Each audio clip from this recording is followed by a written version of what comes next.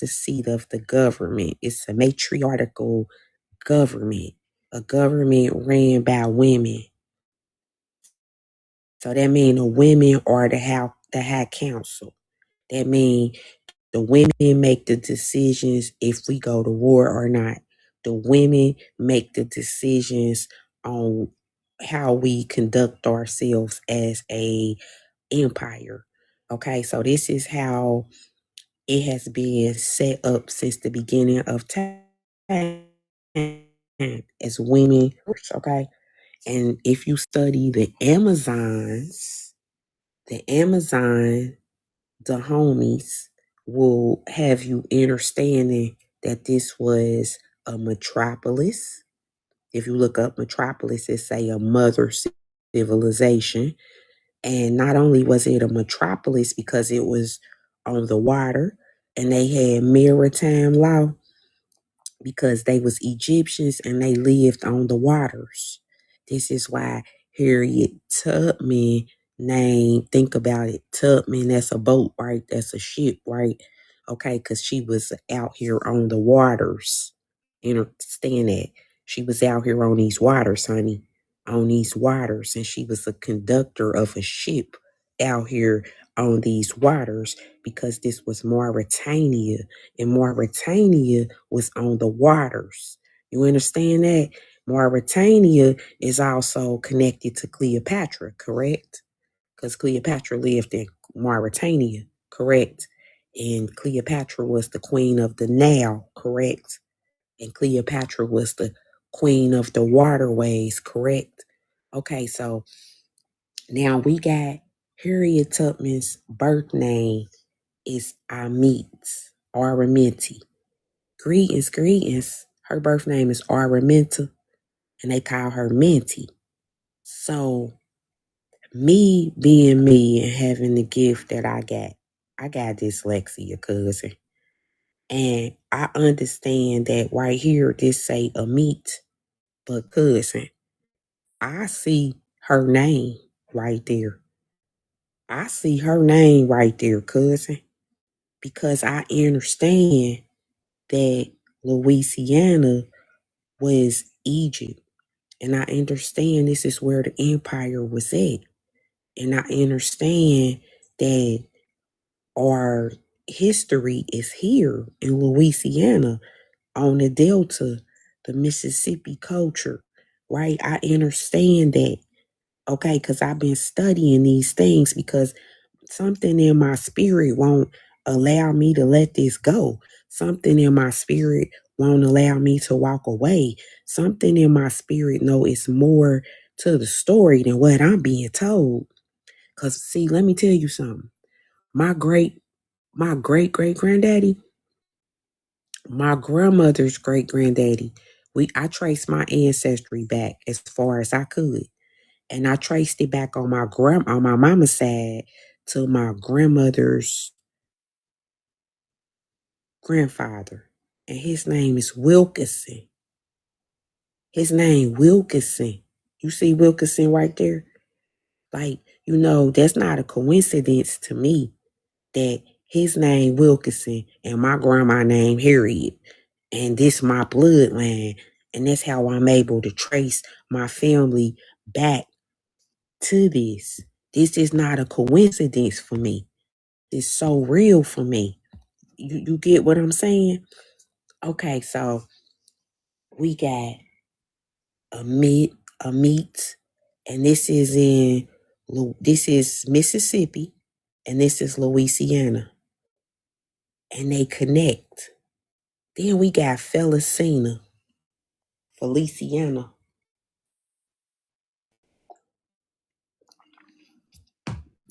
Okay, so connected to Lincoln and Franklin. I'm keeping in mind because all that, and even Pike, like Albert Pike, all of this is hitting for me. Now let's go down this little rabbit hole and go see what I'm talking about. Cause I gotta put you up on some knowledge, cousin.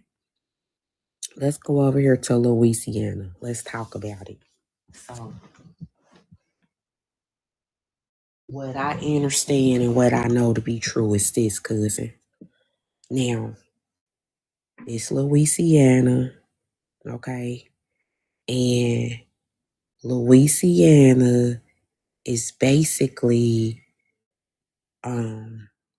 this the state of Louisiana because the I have a map where the whole territory was called Louisiana.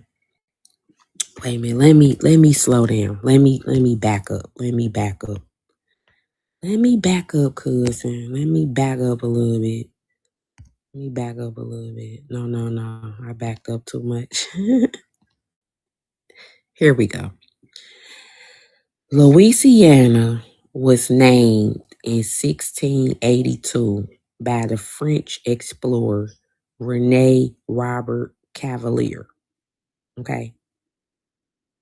Sieur de La Salle claimed that the East Mississippi River Basin for France. Well, that's the West. Mississippi River Basin for France, named Louisiana in honor of King Louis. So I'm well aware that Louisiana got its name from King Louis. Okay. Now, I had to figure out King Louis is somebody, and I need to figure out who is King Louis. I needed to go down a rabbit hole because Louisiana was named after this King Louis. So this King Louis must be somebody. And in 1692, that's when they named Louisiana after this King Louis. So, one of my great granddaddy, my great grandma's daddy name is Louis. So I'm really on their ass because this name is in my you feel me? Wouldn't you be on their ass if your great great granddaddy name was Louis and all these names keep repeating themselves and just I can't let it go, man. I can't let it go. It's like my ancestors talking to me or something, if I ain't know no better. So Louisiana, to my understanding, was named after St. Louis. So I was like, who is this St. Louis? So I went to go look at St. Louis estate because apparently St. Louis is somebody and St. Louis got an estate that St. Louis left for St. Louis descendants. Okay. So that's why it's important to me to find out who this St. Louis is because this St. Louis, you know, left some things behind for the family. So I wanted to talk to my cousins and everything because I had found out that St. Louis is our ancestor. And I thought y'all would want to know that our ancestor, left us some land, you know what I'm talking about? And I could prove it. So check this out, people. Okay, check this out, cousins. Can y'all do me a favor? Can y'all do me a favor? Can y'all help me tap that screen and help me get this algorithm up? Cause we got cousins that need to know about this and they ain't here yet. So if y'all could help me tap that screen, honey, gratitude, cousin. Y'all could help me tap that screen. That's gonna bring them in here. Also, if y'all could tap the daily heart box, gratitude. Y'all could tap the daily heart box. That helps support the content. I give gratitude. That's very important. So I give gratitude to those of y'all that are able to do that. Also, if you could share the live, cousin, gratitude, Linda. If you could share the live, I would greatly appreciate that because somebody that might be your cousin. You know how sometimes some cousins that I don't know. But if you know a cousin that need to hear this, share it with them. I give gratitude. Okay, let's get this. Let's get it going. Let's have this family meeting. Okay, we having a family meeting. No, I'm laughing, but I'm serious. We are having a family meeting. Is everybody paying attention? Okay. All right. I need to be paying attention to the family meeting. I need to do some ancestral readings and get some people together because people need to know this stuff for real. We need to, boy. Okay, let me get busy. Let me get started. So, St. Louis, the ancestor, done left us some land. The land is called La Louisiana. Everybody see it. Y'all see it. This is all it is. All this here, all up in here, all it is. All this here. Yeah, this land right here. This land. Yeah, not no little boot. This land here. It's Louisiana. When I say Louisiana, honey. Okay, so all right. Okay. So now we establish what land Lewis left in the 1600s. Let's talk about it because Lewis had left some land in the 1600s because he had named it after himself. Okay. Now let's talk about Louis, St. Louis. Let's talk about this St. Louis because I need to talk about this St. Louis boy because this St. Louis is somebody and I need to get down to it because this spiritual situations, ain't it? Now, we've been studying over here, and those of y'all that are new to my channel, I am on YouTube. I post the replays over on YouTube. We do this daily, so you make sure you go get caught up if you lost about anything, okay, on YouTube. Okay. And you're allowed to inbox me if you need to ask a question or something like that. I will get back in a timely manner because it be a lot of questions sometimes. Sometimes it's not. Sometimes you get right through. I don't know. But check it out. Check it out. This is St. Louis, right? We see the St. Louis Arch. Even though this is an animation, stay woke. These are not just cartoons. Honey, these be whole documentaries, but they put them in the form of animation so you won't pay attention to it, right? Because they have to reveal the truth onto you. It's universal law. Okay. But if you know what St. Louis Arch look like and you know what the city of St. Louis look like, then you should know. Come on, Mound City. Come on, Cahokia Mounds. Come on, cousin. See, my cousins be knowing stuff. My family be knowing stuff, you know what I'm talking about. Okay, so can I have somebody throw a rose up there? I'm gonna show you the real St. Louis and how it looked just like this, because some of y'all probably have not saw that. But some of y'all up on this. Gratitude, cousins. Some of y'all are up on this, right? Some of us are not. And it's okay because we over here getting our knowledge together, right, cousins? Okay, here we go. Here we go. Let's get this now. Now, isn't this St. Louis, cousin? Yes, it is. This is St. Louis, cousin. It sure is. Gratitude.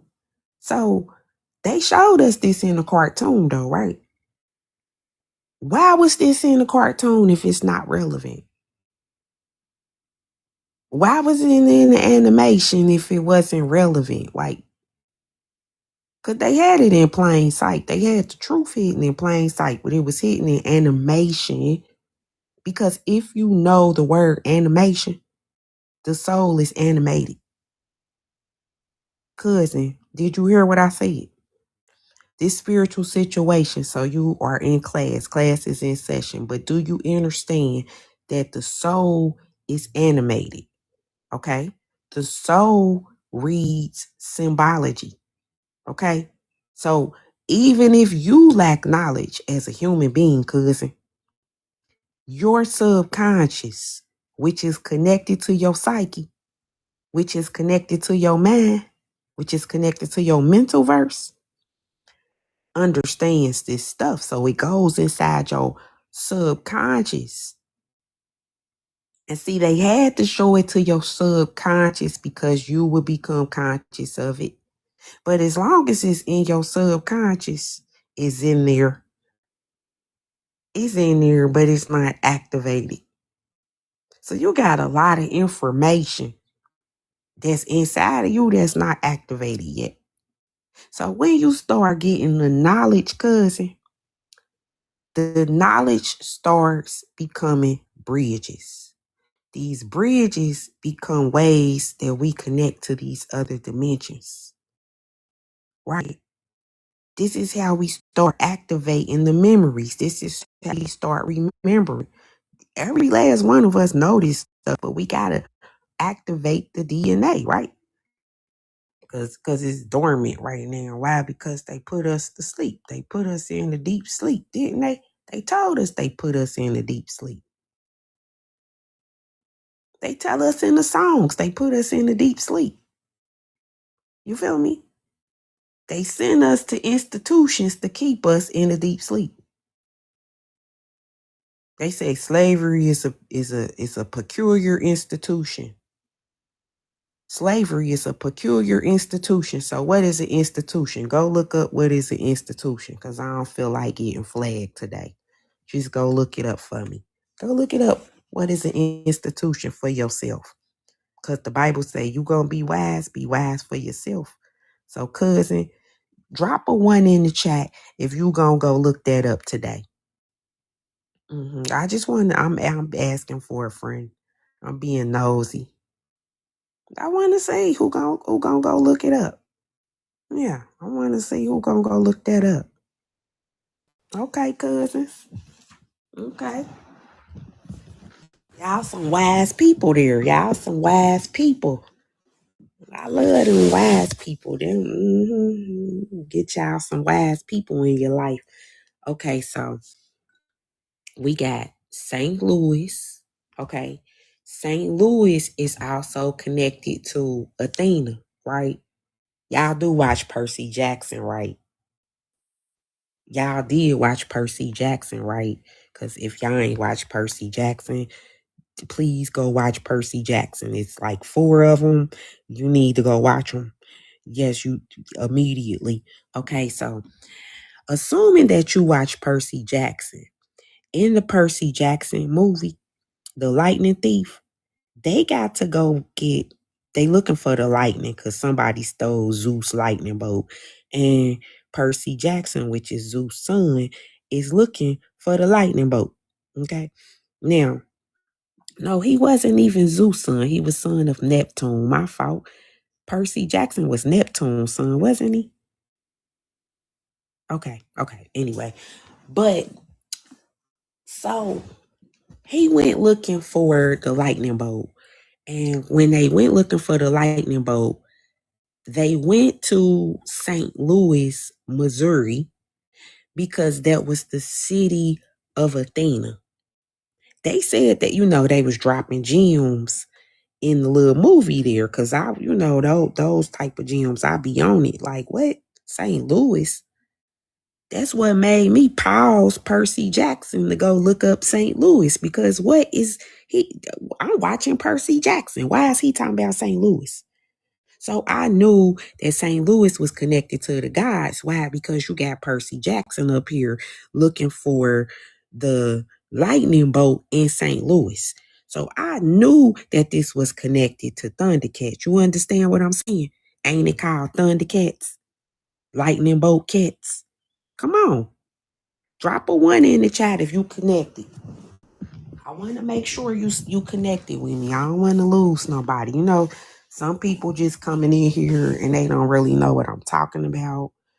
And some people don't really study stuff, so they lost. But I want to make sure I didn't lose nobody that know what I'm talking about. Okay.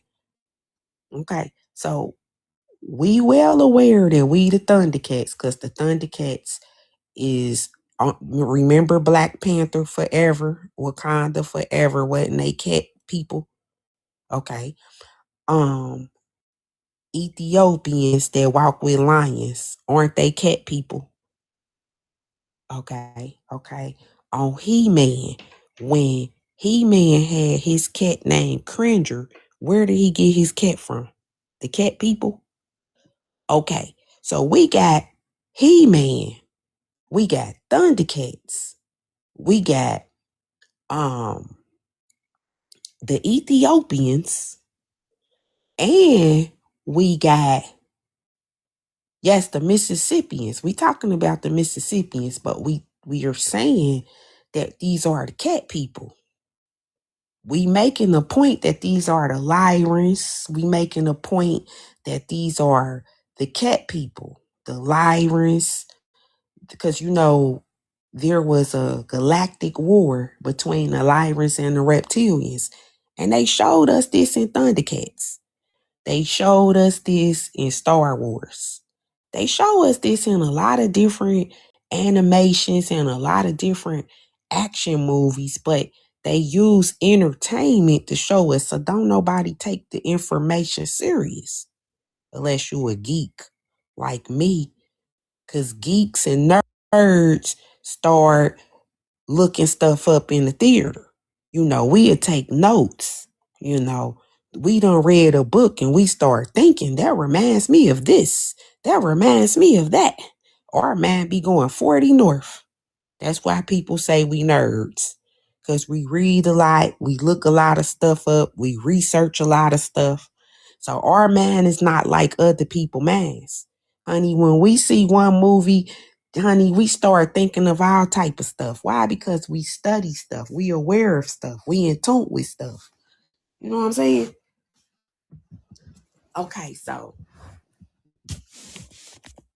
I'm missing being a nerd because, back on the playground, we got bullied on, didn't we? No, I'm being honest. I'm having a moment right quick because it's a lot of bullying going on TikTok too. I just want to say that because they do bully you, that if you don't think like other people think, or if you don't get your knowledge where other people get their knowledge, or if you don't get it how they got it, then something wrong with you. No, I'm an X-Man. I'm an X-Man, and on X-Men, every last X-Men had their own unique superpower. And X-Men happens to be the X chromosome, and I happen to have two of them, and I happen to have unique genetic personalities that was passed on from other generations. And it's in my X-Men suit, which is my skin. I have on my family suit. Do you have on your family suit? Greetings, sis. Drop an X in the chat if you have on the X suit, because every last one of y'all present should have an X chromosome. Every last one of y'all should have that mitochondria DNA within your genes. So every last one of you should have some uniqueness. Every last one of you should have superpowers. Every last one of you should have some intuition, some discernment, some gifts of prophecy, some hecker, because we have the same ancestors, I have you know. And I would like you to know that one of our ancestors that we talking about right now is St. Louis, okay? Can I get anybody to drop St. Louis in the chat? St. Louis. St. Louis. Ain't we in St. Louis virtually right now? We all in St. Louis virtually right now looking at the Sphinx. Gratitude, sis.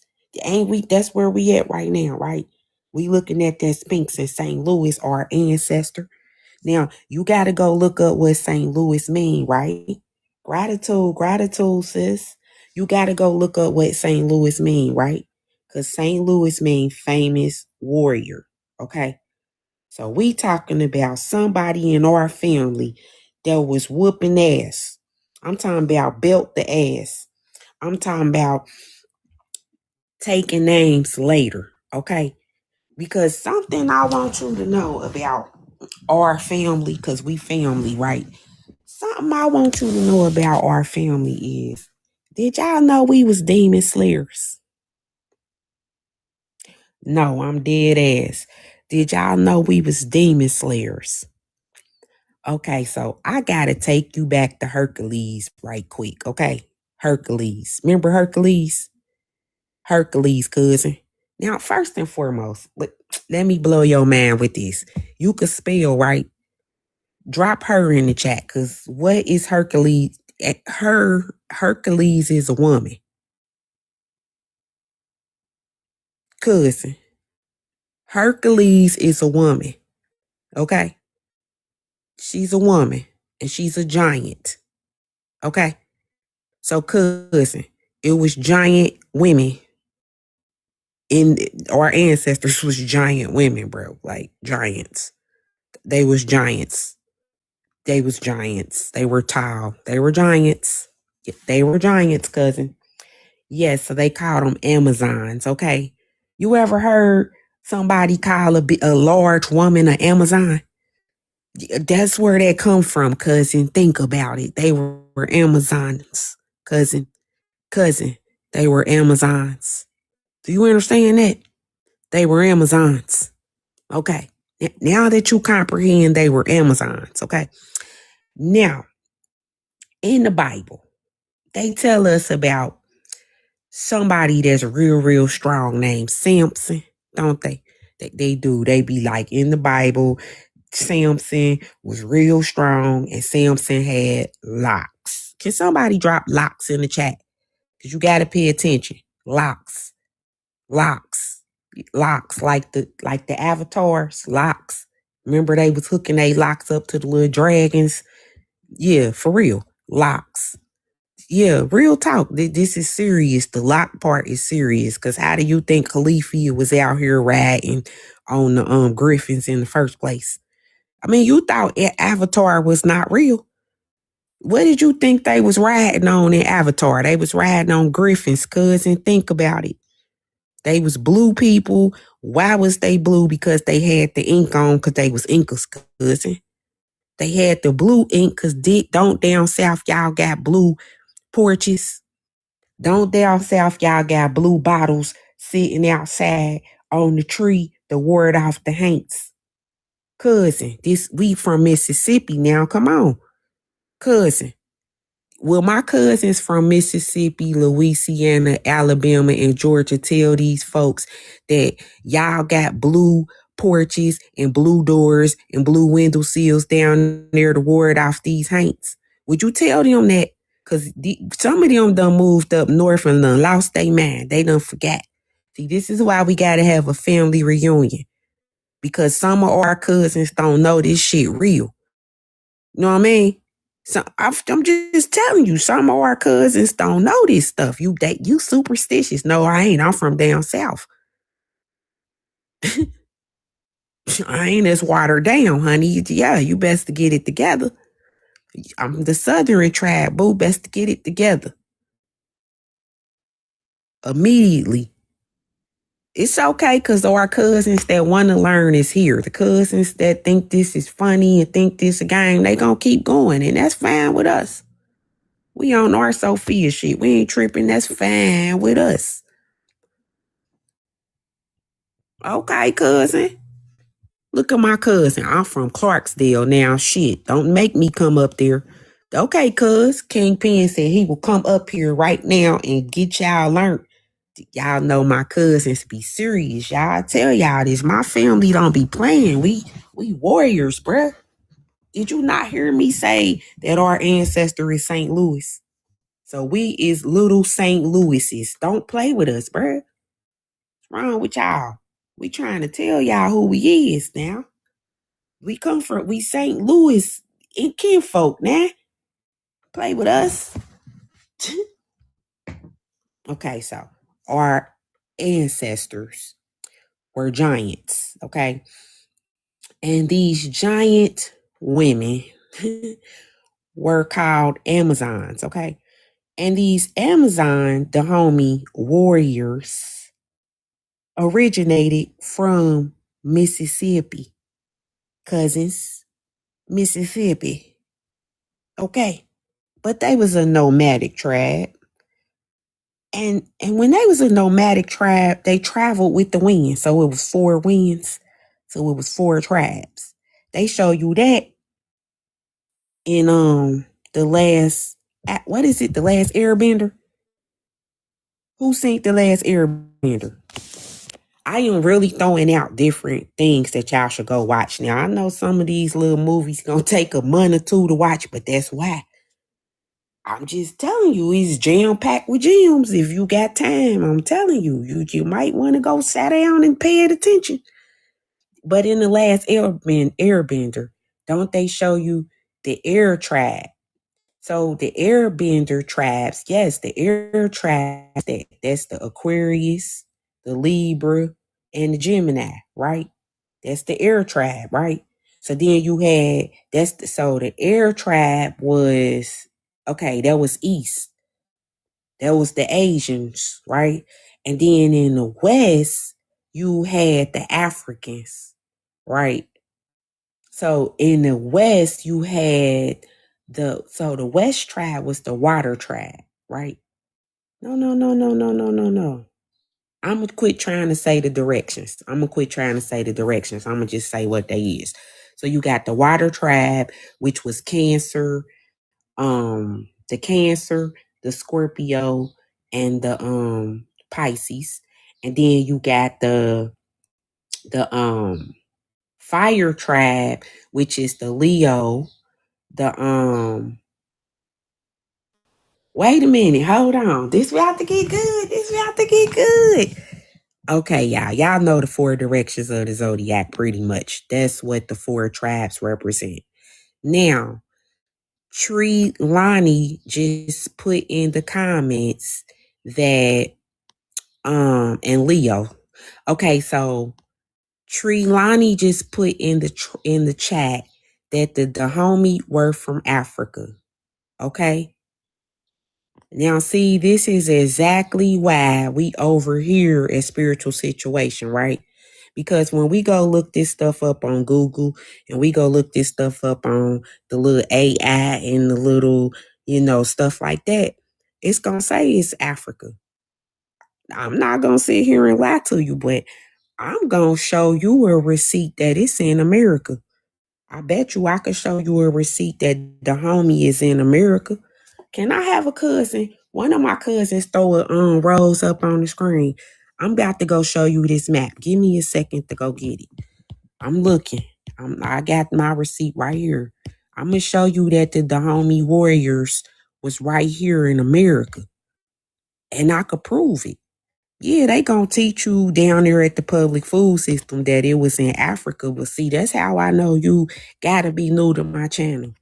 You gotta be new to my channel, because if you wasn't, you would know. I'm telling you, I'm not coming for you. I just want you to see that we got real deal receipts over here, cousin. We got receipts over here, cousin. We the Mississippians, cousin. We the cat people, cousin. It's here, cousin. You see the homie right here, cousin. What's that say? The homie, cousin. Go look up the homie Mississippi and watch it still there. Who making up stuff? Cousin. I'm trying to tell you what I know. And since we over here, let's talk about this. So, ain't that Athens? So didn't I say that Athena was our ancestor? And I said Athena was connected to Missouri, which is up here. Look, there go Missouri. Missouri got Mecca in it. There go Japan in it. You see Japan right here, and you see Mecca. Mecca is the holy place. Ain't this Mound City? Wasn't we meeting here to have our rituals? And see, then I was explaining to you how this is England. Well, I was gonna get there, but we are the Europeans, cousin. I was going to explain that we are the Europeans, but I had to go ahead and get the Dahomey map out because somebody had said something about Africa. And I was explaining to my cousins that, yes, they called this South Africa down here. Yes, because you got the Congo right here in Louisiana. You got Angola right here in Louisiana. You got Dahomey right here in Mississippi. You got the Gold Coast, which is Klondike. Go look it up right here in Mississippi. Then you got Zion, which is biblical, right here in Alabama, where my family come from. And then you got Jerusalem right there in Georgia, because what? America is the Holy Land. America is Egypt. But if you don't know that, you probably can't study with us. Because you got to know that. You got to know that. You got to know Kentucky, what? It's the land of eyes. Ain't Nubia in Tennessee? Didn't I say we was the Nubians, aka the cat people? Didn't I say we was the Ethiopians? So I'm backing up everything I said. All my receipts receipting. Why? Because I study, I research, you know. And it's my ancestral records. This my ancestral records. Like, you don't have to pay attention to my ancestral records, but I'm telling my story of where I come from. So it shouldn't even be no interruptions on where I come from. Now, when it's time for somebody else to talk about where they come from, I'ma sit back and listen. But I'm telling my story about who I am and where I come from. See, my ancestors literally are Greeks. Okay. So my ancestors that are Greeks are connected to the Greek gods. You know the Greek gods, Zeus and them. Zeus and Hera and the Titans. Yeah, I come from them. I'm a Titan. You understand that? And these Titans was living down here in Mississippi. Okay. Down here in Louisiana. But at the time, they called the whole thing Louisiana. Okay, I had showed the map earlier. And this is the city of Athens, right? Because my great grandfather, I could pull out his records and say he was born in the city of Athens. Only thing is, the crazy thing about it is my granddaddy is from Alabama, right? But Alabama didn't exist in 1800. Alabama did not become a state until 1818. So if I'm going back to look for my ancestor who was born in 1800, if Alabama didn't exist until 1818, that means my ancestor was not born in Alabama. Correct? Yeah, correct. Because I spent a lot of money and I went down south and I was looking at archives to find my ancestral history. So I found out my ancestor he wasn't born in Alabama because Alabama didn't exist at the time. You know why Alabama didn't exist at the time? I'm going to show you why. I'm going to show you why. See, I love being over here in spiritual situations. See, I love it here. I do. I do. I love it here. I love it here. So check this out. So let me pull out my receipts again.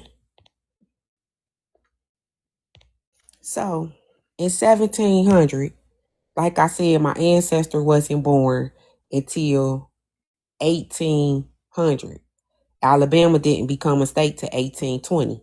So my ancestor over here, well, in the early 1800s, I don't know the exact date that Alabama became a state, but I know that when he was born, Alabama wasn't a state. And I found out that Georgia in the 1700s, Mississippi, Alabama, and Georgia was all one territory. So that makes sense why a lot of my ancestors say on their paperwork that they was born in Georgia. So now I gotta go looking in Georgia for a lot of my ancestors. But I would not have known this. Gratitude and greetings, brethren. I would not have known this unless I went to study this. Because if you go look at the census from 1865, before 1865, some of these states didn't even exist. So then when you try to go trace your family back to where you told you from, you can't find your family. Why? Because you gonna run into a brick wall. Gratitude. Because we haven't been told the truth. But then people want to argue and be combative. And all I'm doing is on here teaching people the truth. I'm out here helping people to find their ancestors. I'm out here helping people to understand the truth. I'm not on here to debate with nobody. I'm not on here to argue with nobody. If you don't agree, that's fine. But it's a lot of people here that are looking for their ancestors. And we want to know the truth. Whether you agree with us or not, that's cool. Keep it pushing. Because some of us really did this work. Some of us really live in these places and know this history. Some of us know this the truth. We don't need you to validate us. Just had to say that because sometimes people be, we on TikTok, y'all. Any and everybody on here. You got people that's just be trolling. You got people on here instigating. You got a little bit of everybody on here. So it's hard for us to get the message to the real people sometimes because it's a little bit of everybody and you don't know who is who. Just like y'all. Y'all don't know if I'm one of them people neither. Shit. I'm just saying until you really come over here and kick it and walk with me a little bit, then you will start knowing like, okay, this is my people. And then I'll be saying, I'm on the same thing with you. I start seeing you in the comments and you know stuff and I get to following you back. That's my people.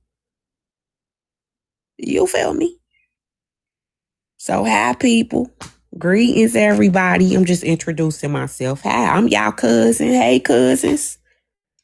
We over here looking for our family. So how y'all doing?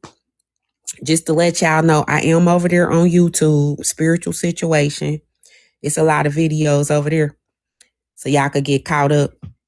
Especially if y'all done missed something, y'all lost about something. I got a lot of videos with the content with receipts, stuff like that. Yeah, because that's what we do over here, cousin. Yeah, that's what we do. So let me get back to what I was talking about because I be getting sidetracked.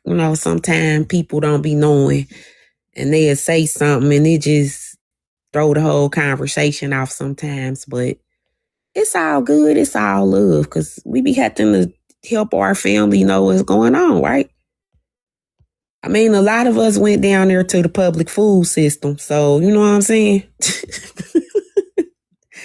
What happened to us? Yes, what's up, family? Yes, a lot of us went down there to the public food system. You feel me? So, some of us got misled, miseducated. They hit us with the Rockefeller miseducation of a Negro. Some of us lost shit. But anyway, now, Louisiana was named in 1682, okay, by the French explorer Rene Robert Cavelier. So it say the man was a French explorer. So we know this was France already, right? I mean, because the man was a French explorer, right? Okay, so his name was Robert Cavelier, okay? And this is, okay, so he named it Louisiana in honor of King Louis. So we knew off Jump Street that we got an ancestor named King Louis, okay? We was like, who is King Louis? King Louis is somebody because they done buried King Louis and we don't know who King Louis is. So apparently King Louis is somebody. Because generally when people hide shit, it's something you should know. I just know that from, living. When people hide stuff behind their back, it's normally some shit you should see. You feel me? Okay. Now, I went to go check out Louisiana because I wanted to know what he had named after himself. So he apparently was somebody. He just named the whole, everything after his, he was somebody. St. Louis was somebody. So then we went over there to St. Louis and found out, about Athena, the Thundercats and all of that stuff, right? Okay. So now we got to go back down here to Louisiana. Now, I was explaining to y'all that Cleopatra, which is the Queen of Egypt, Cleopatra is also the last pharaoh of Egypt. Do we understand that? That the Egyptians had dynasties because they was families. And I hate to tell you this, but this is real facts. Do you know they was incest, right? You do know they was incest. The Egyptians, they was incest. They was marrying their brothers. They was marrying their cousins. They was marrying um they was marrying they was keeping it in the family, bro. They was keeping it in the family. It tell you that in the Bible. You could go back in the Bible and it'd be like, hell, it started out with Adam and Eve, and they had some children, and they children got with each other and had some children, and so on and so forth. And then it even tell you that Jacob, he had children by his mama's brother, his daughters. So them was his first cousins, right? The 12 tribes of Israel. I'm just telling you, like, this been going on. You could go back to the Olympians, which is the Greek gods, and they was incest. Okay. So once you get that in your mind, because every time I talk about the Egyptians, somebody want to tell me they incest as if I'ma shut up. Bruh, if you go down here to Louisiana, Mississippi, Alabama, Georgia, and Carolinas, hell, Baltimore too, people is still doing this, man. What you saying that as to say what? People still doing this, man. Ain't nothing new under the sun. Okay. They done got you programmed down there that, but the Bible do also tell you in the Leviticus, or I think where the laws at in the Bible in Leviticus, right? Where it actually tell you should not be having, you can't be with your mama. You can't be with your daddy. You can't be with your brother. You can't be with your, where do you think this come from? Why did the Bible even have to have a passage to tell people that you can't do this? So the Bible had to actually, because the Bible is basic instructions before leaving earth. Now, the Bible did have to explain to people that you cannot, you got to go 5 generations out. Somebody dropped 5 in the chat. That was important.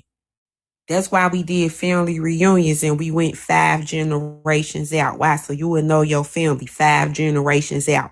Why? Because when you start breeding with your own family and you ain't 5 generations out, that causes the mental illness, that causes the diseases and disorders, that causes a lot of genetic issues, okay? A lot of genetic issues that we got right now. Why? Because we don't know we cousins. We don't know we cousins right now, bruh. Remember when y'all was younger and you dated somebody, your mama wanted to know who was they mama. Your daddy wanted to know who was they daddy. Your grandma was like, who is they grandma? And they messed around and knew the people. They'll be like the Jacksons from around the corner. You be like, yeah. You talking about the Jones from up the street? Because back in the day, people ain't had baby daddies and baby mamas. People was the Davis family, honey. On their mailbox, it just said Davis. You would go over there across the street, Jackson. You would go on the other street, it said Johnson. I'm just saying, these was people. We ain't have all this baby mama, baby daddy shit. You see how they got us mixed up? We are mixed up right now. You understand? They did a number on us. It's called the Willie Lynch letter syndrome. You don't think that got a psychological effect on us right now? The miseducation of a Negro, you don't think that got a psychological effect on us right now? I'm just saying, the programming, the entertainment, you don't think they messing with our psyche, which is our soul? It don't, are the souls connected? So if they messing with my soul, they messing with your soul. So we got a problem, cousin. Because I don't know about you, but I'm really a Greek cousin. So I was really like one of them people on that 300 movie. You seen the 300 movie? Cousin, On the 300 movie, they moved as a unit. If you couldn't even get to the man without the man on the side of him coming for you. Why? Because he was his brother keeper. They must have read the Bible. Because you're not about to come for my brother's soul, because that means you coming for my soul. We got a problem. We got a problem, partner. Big problem, partner. See, that's what's wrong. They broke that unity because they knew we was 300. Didn't Harriet Tubman rescue 300 people? Wasn't Harriet Tubman a soldier? Didn't Harriet Tubman fight in the Civil War? Wasn't the Civil War to follow Rome? See, it's a lot of stuff that they talk about that we don't know about. See, you need to know that. You need to know that Harriet mean ruler. Somebody drop ruler in the chat. Because I don't think y'all understand what the name Harriet mean. Yeah, the Spartans are the Israelites, cousin. Come on now. You could go read the Bible about us whooping people butt. The Israelites stayed whooping butt, cuz. It make the Bible hit different. Because if I go read the Bible and I put the Spartan outfits up, I bet you everybody will pay attention. See, if I get up here and be like, deal thou thither, thou goeth, and thou cometh, you gonna go to sleep, cuz. You ain't trying to hear that. I get up here and I be like, hey, cuz. Them dudes came down here and then, we had the swords, cuz, because we was like 300, cuz. And we was out here, cuz. Like, you gonna pay attention because now I'm talking your language. Now you can pay attention. I'm making it something to where you can relate to it. Did thou thither, thou goest down, and thou slayest the donkey with thou donkey. Like, done it, what?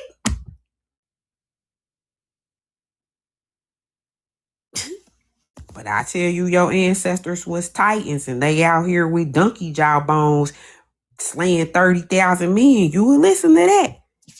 You locks. You said he had locks. You said he was melanated. You said he was 7 feet tall. What you said? I bet you would listen then. See, that's why they whitewash history. They got you down at the public food system with the let me show you. Let me show you. I'm gonna show you how they did us. Let me show you how they did us. Let me show you how they did us. They whitewashed us, bruh. They did. See? The fact that you went down to the public food system to learn who you was is crazy. That's bananas. That's bananas, cousin. All of us guilty of it. All of us went down to the public food system and they told us that our ancestors were slaves and they was picking cotton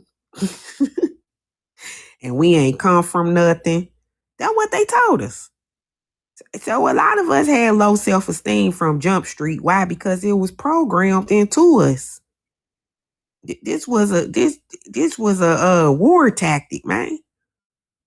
They just programmed you. They showed you the picture. They say, bruh, this your big mama. You up there like, who big mama? See somebody at another school, they telling them, this your big mama. See, they got us out there like, hey, this some old lady that owns your people. We ain't trying to hear about that shit.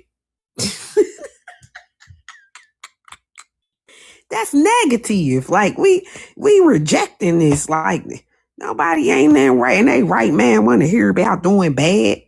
Like, you telling me about me doing bad. I don't want to hear about that. That's why we start making airplanes and doing readings, and we was in ISS. A lot of us was class clowns. Why? Because they had us over here like, hey. So check this out. This is Teresa. And she is a royal monarchy. Do y'all know what a monarchy is? Y'all know what a monarchy is?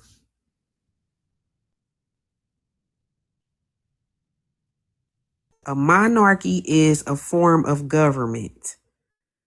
Okay? Monarchy is also handed down from generation to generation.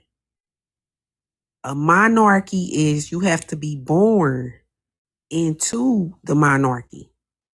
That is your birthright. That is what a birthright is. When you are born into a monarchy. So you inherit your mother's status. Whatever your mother is, that's what you become. So if your mother is royalty, your mother is nobility, your mother is a ruler, you will inherit that. Now, we have this Archduchess of Austria here. The Archduchess of Austria. Keep in mind her name is Archduchess of Austria. Now, let's catch Google in a lie. Would y'all like to catch Google in a lie? Can I have somebody throw some roses up on the screen? Let's catch Google in a lie. Gratitude for the reciprocity, cousins. It's the content. Are y'all enjoying the content thus far? Are you learning something? Hopefully you learning something because I'm over here working. So I give gratitude for the reciprocity. I do. I give because that's how I get paid, cousin. So I give gratitude for the reciprocity. You know, I'm over here looking out for my people and they looking out for me. So that's reciprocity. I give gratitude for it. I do. But we got to catch these Google people in a lot because I want y'all to see how this Archduchess of Austria is your big mama, but they done whitewashed her. But I'm gonna show you. I'm gonna show you the truth. Don't worry about it, okay? So here we go. So we got this Dutch Arches of Austria, right? Okay, so let's go over here. So let's go over here to Marie Antoinette. Okay. So that was Marie Antoinette's mama that we was just looking at. Okay, so we just going backwards one time. So this is her daughter. So her daughter, they show her here, Marie Antoinette. And Marie Antoinette Josephine Johanna, born Marie Antonia Josepha Joanna. And she was born November in 1755. And she was queen consort of France. She was wife of King Louis the 16th, right? Okay. So she was the wife of King Louis the 16th, right? The 16th, right? Somebody drop 16th in the chat because this is a code. We got to uncode this. We got to uncode this, man. Come on, man. Y'all gonna play or what? The 16th. Somebody drop 16th in the chat because Louis 16th. We talking about Louis 16th, okay? Keep up. Even though they whitewashed the picture now, let's go down this rabbit hole over here because, honey, they be playing. They be playing with us. I'm going to show you how they play with us, right? I'm going to show you how they play with us because they be playing. So, and then want to flag somebody talking about some false information. Y'all need to stop talking. Y'all don't need to be talking about no false information. So, now we got Marie Louise Christophe, who is my ancestor. Really, really, truly my aunt. Because the other lady, I don't know who she looked like. I don't. I don't know who that other lady looked like. I have no idea. But her, now we talking about, because she got my face. So now we really talking about something. Because when you see your face on somebody else's face, that's creepy, right? When I first saw this, I was like, what? People be thinking I be making this stuff up. No, baby, I was over here shocked. Like, why is my face on that lady's face? I had to go down the rabbit hole because I was like, what's going on that I don't understand? So I had to go understand, wow, who is this? So I found out this Marie Louise, there we go with St. Louis again, Christophe. I say Christophe as in Christ. As in Christ. What does that mean? Because I know Christ means the anointed one.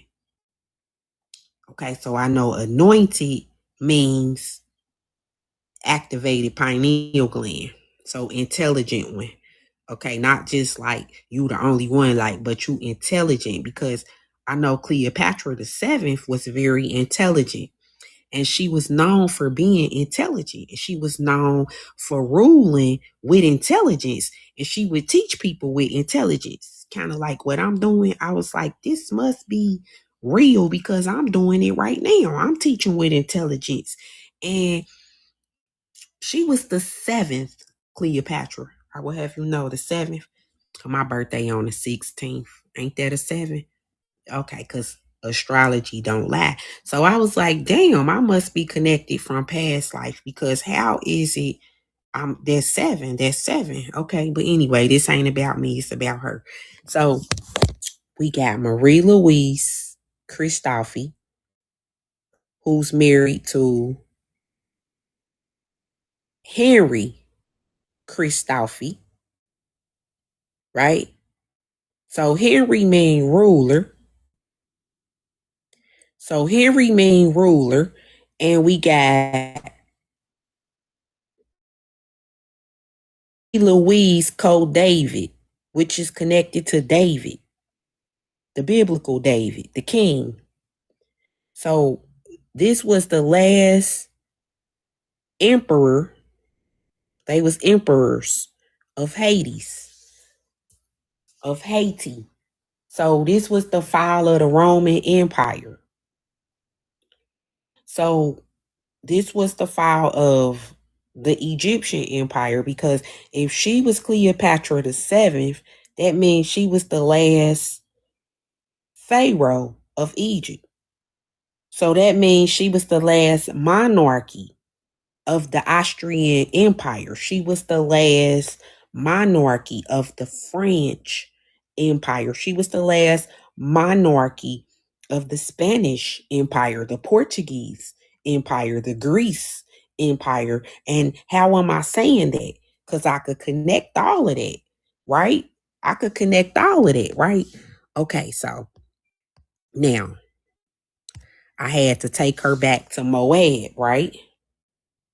Come on. I had to take her back to Moab, right? Okay. Because this is the tribe of Judah. This the tribe of Judah, right? Tribe of Judah. The tribe of Judah is the Moab tribe, right? The Moabites, right? Okay, wait a minute. Let me put this up.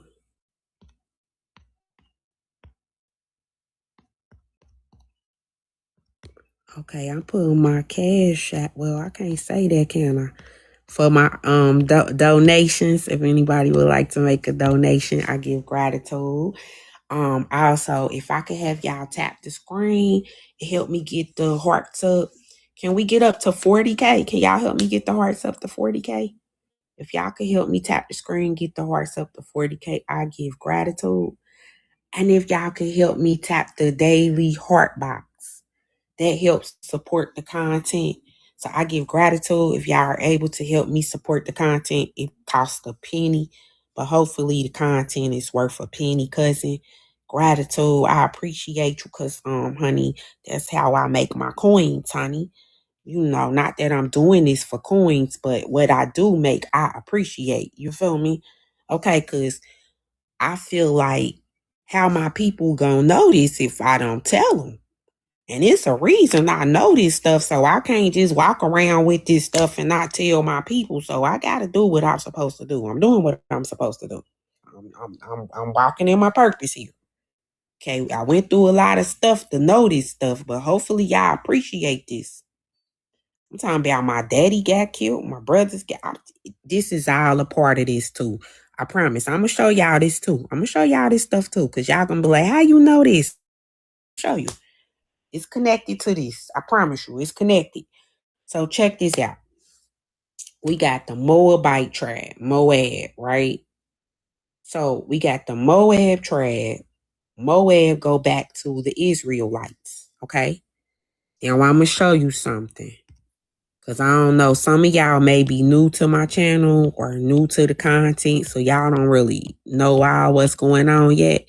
So make sure y'all go check out my YouTube channel at Spiritual Situations on YouTube and, get this information, cousin, because, yes, it's a lot of information. I appreciate it.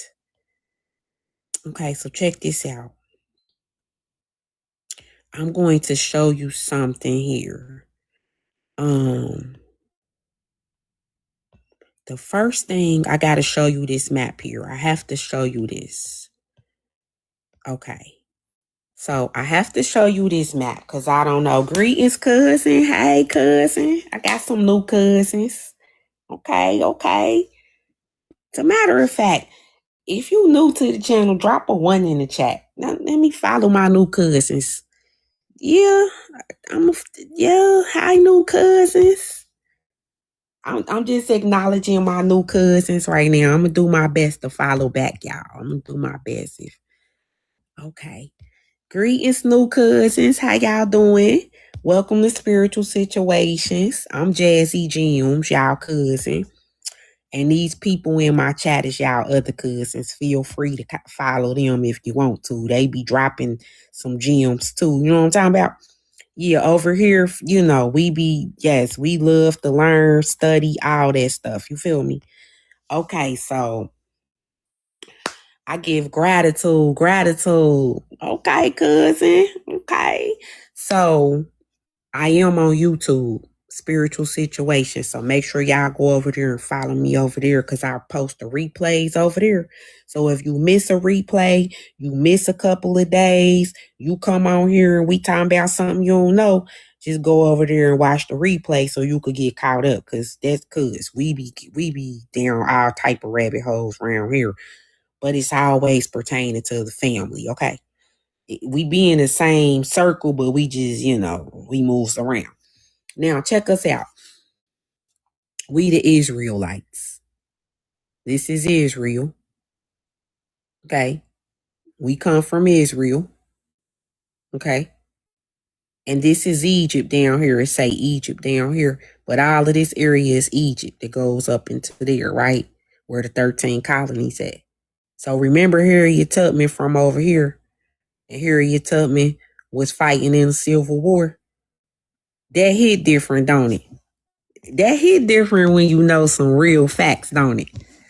It hit different when you know some real stuff, don't it? Now, okay. Can I have somebody throw a rose up on the screen? We gonna take a look at how many people is associated with her rescuing people on the Underground Railroad. And I want you to see this hidden connection here. Gratitude, family. So look at this. Look at this right here. You can't see it for real, but I'm going to show you. It say, Harriet Tubman, the Moses of her people.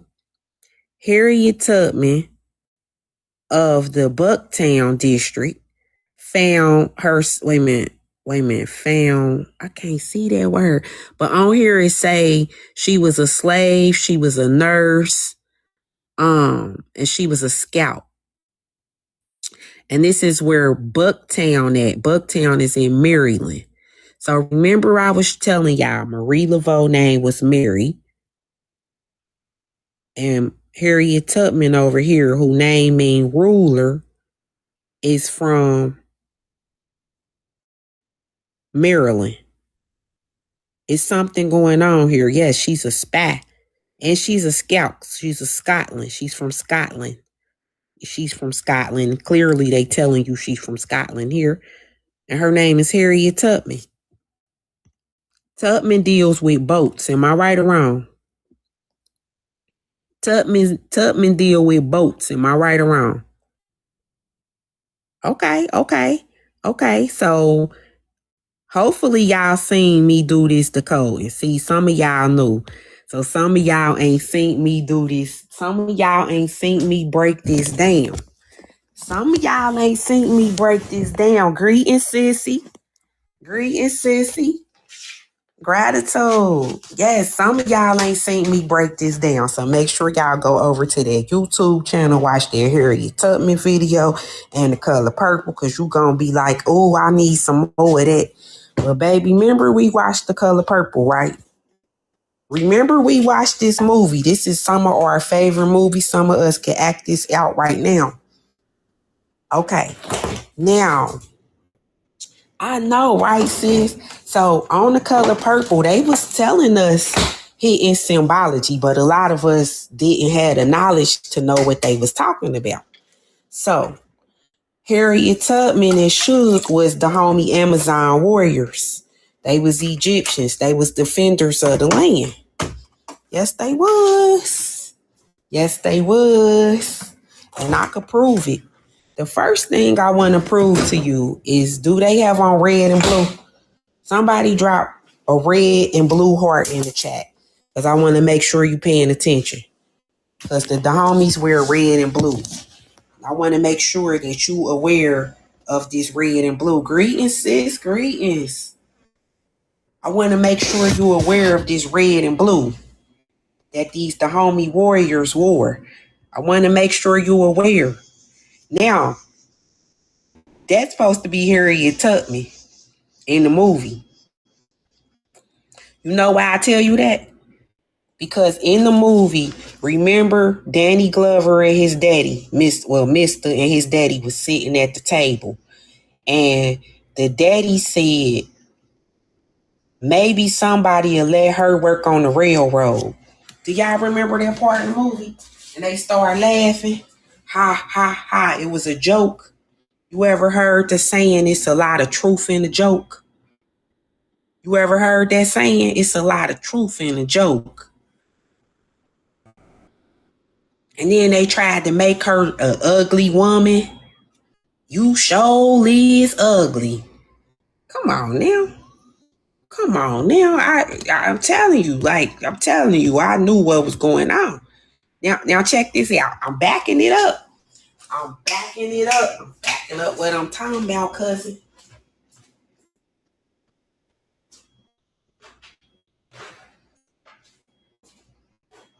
Backing it up what I'm talking about, cousin.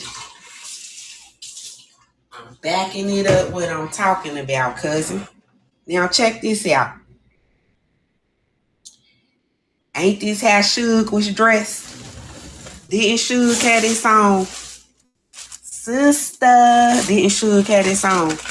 This is the Amazon, the homie warrior that you looking at on this image right here. But baby, wasn't Suge dressed like this on the movie? Can somebody throw a rose up there? We about to look at Suge. Because, hey, baby, Suge was dressed just like that. Stay woke. Stay woke, baby. Stay woke, baby. You see how they play with us, cousin? Gratitude, y'all. Gratitude for the reciprocity. Y'all see how they play with us, though, cousin? They be playing with us, cuz. I'm just saying, if you don't got this knowledge, then you can't follow down the rabbit hole. You feel me? Like, people can't follow down these rabbit holes because they don't know this stuff. So look, I'm about to show you Suge. Baby, that ain't how Suge was dressed.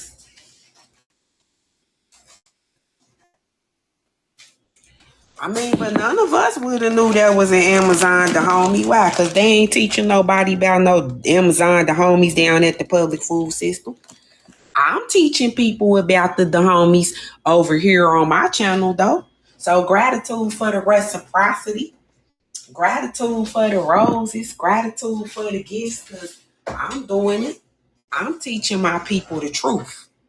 Am I or am I not, y'all? I'm over here teaching the truth. I feel like I am. Drop a one in the chat. You feel like I'm teaching our people the truth. Because, baby, who gonna teach our people the truth? You think they gonna you think the public food system finna?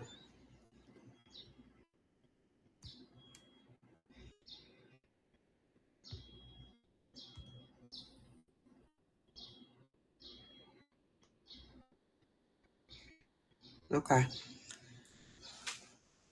I give gratitude, y'all. I give gratitude. Yes, I give gratitude. I just got a hater. Just Greg said I'm not teaching y'all the truth. Just Greg said I am not teaching y'all the truth. Yes, Just Greg sits on his channel and downgrades women and says how he hates the black woman. He hates his mother. He hates his grandmother. He hates his aunt. He hates his uncle. Well, he hates the women in his family. He's a hater. Yeah, he's a hater.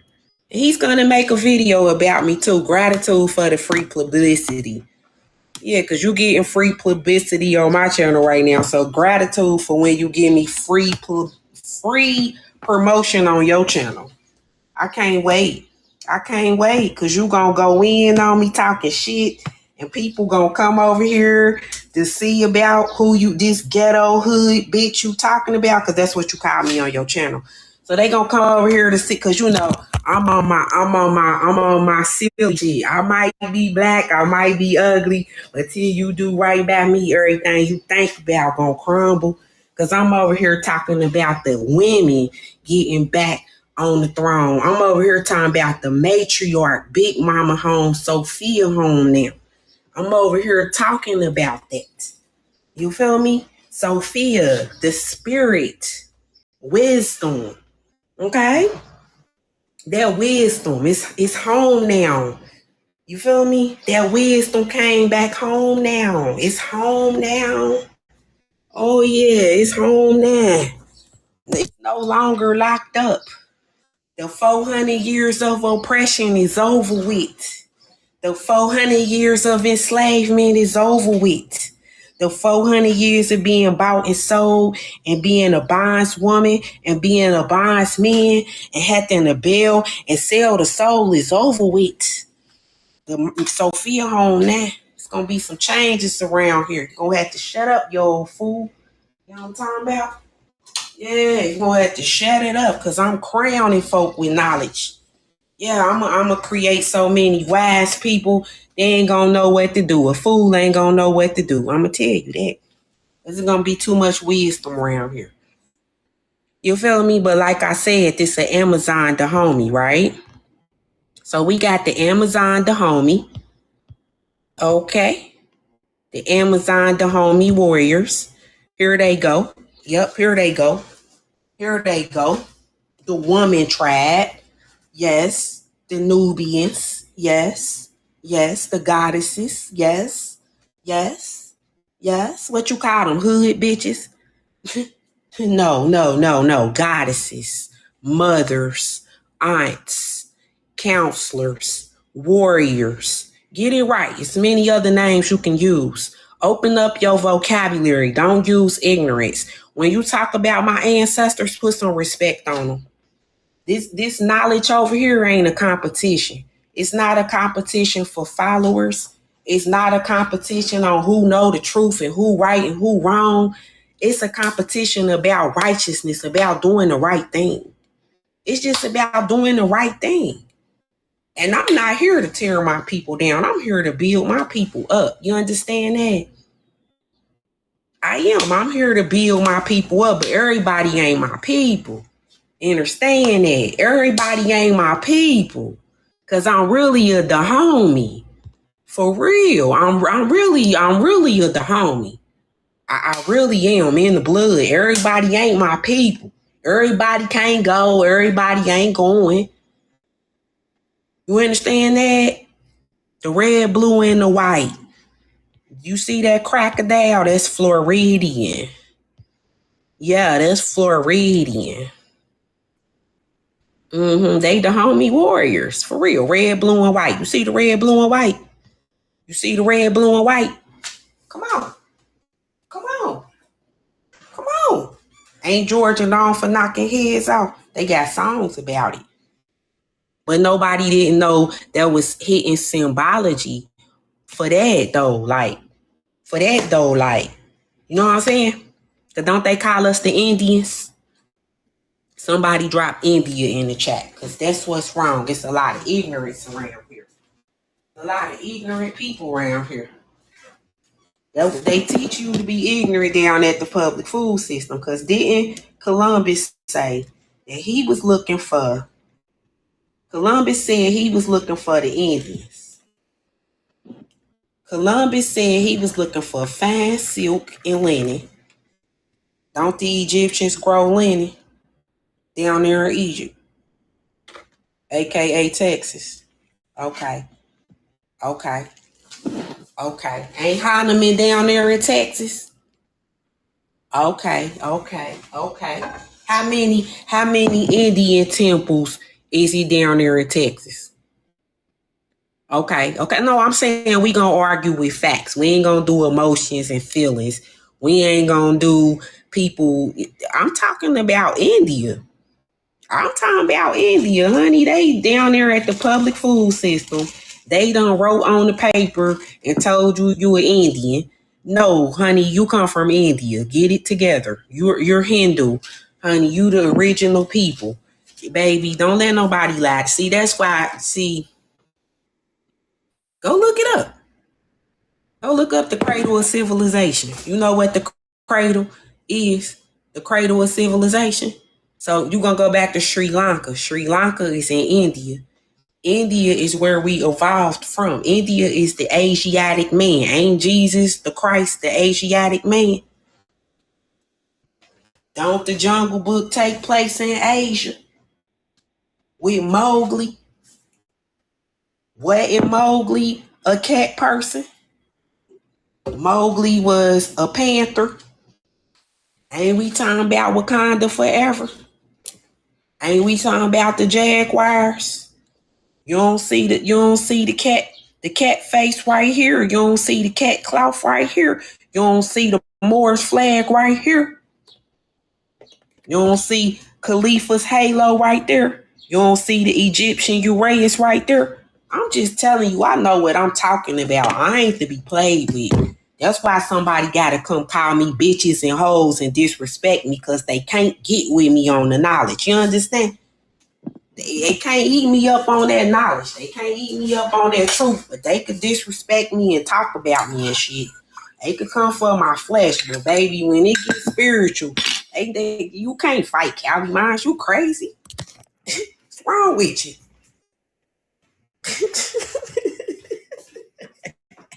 I just said we the goddess of knowledge around here. You can't do nothing with the. Come on now, this the spirit that's in us. When your enemy push down on you, this what they see, bro. They don't see your flesh, they see your spirit. Now, what kind of spirit you got? As I said, Sophia home now. Sophia home now. I'm for real about that. I ain't, man. Come on, come on now. You want to know the truth, or you want to go over there and get played with?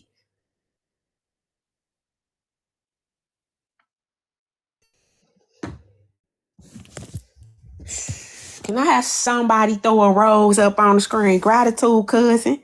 Gratitude. Not greetings, sis. Greetings. Yes, gratitude, sis. Yes, gratitude, gratitude. Now check this out, because we getting ready to look at Califia, right?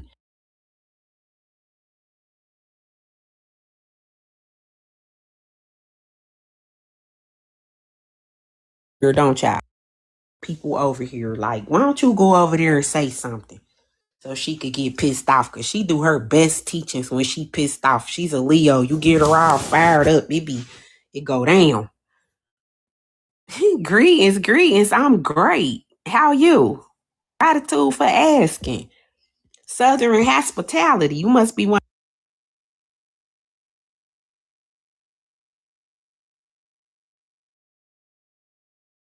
Southern hospitality. Yes, gratitude, gratitude. This Califia right here. Okay. Now, Califia name is spelled with a K-A, just like Calimán, right? That ain't no coincidence.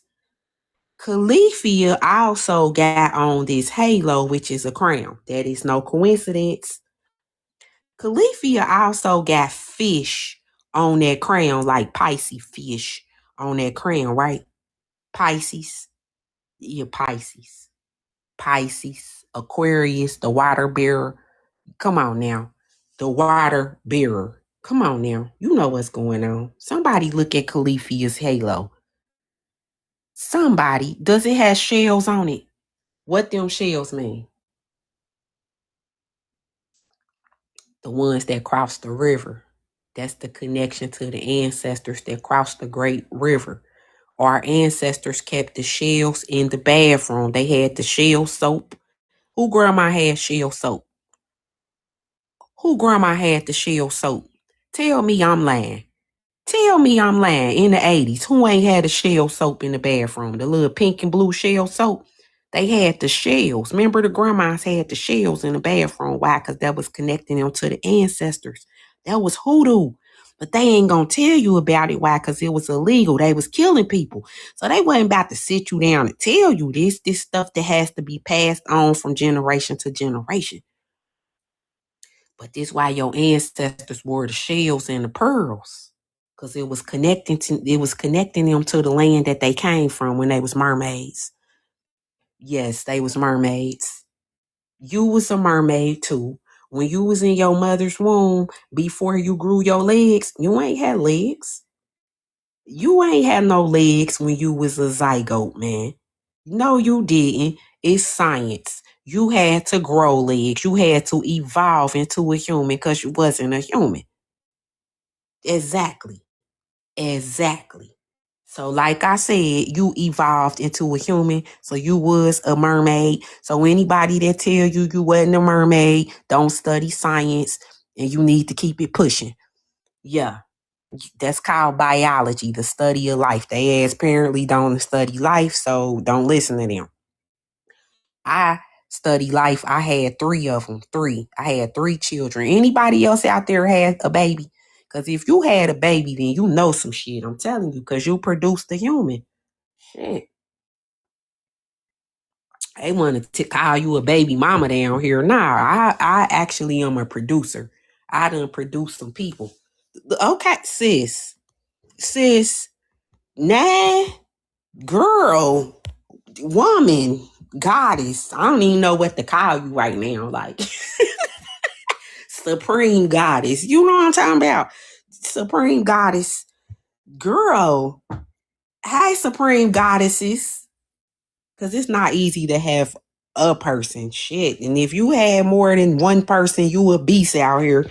Because that little morning sickness will take your ass out. Honey, the fact you bleed every month and don't die, sis, you're amazing. Sis, I'm going to need them to quit downplaying you down here. Gratitude, gratitude. I'm going to need them to quit downplaying you down here. Okay, 11. Girl, I wish I could throw a hat back. Like, what? Girl, what? Do y'all hear this? Do y'all see some of the warriors in my chat? Them warriors. These folk done had children, man. First of all, do you know when you have a child, you die? I'm talking about all your minerals be depleted in your brain and in your body because you just produced a human. I'm talking about atomic energy. Like it took atomic energy to produce a human. You ever saw Lucy? Yes, on Lucy. Yes, that was pretty, wasn't it? That was. That was. So, um, whoever produced the human, it took a lot of atomic energy. That's why when you was pregnant, you slept a lot, you ate a lot. Why? Because it took a lot of energy to produce that human. You had literally produced kidneys. You literally produced liver. You produced teeth, bones. You produced skin. You produced cells. You produced the nervous system. You literally produced a brain. You produced a being. You literally, this came from out your body.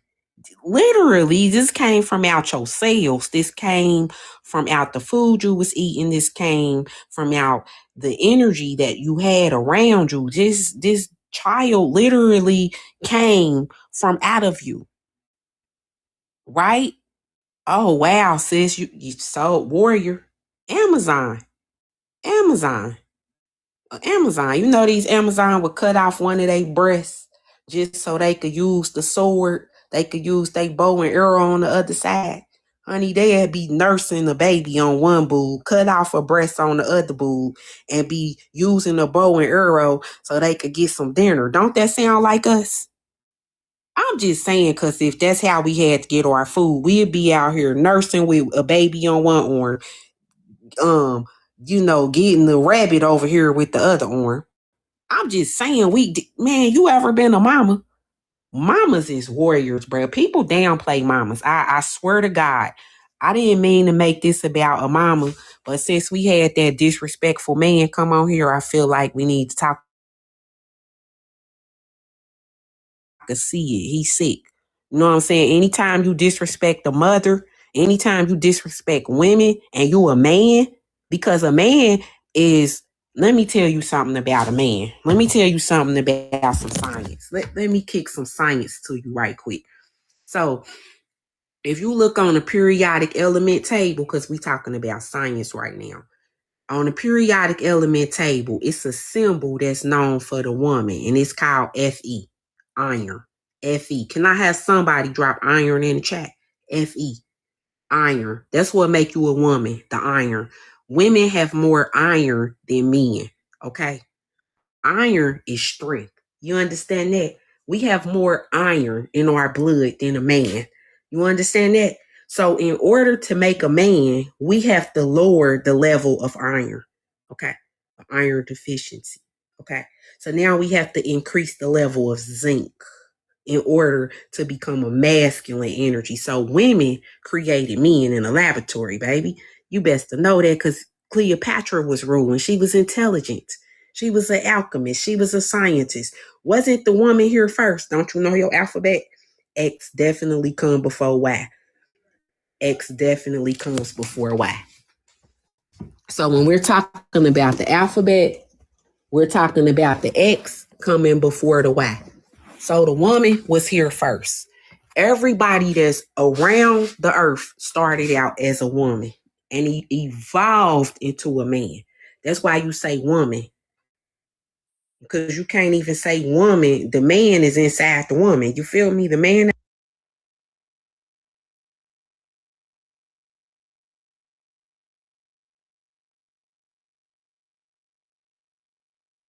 go out and say that Adam came out of Eve, but honey, you got to understand somebody made Adam first, okay? Let's talk about that. Adam was formed out the ground by who? A woman. Don't play with me. Don't play with me. You want to get the Bible out? Get it out. Get it out. Get it out. Let's go. Adam was formed from the ground. From who? A woman. Don't play with me.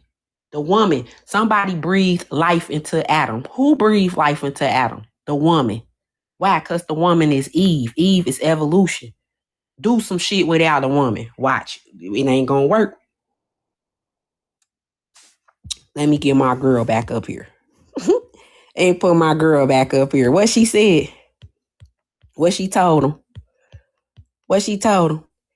Till you do right by me, everything you think about gonna crumble. Do something without the woman. Can I have somebody drop greetings, sis? Can I have somebody, anybody, drop Eve in the chat? Because we talking about evolution. Yeah, Eve is for evolution. Somebody drop Eve in the chat. Honey, you can't do nothing without evolution. Let me see you do it. Let me see you do it. Nothing. You can't do nothing without the woman, baby. Not nothing. Nothing. You can't breathe without us. You'll never breathe again. Breathe again. I'm just telling you, you can't even breathe without the woman. The woman is the breath. Let me see you breathe without the woman. Let me see you do it. Let me see you evolve into a being without the woman. Let me see you do it. Let me see you do it.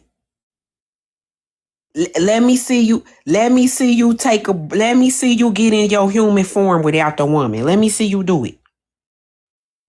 A woman can go to a sperm bank, honey. She don't need a man. She just needs the sperm, baby. But let me see you do it without a woman. Let me see you do it without a woman. Let me see you do it without a woman. You can't, can you? You can't. You can't. You need a uterus, don't you? You need something for that placenta to attach to, don't you? Because the man create the placenta, which is life. Okay, the man is the life giver. We ain't taking that from you. But you can't attach that placenta without that uterus, can you? You can't do it. You need the woman. Everything you think about gonna crumble till you do right by the woman. That's what's wrong with the world. We want to disrespect the woman. We want to rule over the woman. That's where you go wrong at.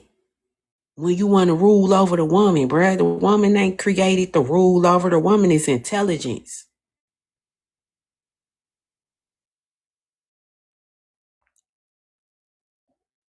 She's wisdom.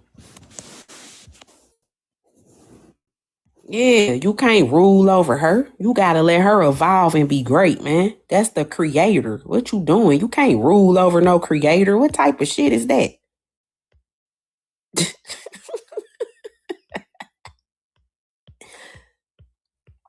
Yeah, for real. They want to rule over the creator. Mm-hmm. Okay, so check it out. Check it out. Check it out. Okay, so I am so happy. I'm loving this. I am loving this. So that movie was called The Color Purple, right? I'm connecting some dots because I don't want to. If y'all need some more of that color purple knowledge, please go over to my YouTube channel. It's over there. A Harriet Tubman video waiting for you on YouTube. Spiritual situations. I give gratitude, honey. Okay, so that the Color Purple movie, right? Which we connecting the Amazons to, we connecting the Nubians, the cat people, right? Okay, so now we got the last Panther, right? So wasn't Cleopatra the last pharaoh? Gratitude, that's pretty. Okay, singing, okay then. So wasn't the last Cleopatra was the last pharaoh, right? So Cleopatra's children were the last dynasty, correct? Why? Because the dynasty had failed. Okay? Because if you know your research about Haile Selassie Tafari, then you will know that he has you can't they have no historical documents of who his mother is. No historical documents of who his mother is. So how is it that his mother and father disappeared from the record? How do your mother and father just disappear out of history? How is that possible? And how do people not know your story?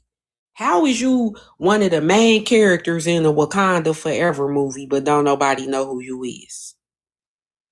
Now, if that ain't getting buried in history, I don't know what getting buried in history is. Because who can I have you drop a one in the chat if you remember this part of the movie in Wakanda Forever? Why did they wait till the end of the movie and the credits roll to show you this clip? Why they wait till? I mean, seriously, because a lot of people didn't see the clip because they got up and walked out the movies. So why is this at the end of the movie? Like, why is it hitting like that? Was it hitting because y'all had to show it to us, but y'all ain't want us to see it? What's going on here?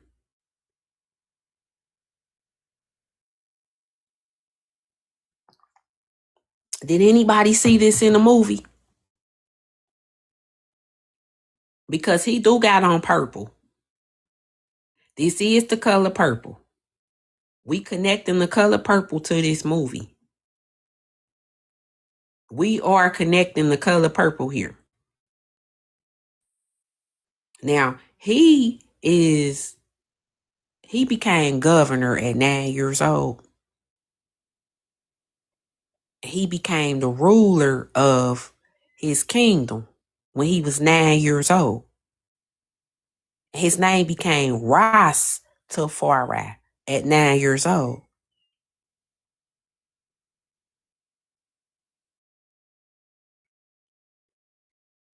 So you got Tafari, who is an Ethiopian. He has on purple and gold to represent his monarchy. Now, in the movie Wakanda Forever, they show a part where Tafari is in World War I. And the general comes from the future, her. She comes from the future and she comes through a time traveling machine. And she comes from the future to tell him that they are losing the war.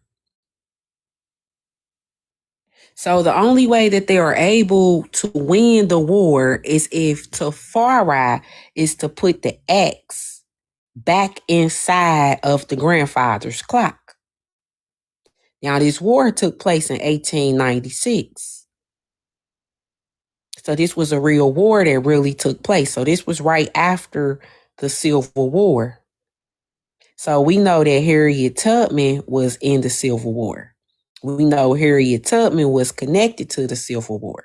We know Cleopatra was the start of how these wars was going on. We know they all connected because this is all one empire, one kingdom. And we've been connecting the dots. So we know Haile Selassie. This is his cousin, who is Empress Menelik II.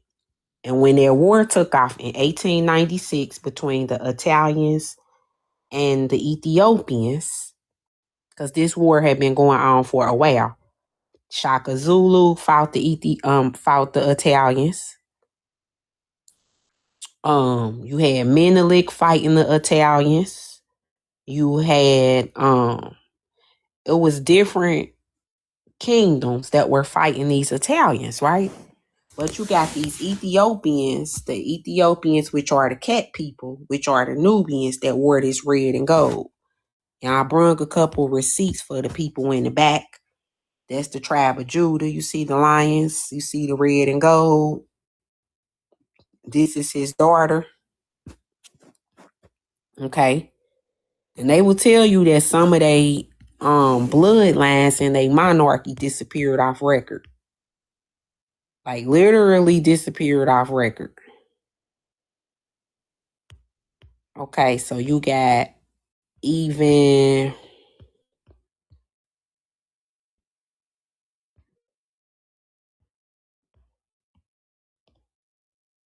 you got there. Okay. So do we see that this is a real empire that really existed? These are really emperors. These are really, so emperors are emperors of Holy Rome, Roman emperors. So when we talk about Roman emperors, we talking about the Roman Church. We talking about Roman Catholicism, right? We talking about governments, monarchies. We talking about ruling. We talking about divinity. We talking about sovereignty. And we talking about the Moors too, right? Because he do got on red, right? We talking about the Moors, right? The kingdom of the Moors, the ruling over the Moors, right? The Moorish Empire. I just broke down why we was Moors in the first place, because Mauritania, Samaria.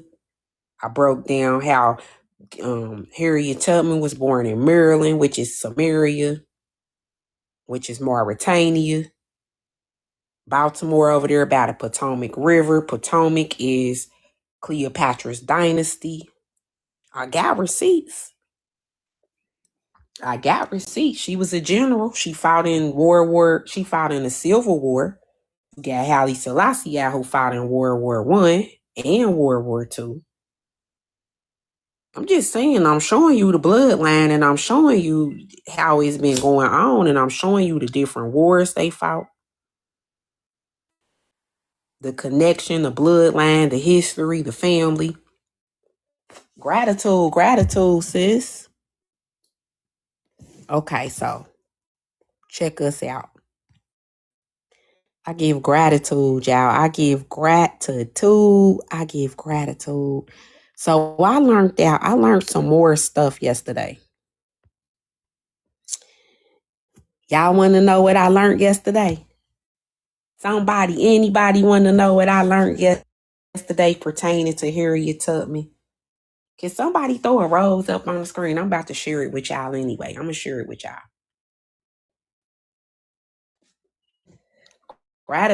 Gratitude. Yes, I'm about to share it with y'all what I learned. Because, honey, this.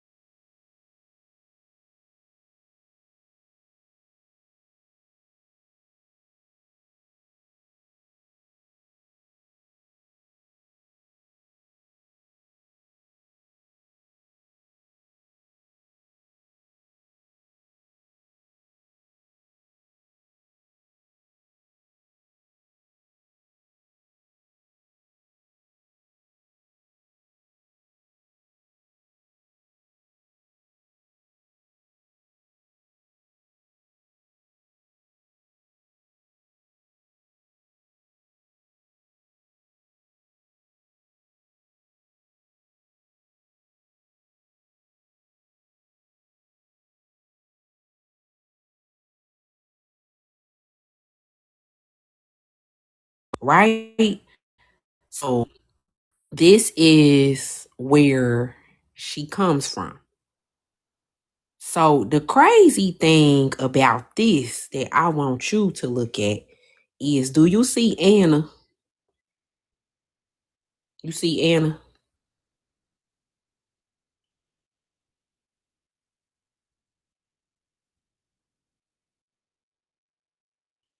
It's somebody's name, but it's in a different language that you and I don't speak. So you and I can't tell you what the word mean, but do you see Anna? Quana. Do you see Anna? Not only Anna, but do you see Amin? Amin. You see these names in there? Drop a one in the chat if you see these names in there, because I need you to see these names.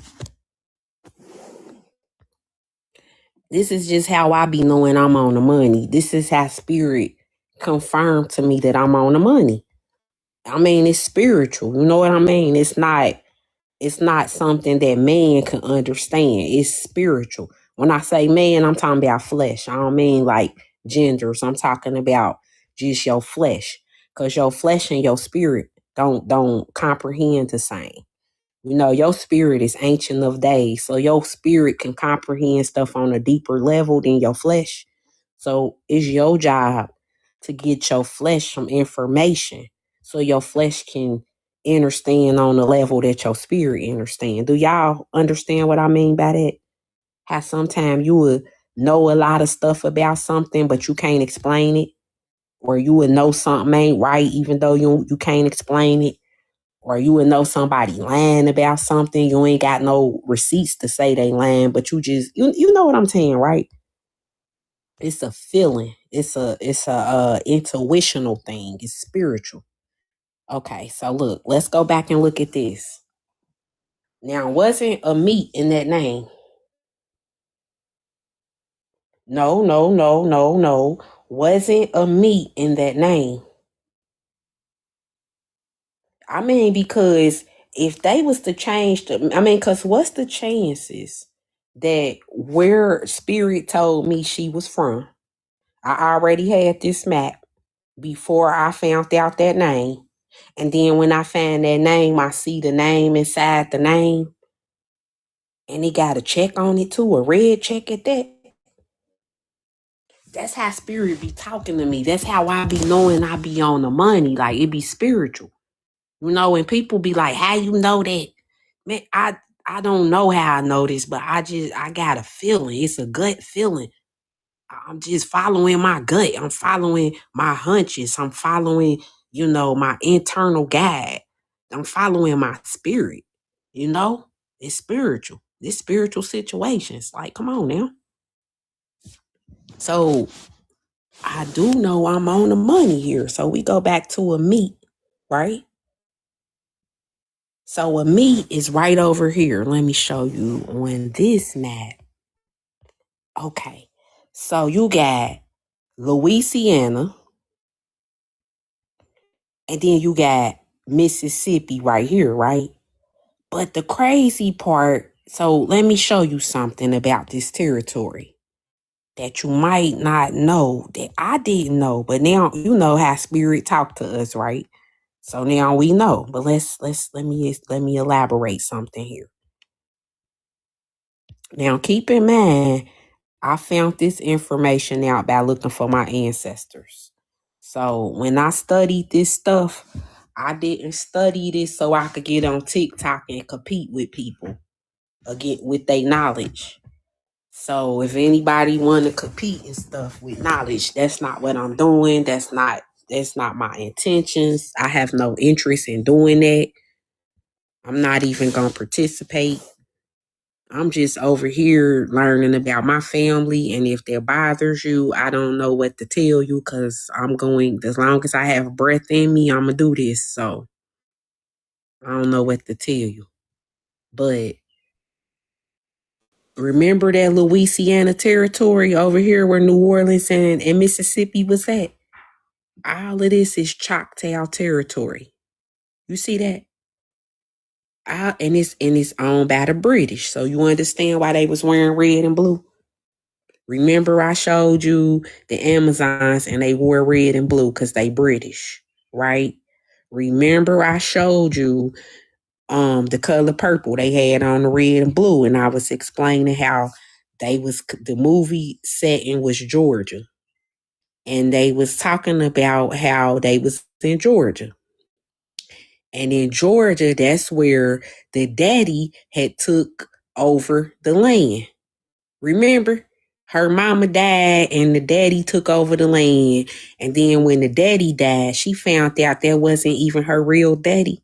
So he never had rights to this land in the first place because he wasn't even a real daddy.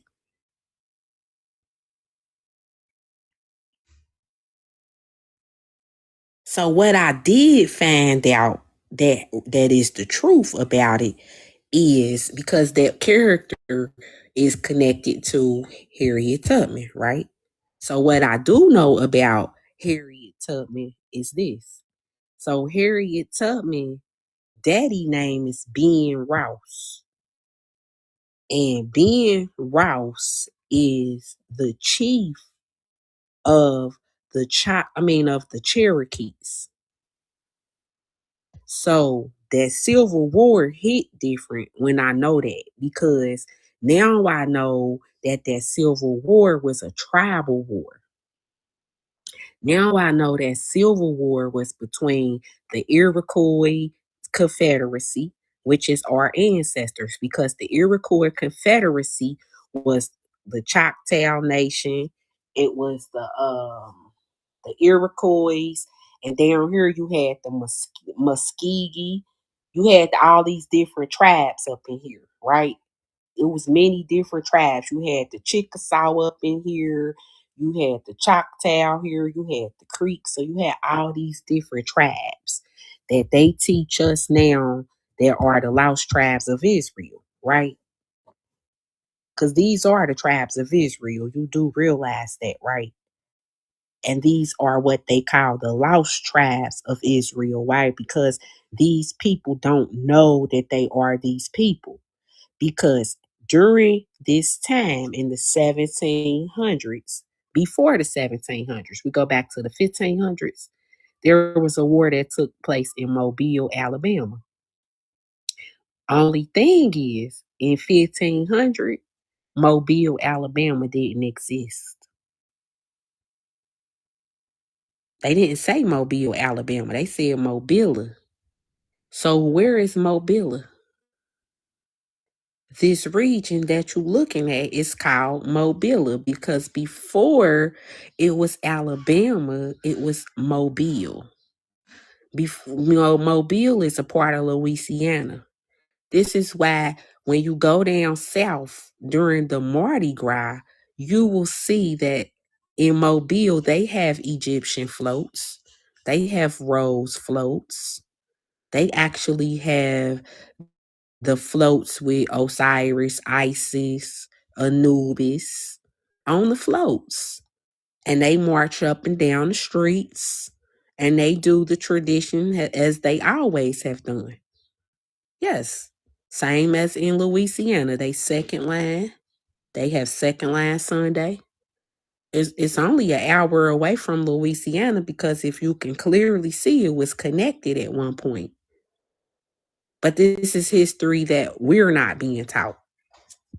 We think these are separate states. We think these people ain't no kin to each other. We think these people is not connected until we go and look at things like this. Then we find out in Louisiana, they got Florida parishes. So if they got Florida parishes, that means that Florida was actually operated out of Louisiana, doesn't it? Because a parish is a government seat. So who was controlling Florida? Spanish Louisiana. That's who. Spanish Louisiana, right? Because they were Spanish, right? Yes, they were Spanish because they was practicing Catholicism to the Spanish, right? And the fact them to Mexico, that connects them to South America, Colombia. Isn't Washington, D.C. ranked out the District of Columbia? Okay, so we talking about Colombia, Venezuela, we talking about Haiti, we talking about the Caribbeans, the West Indies, right? Okay, okay, okay. So we talking about all of these places was being controlled here, right? Okay, okay, okay, okay. Because it divided it up into parish seats. You had the seats that controlled northern Louisiana, central Louisiana, flourish parishes, Great Great New Orleans, and Academia. Academia. Okay, so that's the lost tribe of Dina, ain't it? But check out how large Louisiana was before it became the actual state. Okay. So before it became the actual state, let's talk about it. Let's talk about it.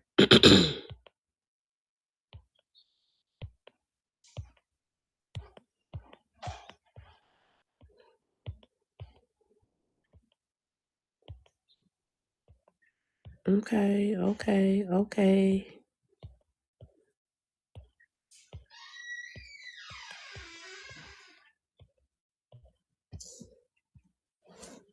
Greetings, greetings. Okay, let me put Louisiana up.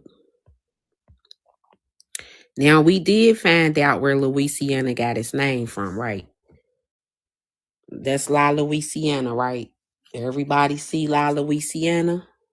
Yeah, we see it. We see it, fam. La Louisiana, which was named after St. Louis. St. Louis is a famous warrior the famous warrior in our family that is St. Louis, I got a secret to tell y'all. How many of y'all ever seen The Woman King? Any of y'all ever seen The Woman King? The Woman King. Yeah, The Woman King. The Woman King is about these woman soldiers. It's a real good movie. The Woman King is a real good movie. I tell you that. And like when I put stuff like this up, people say they come from Africa. And I'm like, no, they don't. They're the homie warriors. They come from right here in Mississippi. And then people say, no, they don't. And I say, yes, they do. And then I have to waste a lot of time and energy arguing with people that don't like to study. And I don't like to do that. So these are the homie warriors.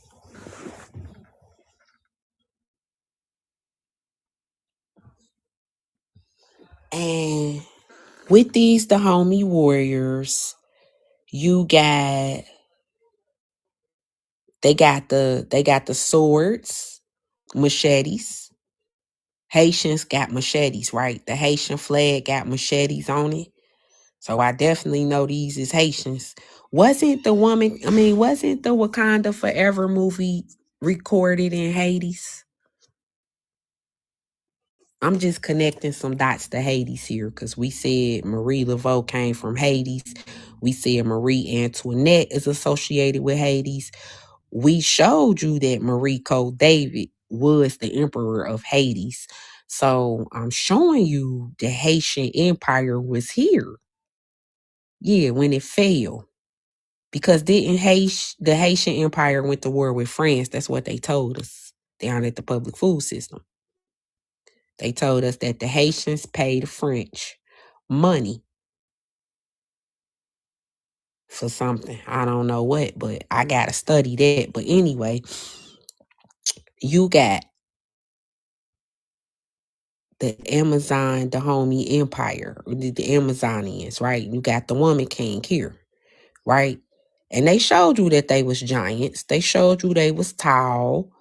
They showed you that they remember they had their ceremonies and they did their ceremonies with the Orishas. And they showed you that before they went to war, they would dance. Before they went to war, they would show you them dancing like Shiva. Anybody know about Shiva? Shiva, Lord Shiva. Because I told you they was Indians, right? I told you this is India, right? So Shiva, the blue guy, they would paint themselves blue. And in Georgia, Stone Mountain is where they make the blue ink at. They would paint themselves blue. And when they would paint themselves blue, they would get out there and they would dance. And they had locks. And then they would attach their locks to them griffins. And they would fly. And they could not do nothing with them. That's why you would hear the legends of Califia. You would hear the legends of the famous warrior. You would hear the legends of Athena, the warrior goddess. You would hear these legends, just depending on who telling the story. Kalima, and she was a demon slayer. You get what I'm saying? She was actually slaying demons. This wasn't about slaying flesh. This was about slaying demonic energies. This was like a spiritual war. This was being able to cast out demonic spirits and demonic entities. You know what I'm saying? Because we came from this land. So we knew the ins and outs of this land. We knew this was a mythical land. We knew that this land had a lot of secrets. This land got caves. This land got portals, dimensions, and we was actually the defenders of this land, the guardians of this land, the guardians of the galaxy, because we knew it was other lives and it was other beings here on this galaxy, but we had knowledge of this stuff. See, we didn't live in a man's world, where men sit in the little rooms in the back behind the scenes and get to decide and dictate what everybody get to know and don't get to know. That was the whole Council of Nicaea when they reconstructed the Bible and decided what we could know and what we couldn't know. They sat there and did that with education, what we could know and what we couldn't know. They did it with the maps, what we could know and what we couldn't know. They did it with our ancestors, what we could know and what we couldn't know. So long story short, people sitting back in the cut deciding what you can know and what you can't know. So this is a war now, because when you do know, people that don't know want to take you to war. And war ain't with the flesh. The war is against spiritual wickedness in high places. It's been a spiritual war. I have no desire to fight your flesh. For what? Because I'm a mother of the flesh. I give birth to the flesh. I have no desire to take the flesh out.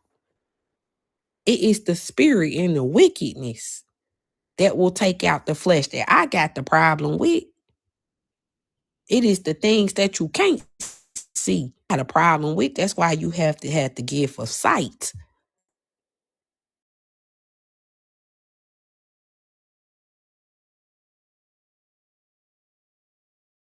See, if we all looking at it the same damn way, we gonna lose. That's what made us invincible.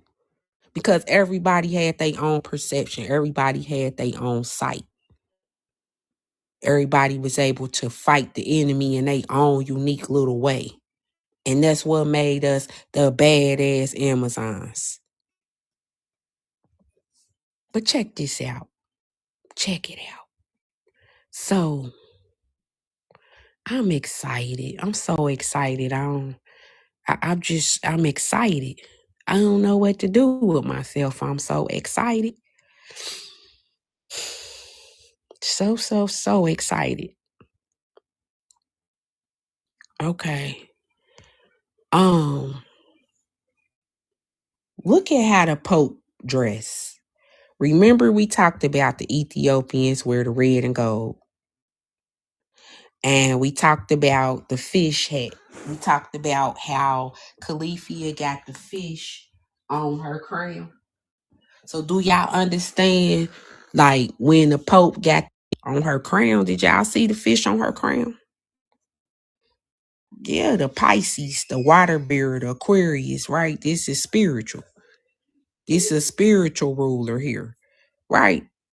So come on now, like this, but it's symbology, right? And the Pope got the shepherd stick. That's the shepherd to lead the people, right? Okay, and then the red and gold, the little moo, that's Big Mama. Cause Big Mama wear that, right? Somebody drop a one in the chat if your Big Mama wore a moo. Cause my Big Mama wore a moo. My granddaddy didn't wear a moo. He wore pants. My granddaddy wore the pants.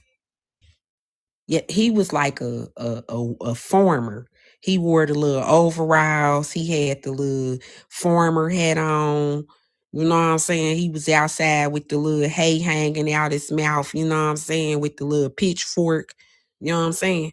My great granddaddy was. He was out there on the land. He was growing crops. That was a wealthy man because he was growing crops. He could feed his family. He could feed the family up the street, down the street. He could feed the shit. He could just set up a farmer's market for real and feed a lot of people for real because he had like over 100 acres, so it was collard greens, turnip greens, um, it was string beans, potatoes, uh you name it. They had cows, chickens, geese, ducks. They had a pond. They had fish. They could fish.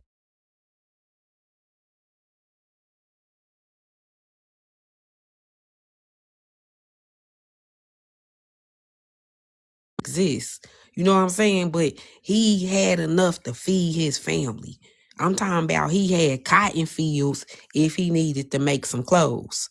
Because they could spin that cotton into fabric and create clothes with it. So when you could grow your own fabric, you ain't even gotta go to the mall to buy an outfit because you could grow your own. You don't have to be a consumer because you were a producer. See that my great granddaddy was a producer. You understand? And I'm a producer too. Why? Because I come from a long line of producers. That's why you got to know yourself. Hold on right quick, y'all. Hold on. Let me check on something here.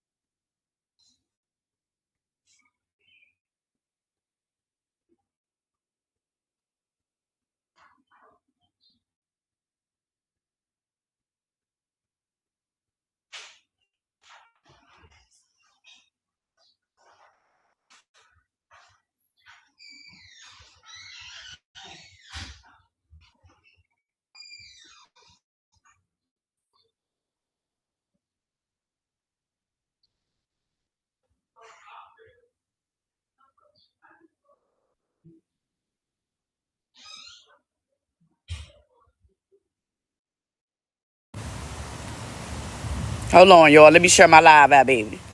I'm indigenous to America and built by people that took things from here to the Nile. You must study YDL Jarf. YDL Jarf is a significant place in this trying to find out the history of your people because seafaring people built seaports, right? Landed the ships, took the goods off the ship, and traveled them to the Nile. Now, that's just real history. Now let's go back and look. Because you gotta see you gotta kind of see what's going on to understand, right? Now this talks about Americans in ancient times was more healthy than Africans. This is what this talking about right here. Because they had more food options or whatever, right? But we're gonna get back into that.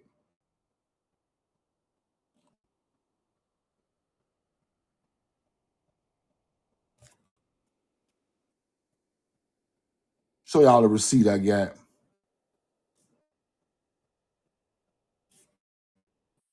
Modern American standards, it is reasonable to characterize the Egyptians as melanated people in a social sense, while acknowledging the scientific evidence for their physical diversity of Africans.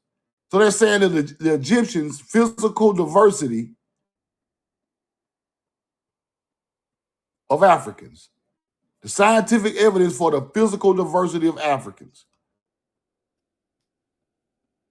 Let's go look. Physical diversity. Let's go look what that is. Y'all must understand that, right? Rotocorn. Physical diversity. Let's go back.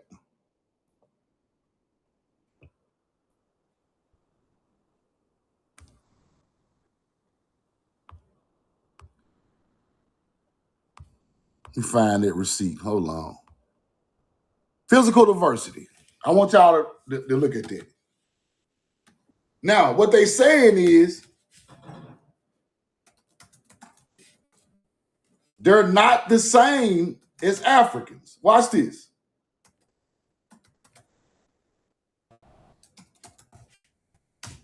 Watch this now.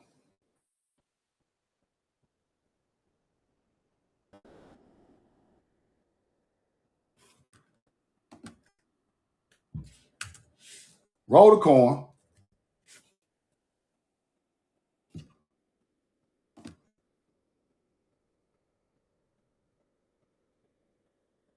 Watch this.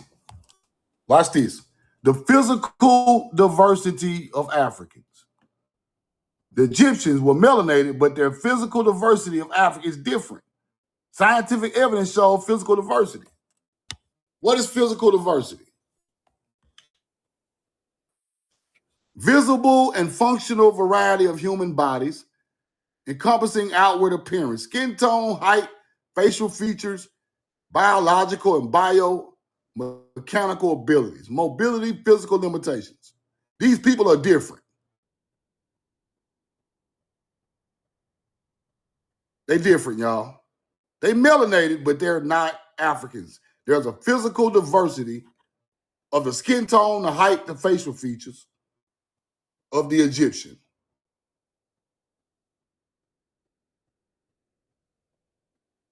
Miles SC, and I taught you about Amazon, bro. Calm down. Settle down. You wouldn't even know the move called Amazon for what I taught you that. Come on, how you gonna try to teach it back to me? Listen, let's go back to the receipt. They're different, right? Physical diversity. They're different than Africans. We are not Africans, bro. These people literally are telling you physical diversity of Africans, different than Africans. Now, since you want to play it, we know the truth now. I was taking it easy today, but now I got to drop the hard receipts on your head. Do you want the hard receipts? Let's get to the hard receipts. I ain't even going to play with you today. These are top married people. Watch this. Okay. Roll the coin. It only take one person to mess up a good, quiet teaching with the foolishness. Now,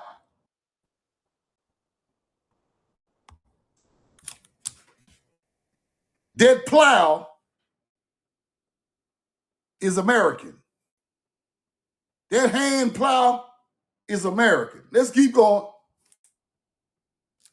We had pastures, stables for cattle. They didn't know nothing about that. These people in Africa don't know nothing about this. We had stables for cattle and plows. Let's keep going. Ancient Saqqara, the people of Saqqara, the Falcon people, herding cattle in the first place where the pyramids was built in Africa. This is before Giza. They can stop capping. Saqqara got the oldest pyramid. Let's keep going. Now let me show y'all what's over there. Okay, here go the Khufu ship. The Khufu ship, right? Ship at Giza, under the pyramids. Let's keep going.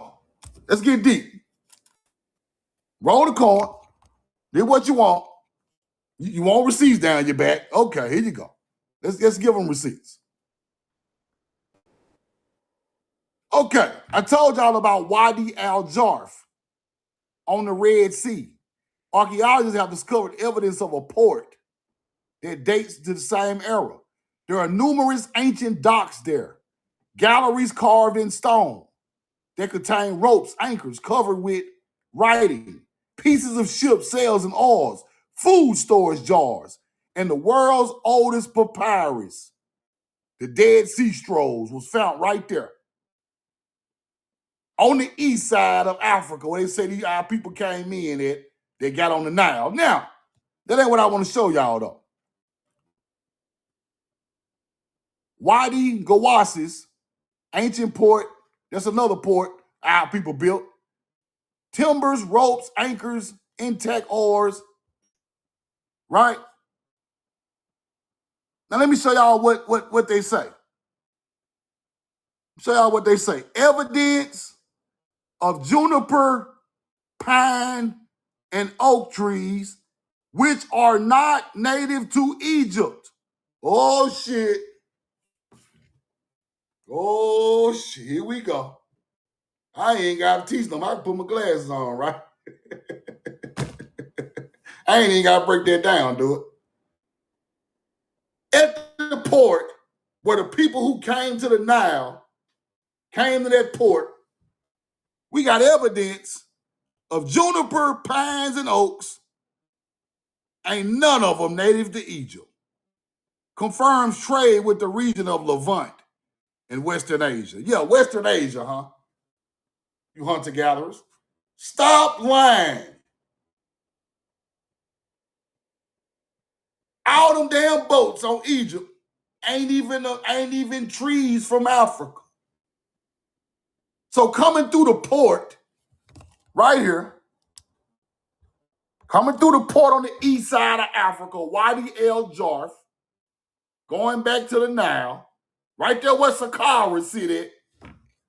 Saqqara, right up in here, the first city on the Nile. Shit make perfect sense. The old books that they came in on the east side, come in through Wadi, right to Saqqara, build the first pyramid. Damn! With American trees on. Let's keep going. Protocol.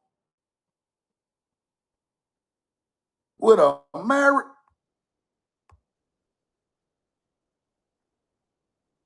Hold on, y'all. Khufu ship, right? Evidence of juniper, pine, and oak trees, which are not native to Egypt, confirms trade with another region. They try to say it's Levant, where our other people at. So that's how they try to teach it. Levant, where the other melanated our people was at, which Levant is where the Hebrews at. All these people are our people, bro. I'm trying to tell y'all the truth. They try to put it on Levant because they know some more our people was up there with the wood and shit. Nah, this shit came from Mary. Them trees, juniper, pine, and oak trees that made the boats are not native to Egypt. Juniper, pines, and oak trees are widely native to America. These ain't no Africans, bro. Y'all can stop that teaching right now. Scientific shows that these are not Africans. They melanated, but they not the same African. The skin tone is different. The facial features are different. The diet is different. They taller, stronger, faster. Shipbuilders. They are different. They come from Mary. The first Negus on the Nile was melanated people from Mary, America.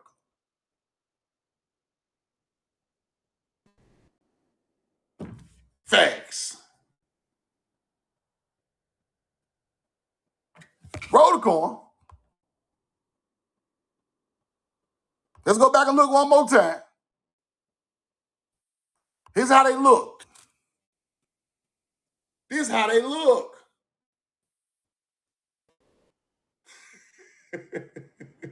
Fuck all the bullshit. This is how they look, bro.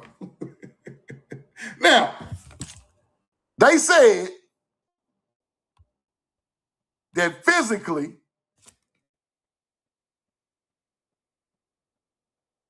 diversity of Africans, they're not the same. Scientific evidence, physically diversity of Africans. Physical diversity means what? Skin tone is different. Height and facial features are different.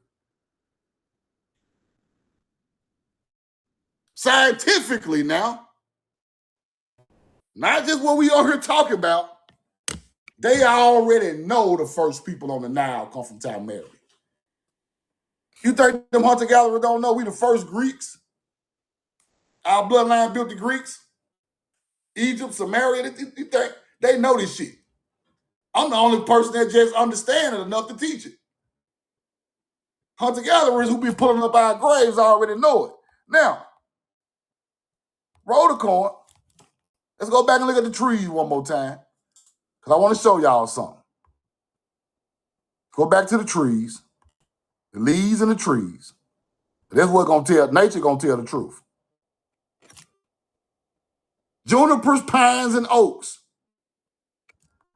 all come from America. Oak trees. America home over 90 native species of oak. Pines. Entire continent full of pines. Junipers. Multiple native juniper species. Let's get deeper into juniper. Let's get deeper into juniper. Right?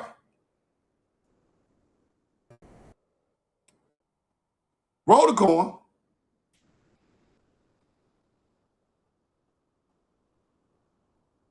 Watch this. These trees are rare. They are going extinct over there because ain't that many of them. United Kingdom. Common juniper is increasingly rare and endangered due to habitat loss, disease, and poor seed regeneration. It's not from over there. That's why it's rare in the United Kingdom. It's not from that land.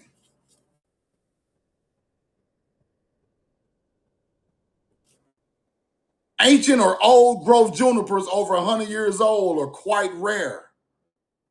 Some rare ancient specimens like the Bennett juniper in California are thousands of years old. When you find the juniper in other places, when we planted it, they're not even old. They dying off on these foreign lands because we're not there to take care of them no more. The juniper over here is thousands of years old. Now, why the hell is a 1,000-year-old tree on the East Coast with a port going into the first city of Egypt? Why? That's our people. It teach you about all these juniper trees and all these ancient religious books, but why is the juniper so celebrated? It's rare to their land, people. I got books talking about bringing trees in sacks on the boat, planting them over there. Your people bought paradise to an arid land. It's just what it is. All the trees they're talking about are not native to Egypt. Why are they there? The Dead Sea Scrolls. Our people wrote that shit. Wadi al-Jarf researched this stuff. Evidence, support, and dates of the same era. Then you get Hunter Gallery talking about the Dead Sea Scrolls, talking about, tell him who brought the Dead Sea Scrolls. That is the first writing on paper in that area, people. Papyrus. We created that. That ain't got nothing to do with Africa. That's why they be always talking about it over there, because they ain't even writing nothing over there. Till we start writing on papyrus and selling papyrus. Now here goes the entrance to the storage galleries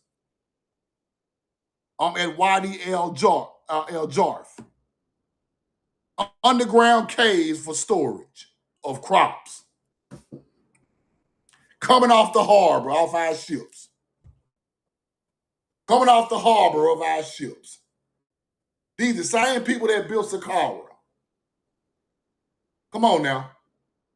They landed on the coast, built storage bins right there, docked the ship right there, and took the damn crops to the Nile. Come on, man. Stop playing and be realistic. These real artifacts. This ain't no he say, she say. There you go again. Research this spot. We got a couple more harbors down through here. We got a couple more harbors down through here with the same thing. Roll the corn.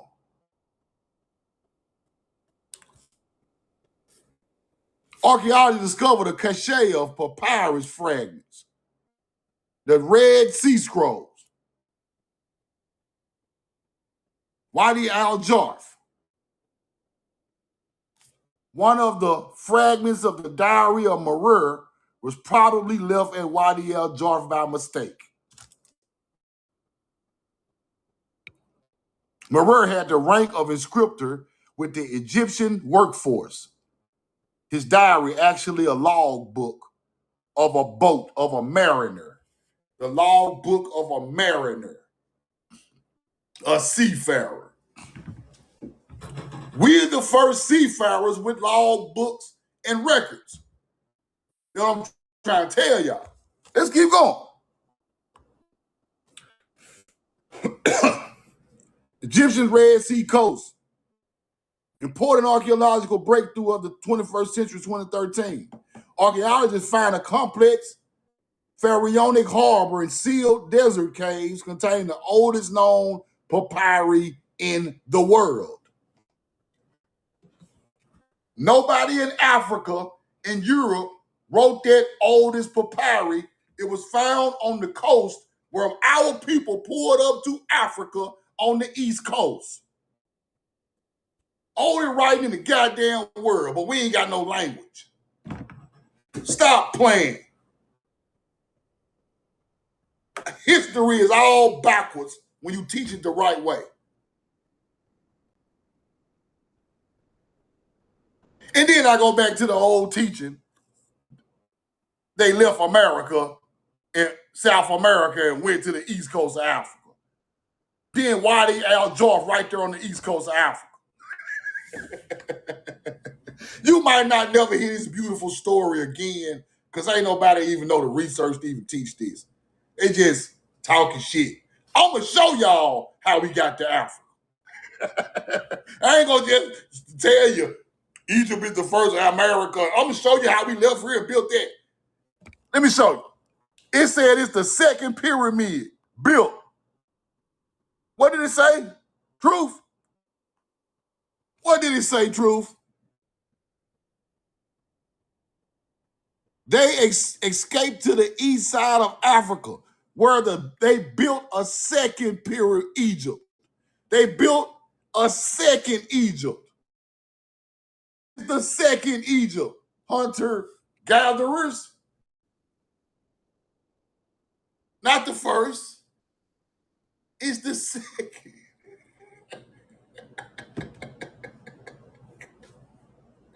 Roll the coin. Okay. Ancient Egyptians had named the capital city Haru to keep alive the name of one of Egypt's founding kings. The city Haru was originally called Jerusalem, then Jerusalem, and it had stood in the Americas. It kept scholars quiet and preachers fearful when I showed them the old maps, ancient writing, and the forbidden history.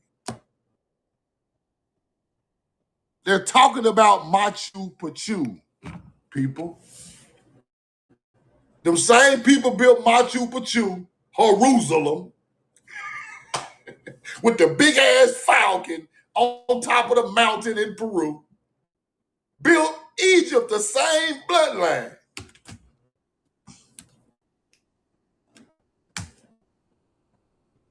Roll the coin.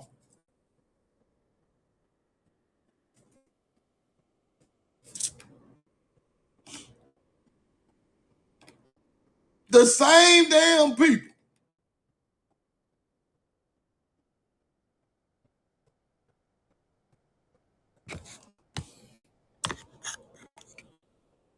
There you go right there. As you can see here, wing, head of the falcon, right up there at the top, aligned with the equinox. As you can see it, looking just like a falcon. There go the bird wings, there go the head up there, aligned with the equinox. In the mountains. This is Jerusalem.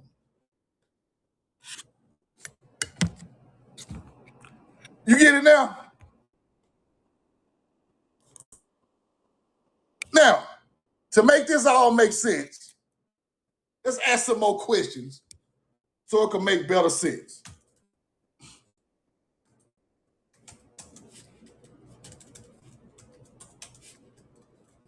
Let's ask some more questions.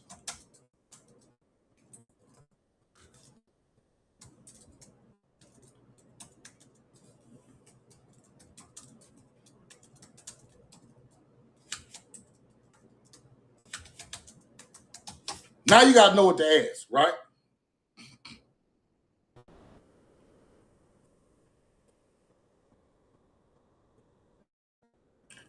Now, to hide the history of this place, you try to teach the Inca built it. Built around 1420. You a damn lie. 1420? Bro, that motherfucker prehistoric, bro. Y'all talking about it was built in 1420 on the mountains. Stop lying, bro. Roll the corn. We know the truth now. Let's keep going. Let's keep going. Now, Wadi El Jarf researched it. Wadi El Jarf papyri is about 4,500 years old. Right? 2,500 BC. Let's keep going. Now, let's check this out. Historical documents from the same era attest to overseas trade voyages made by old dynasty leaders. The Palermo stone describes the expedition of Snu-Faru around 2600 BC that brought back 40 ships, they say from Levant, full of cedar logs, which was non-existent for now, but heavily used for shipbuilding. The wood they bringing in to build ships is not from the Nile. It's used in shipbuilding, but it's not from the Nile. It's non-existent, people. They try to keep pointing you to Levant. That's north of Egypt. But why the hell would I dock on the west side and go get the shit when I can go straight up the Nile and get it? White people, y'all be making up this stupid ass history. Levant is north of Egypt. Why am I going west to get the wood and the wood north up the Nile? I can go straight up the Nile and get it. Right? Let me show y'all what Levant is on the map so y'all can understand what I'm talking about. Roll the on. Levant is in the damn mouth, right off the mouth of the Nile Delta. Let's go look it up. Because people don't understand geography. They just, why the hell are we going west in the motherfucking north? It don't make sense. This is the stupidest shit of all times. Right? Levant is in the Mediterranean Sea north of Egypt. Common sense. Let's find a good picture so I can show you. Now, why would I be getting wood from Levant, but I'm going off the coast of I'm going all the way around the country? Right? All the way around the country to get somewhere. It don't even make sense. Now, let me show y'all a map real quick so y'all understand what I'm trying to show y'all. Now, this is the Nile Delta right here. This is the Nile Delta. Get this shit off of here. This is the Nile Delta right here. Coming up through here, then you hit, right? Then you hit the Nile Delta. Then you hit Levant is right up in here somewhere. Levant right there. So if I'm going to get wood from Levant by Israel and Levant and Lebanon, why would I go way the hell down here to do it? Let's go back to the big map. Why would I do this? Now here go the Red Sea over way down here. Why would I go this way when I just go get the wood from up here? And let's go back and look. It don't even make no sense, bro. They just put anything in these books. Anything.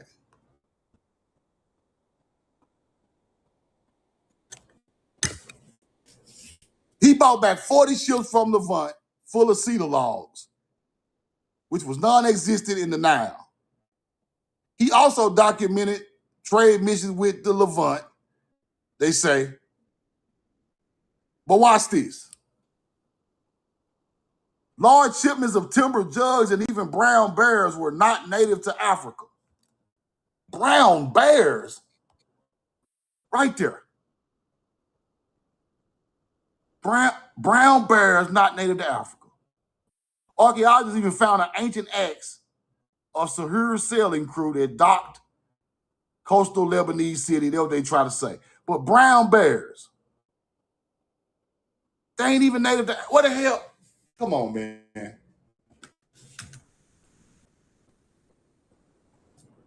It don't even make no sense. None of this stuff make no sense. I don't even want to read this stuff no more. It don't even make no damn sense no more, bro. It just tell you anything at this point. What brown bear is native to?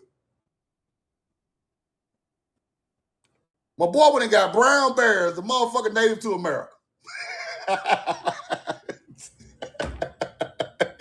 Come on, man. This is the stupidest teaching. Man, I'm telling y'all, bro, if I had the money, I would pull up on all these Egyptologists and roast all over the world and roast their ass. Come on, y'all. Brown bears. Let's go back to the receipt. Shit ain't even making no damn sense, bro. Large shipment of timber jugs and even brown bears, which are not native to Africa. Man, stop it, bro. Do I even need to teach anymore, bro? I'm about to retire, bro. I'm not just gonna help people and just roll around and help people, man. Fuck this shit, man. This ain't even knowledge no more. This shit is common sense. We ain't even gotta even go all that old teaching all that old bullshit. It right there in our face. These people leaving going to America, bro, coming back with brown bears. Ain't no damn brown bear nowhere near there. Brown bears. Get the fuck out of here. What the fuck? Roll the coat.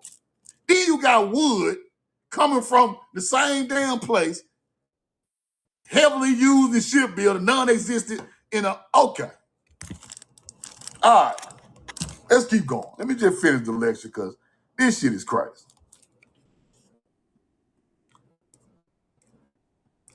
Now, historical documents suggest trade with the southern land of Punt with Jesse Strong. The Palermo stone describes Sahuri's trade mission and returned large quantities of myrrh, timber, and precious metals from Punt. America.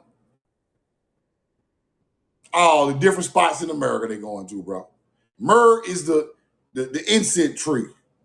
The incense tree. Okay. Let's keep going. The second rule of Egypt, right? Establishing Egypt's first documented navy, launching early expeditions to the land of Punt, and revolutionizing pyramid temple architecture. Okay. Let's keep going. They try to say it's the fabled land of Punt, securing myrrh, malachite, and electrum. Reliefs in his mortuary temple proudly depict him tending myrrh trees in his palace's garden. Foreign relations. His reign saw flourishing trade networks along the Levantan coast. He dispatched naval fleets of Lebanese to precious cedar and military actions in Sinai. Yeah.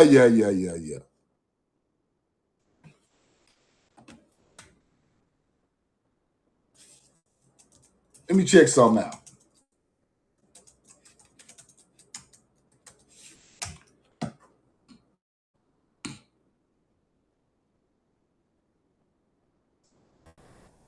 Now, I think malachite is a butterfly. That's what I think. I think malachite is butterflies, people. I think if I'm not tripping. Electrum, all this stuff found in America now.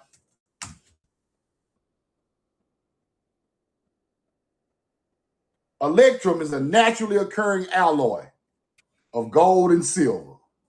Electrum is gold and silver mixed together. So they're talking about the malachite is a South American butterfly, and electrum is gold and silver found where in the world? They know this shit, people. They already know that electrum, alloy of gold and silver, is widely distributed throughout South America, major geological belts. Chile, Argentina, Peru. Peru? Ain't that where Jerusalem at? They already know where their ancestors come from. So he's getting electrum from his ancient ancestors' land. Peru. Talking about he going to get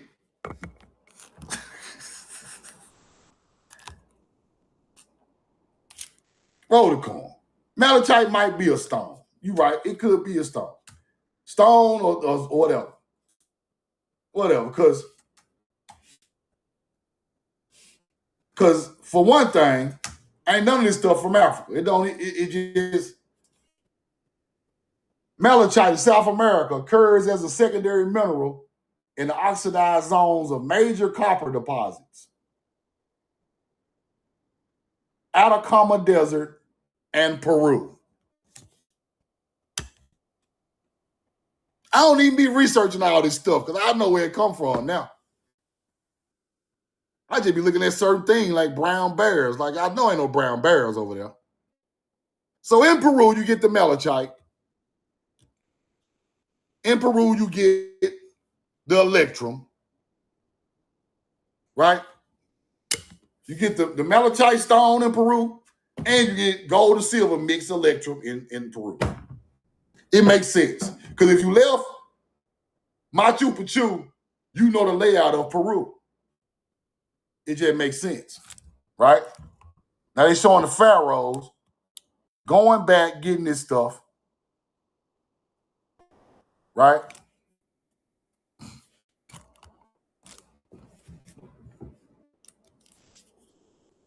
Malachite, the green stone, South America, Peru.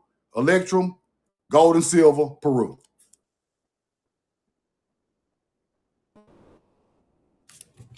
Makes sense. See, sometimes y'all, I don't even research everything sometimes. I miss some stuff sometimes. Cause it's so much, bro. Like I ain't even look up the malachite and the they were just live on the live. It just ancestors telling you the truth. I ain't even researched it. I just researched the brown bear. That was enough for me. But as you see, all this stuff comes from America. Let's keep going. Now, playing sports on reed boats, temple in Saqqara, 2500 BC. Catching fish, fowl, playing sports. All that sports stuff come from our people. All that baseball and throwing the ball through the sideways hoop and running and come from our people. They found ancient balls with corn husk in the inside of the baseball. In the mounds, people. So we already know we created the sports, all that. Roll the corn. Large-scale grain cultivation and storage continued, right? Grain was so important in the populace that it was personified as Nippur, closely associated with, Asar or Osiris. Now, Nippur and Nipri on the ancient artifacts had dots on them, like kernels, people, like corn kernels. The pre I got receipt that say these are gods of grain of corn gods. I got receipts. Napri. See, can I find one real quick? Napri. It had like corn at the top of the receipt. I remember how it looked. Napri. That's who I put on the hoodie, right? Let me show y'all that receipt if I can find it. Right here. Napri is dotted with grain of corn. Napri is dotted with grains of corn.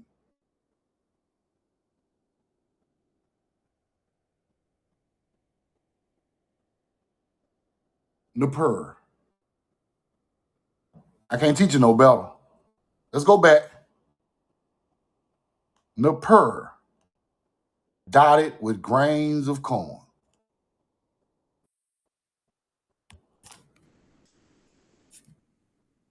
Napri, closely associated with Asar and Osiris. Corn mummies.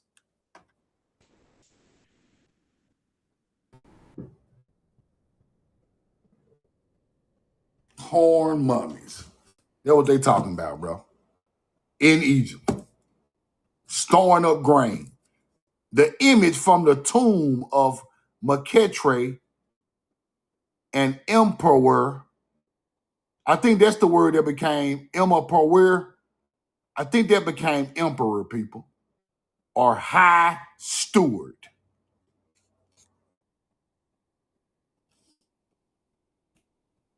Or high steward. What is he a high steward of? The land. IMIPER is emperor.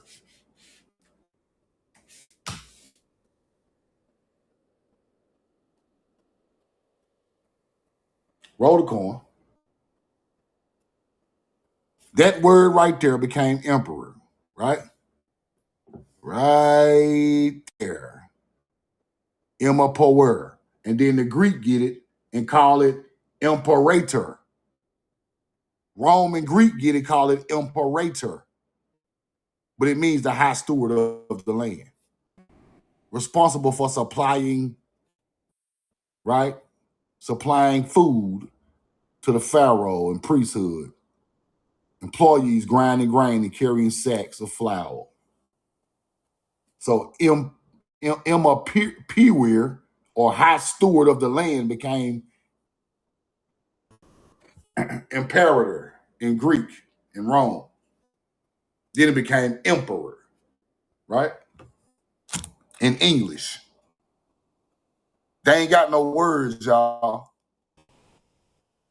They don't own no words.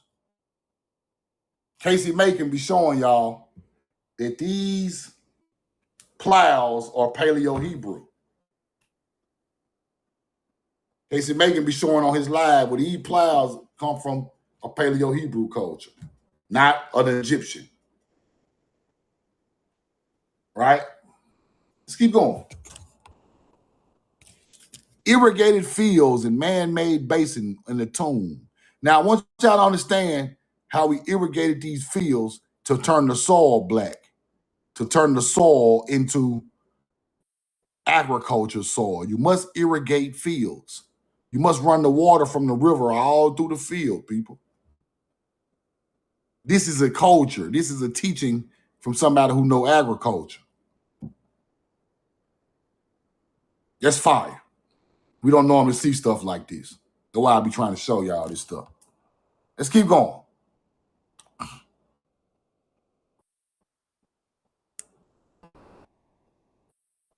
Now, let me show y'all this receipt somebody sent me, and I'm researching it.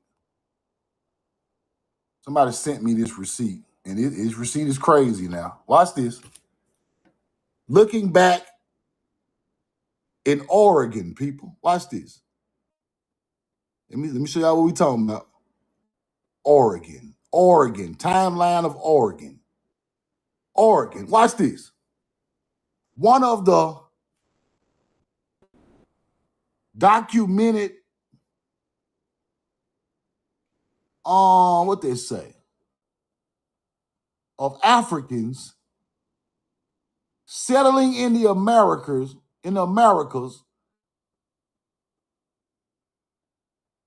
were Black Egyptians led by King Ramses III. Can y'all see that? Led by King Ramses III in Oregon.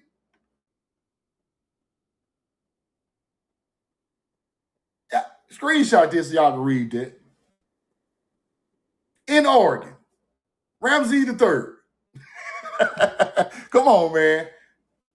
If these people are writing this stuff down, bro, they must know something we don't know, bro.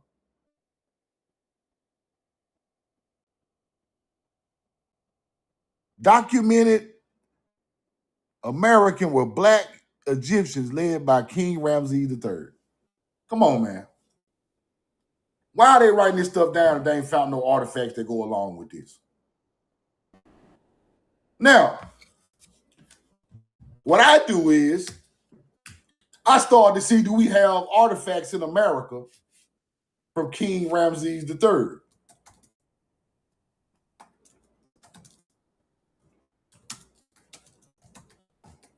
In American museums. Let's go look. Because this stuff ain't making no sense, right? American museums hold various artifacts, architectural fragments, and faience inlays from the reign of Pharaoh Ramses III. His actual mummy and sarcophagus box remains in Egypt Museum in Cairo and is generally not part of international touring exhibition. But they got some in the Museum of Fine Arts in Boston, the Brooklyn Museum, right? And I saw some in the Met Museum.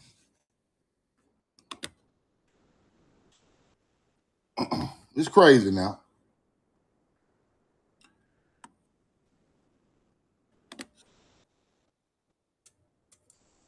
Now they say his throat was cut. He got assassinated, his throat was cut, right? He got an interesting story, but it's a lot of his artifacts in America in museums. See, it said a murder of Pharaoh Ramses III. His throat was cut, but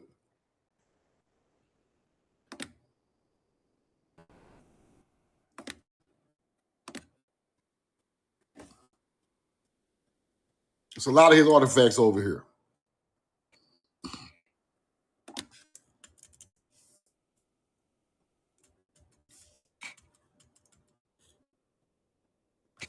Now, their receipt is crazy because I've been looking at some spots in Oregon. I ain't got all the way there, but I'm getting there. But I want to talk about these too. We got some ancient spots in 12,000-year-old spots in Oregon. 12,000-year-old clothing, animal hide stitched together from the end of the Ice Age in Oregon. So I've been looking through these spots in Oregon because they said, you know, it led me to that area. Pieces of sewn clothing discovered in Oregon, rewriting human history. 12,000-year-old clothing found in Oregon. Way older than everything on the other side of the world. That shows the sophisticated people putting clothes together in Oregon 12,000 years ago. Let's keep looking. 55 crafted items, 15 different plant and animal types. Relics-led study authors are convinced were either clothing or footwear. 12,000 years old. Here goes some of the rope they found. 12,000-year-old rope. in Oregon. Somebody made that, people. Rope just don't grow on trees. Somebody made that rope. Who knew about plant life, because you intertwine plants to make rope, right? Then they talk about, I think they said these are the shoes, right? The song clothing, including coats and footwear, use local plants and laces and bindings, showing advanced crafting skills during the Ice Age. Yeah, it's braided. During the Ice Age, y'all. 12,000-year-old coats and shoes in America. 12, that is 10,000 BC, people. Ain't a culture nowhere making no rope and clothing and shoes in 10,000 BC. But us. But us. Let's keep going.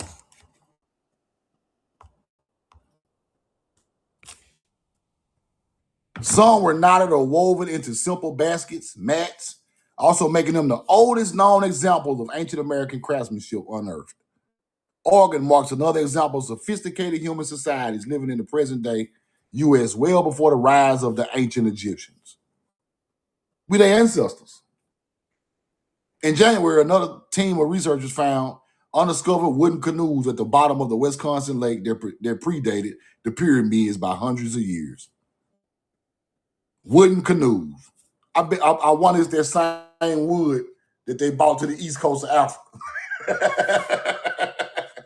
We already been on boats, bro. We was on boats before Egypt was ever built. That's what I'm trying to tell people. We bought that culture over there. We got artifacts that show boats older than Egypt, clothing, ropes, shoes, everything. Roll the corn.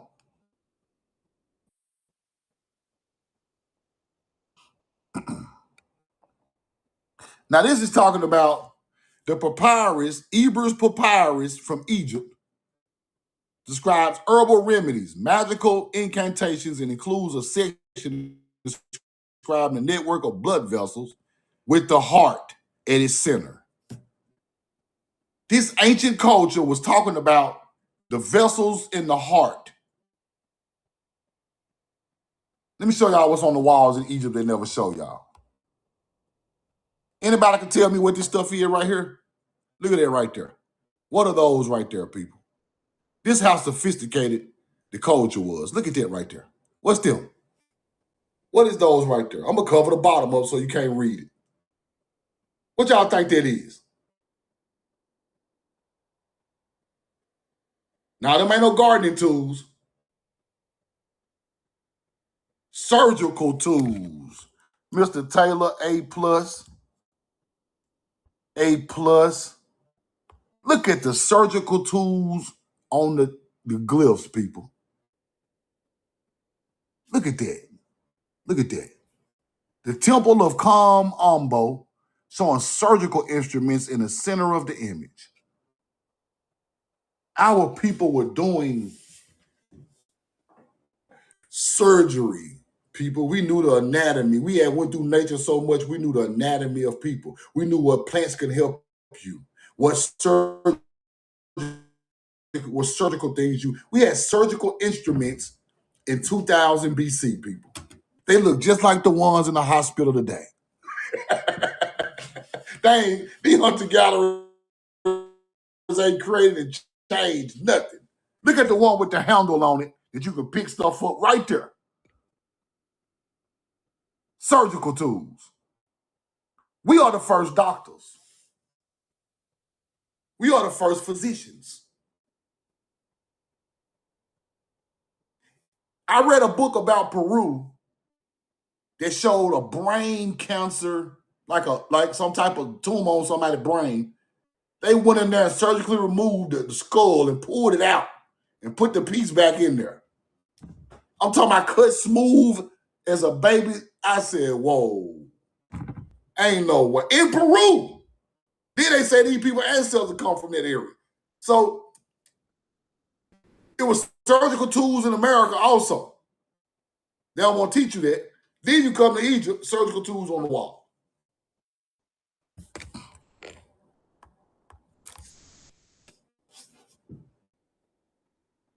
Crochets used by Egyptian embalmers.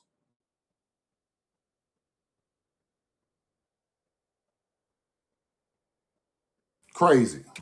Crazy work. Now, let's talk about this. This is a Phoenician, people. This is a Phoenician. Copper color.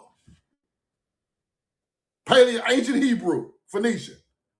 This is where Greek get that helmet from, and the shield and the sword and all of that, right? But look at the shield. You gotta start looking at the shield. Look at the shield. It's the same bird, right? It's the same bird on the shield.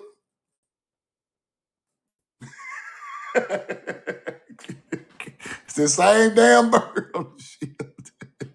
Roll the card. It's the same bird on the shield. We always see everywhere else. Same thing. Copper color people.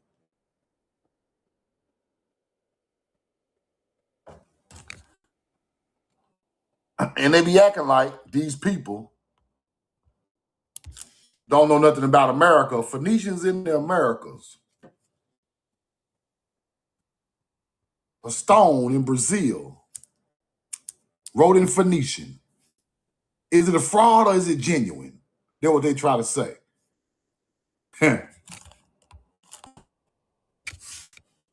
Now, for all you people who say the Bible is fake, everything fake, why are the Phoenicians calling themselves the children of Canaan from Sidon?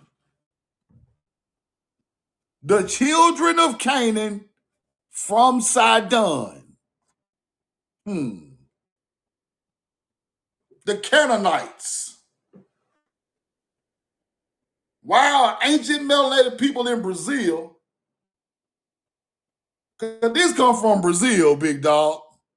That's South America. Got inscription talking about the people of the children of Canaan from Sidon.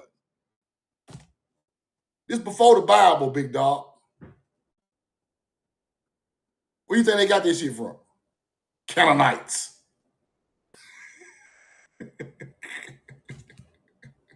This in America now. Somebody who say the Bible, all the Bible fake, please explain it to me. Come on now. You just can't sit up here and say everything fake. You got to prove it's fake. You got to prove them names don't come from somewhere, somebody that done something in the world, and they took the history and lied about it. You can't just say everything fake, big dog. That ain't no teaching. If I just come over here every day and just say, Egypt fake, American Indian fake, this shit fake. If I just come over here and say everything fake, I ain't teaching you nothing. Everything ain't fake. These names ain't fake. These people ain't fake, bro. They wrote in their own language, Paleo-Hebrew languages, in Brazil, that they Canaanites from Sidon. The Mormons called the lower Mississippi the Sidon River. Sidon in Mississippi got ancient mounds. But everything fake, huh? You just a damn Indian who popped out in the 1500s, huh? You just a Creek Indian for the 1500s, huh? Your bloodline go back so farther than that. I'm talking about, that's new history. They said the Phoenicians and the Natchez Indians got the same bloodline. What about that? Anybody ever researched that? You just a Natchez Indian, huh? How the hell they get, who their ancestors is? What they do? Where they lived there? Where they were from? In the old books, it said the Phoenicians, in the newspapers too, are the ancestors of the Natchez Indians in Mississippi Delta.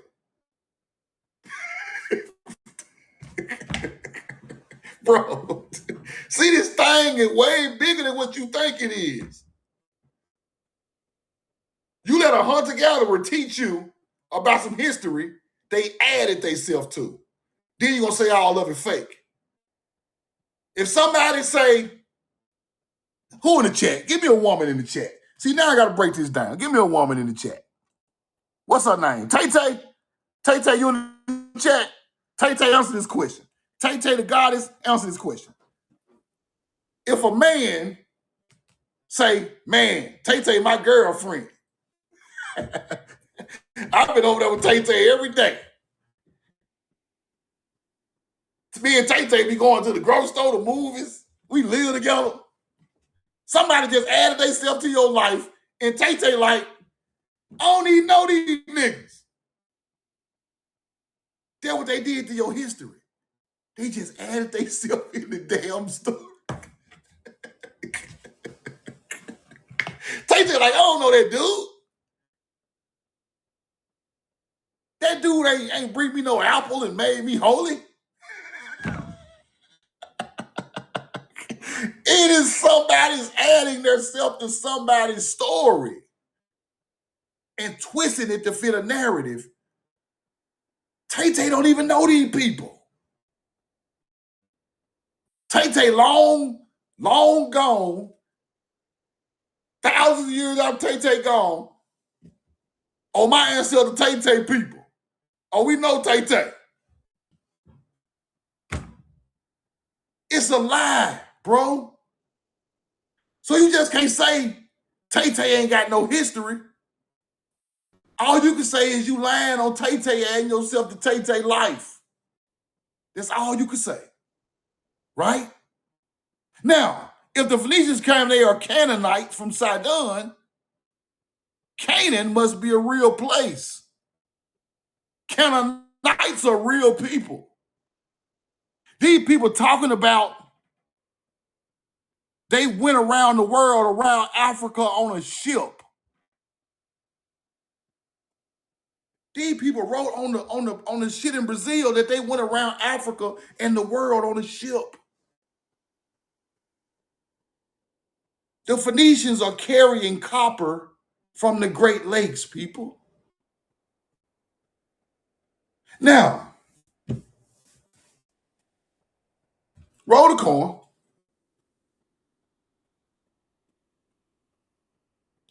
Now, if these people are named Canaanites from Sidon,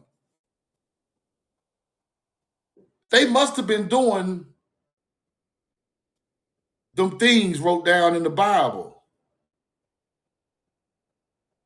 Virtuous farmers, seafarers, stone structure builders, the first spiritual people, some of the first spiritual people in that land. Because they're not named Canaanites for nothing. Canaanites done a certain thing, people.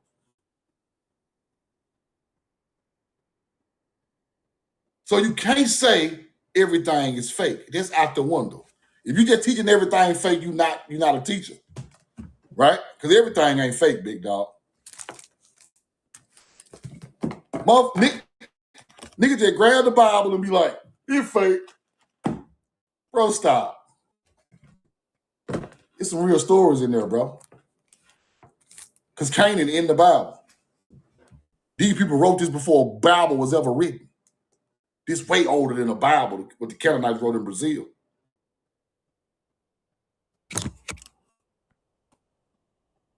Roll the coin. Way older. Way older. The ancient Greeks referred to the Phoenicians as the Sidonians, the most powerful and prominent of Phoenician city-states. They were Canaanites. Sidon, maritime hub. The same way they named Egypt the second Egypt, that's the second Sidon in the Levant area. We just named it after our ancestral place, Sidon.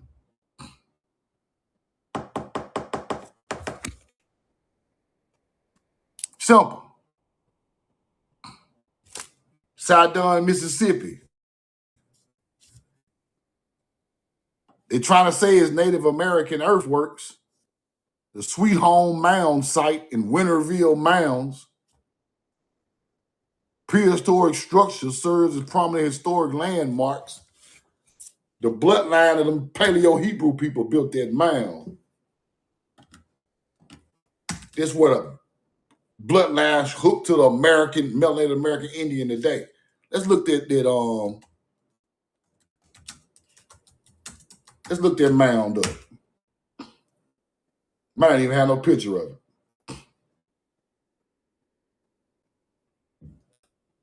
They might not even have no picture of it. That's how they do. This mound, I never even saw a picture of this mound, people. I know it's there, but they won't tell you where it's at. They won't even tell you where it's that Sweetwater Mound site at. They won't even tell you where it's at.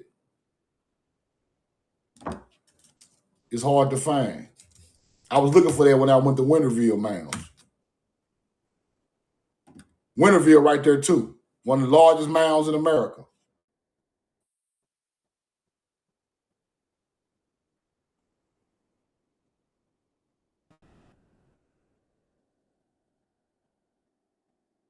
Now the Sweet Home Mounds, you can't find them at all.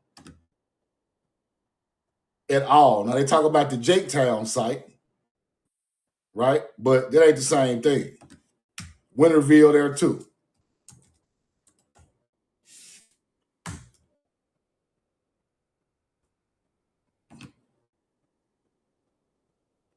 Now here's the Jaketown site. It's really there. But they call this a Mississippian site, right? Now,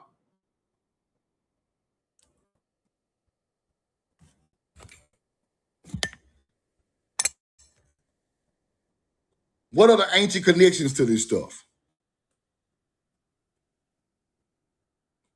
18 mounds, people. Recorded. 18 mounds. They knocked all of them down. This in BC times now. So they'll tell you today that this stuff popped out 800 years ago, but this stuff way back in BC time. 18 mounds. See, I found a map of this. 18 mounds.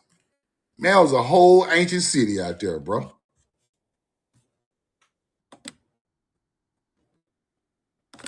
This might be a good map. This is right near Sidon now.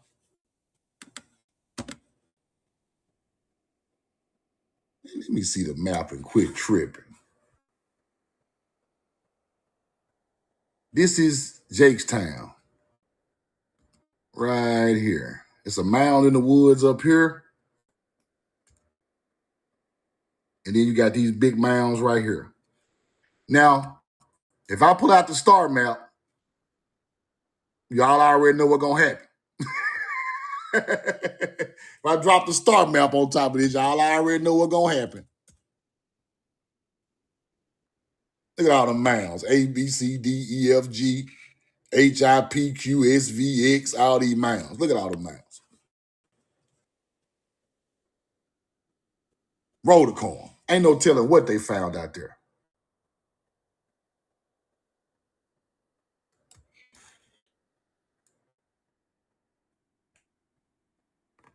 The view at Jaketown considering variation in Poverty Point code to the lower Mississippi Valley.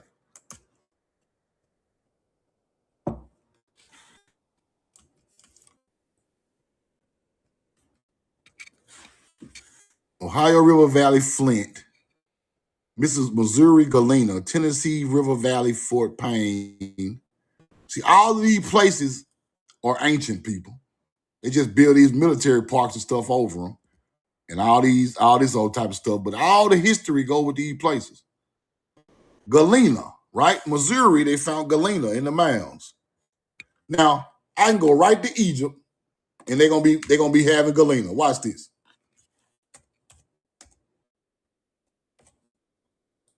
It's the same culture, y'all. I'm telling you. Because only one culture is pulling this stuff out the earth. Look at that. Galena, ancient Egyptian. Here we go, right here. Watch this. Yeah, galena, famous known as raw material, created coal, iconic black eye, cosmetic worn by both men and women across all social statuses.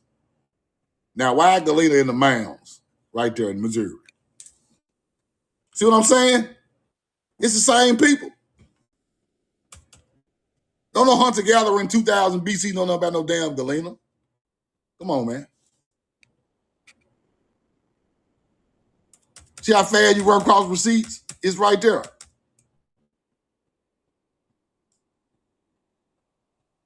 Trying to see if they show me some more. But y'all see it. Y'all see it. I'm going to tell y'all what I done. And I got old lectures on my YouTube page. I went through every mineral found in the mounds, people. It was like 50 of them. Every mineral found in the mound, it was like 50 of them. Mica, flint, galena, meteoric iron ore, quartz. Every last one of them in the mounds found in Egypt. And all them stones are not even from Africa. Then I knew that it was something not right? Because ain't no way a mineral coming from deep down on the earth in North America ends up on the Nile River. It don't make sense. Unless people are bringing it from here to there.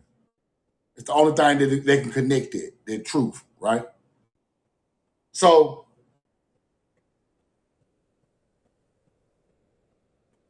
and then I'm starting to understand that some of these hunter-gatherer cultures was pushing our people off certain landmarks, mound sites. They even talked about they fought against some people at Jerusalem, at Machu Picchu, and left and went to Egypt. Right? The gold, they have all the gold. Spanish people, Spain got a lot of our gold, y'all. Spain got big gold. Far as hope. Spain got wealthy off American gold. You gotta learn who wanted all the old ancient temples, right? Spain.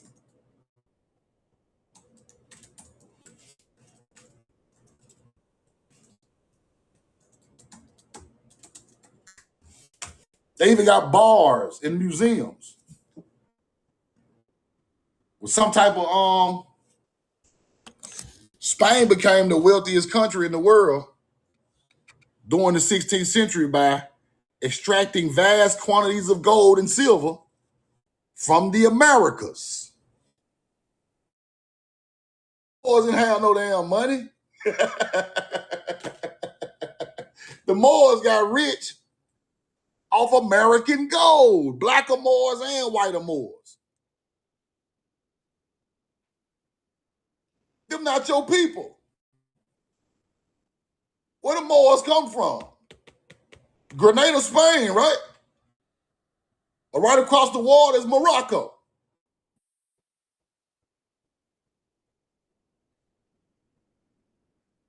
You get it? They even got pictures of bars of gold. I'm seeing I find one of them bars of gold they got from over here. With Mayan glyphs still on the damn gold. I'm seeing I find one for y'all to look at. They melted a lot of it down. I researched this stuff. Bars. Bars of gold. Let me see if we find one. Got one right there. This was found on a Spanish treasure ship coming from America. That's sunk. A gold bar recovered from Spanish treasure ship Atocha, which sank. Right there.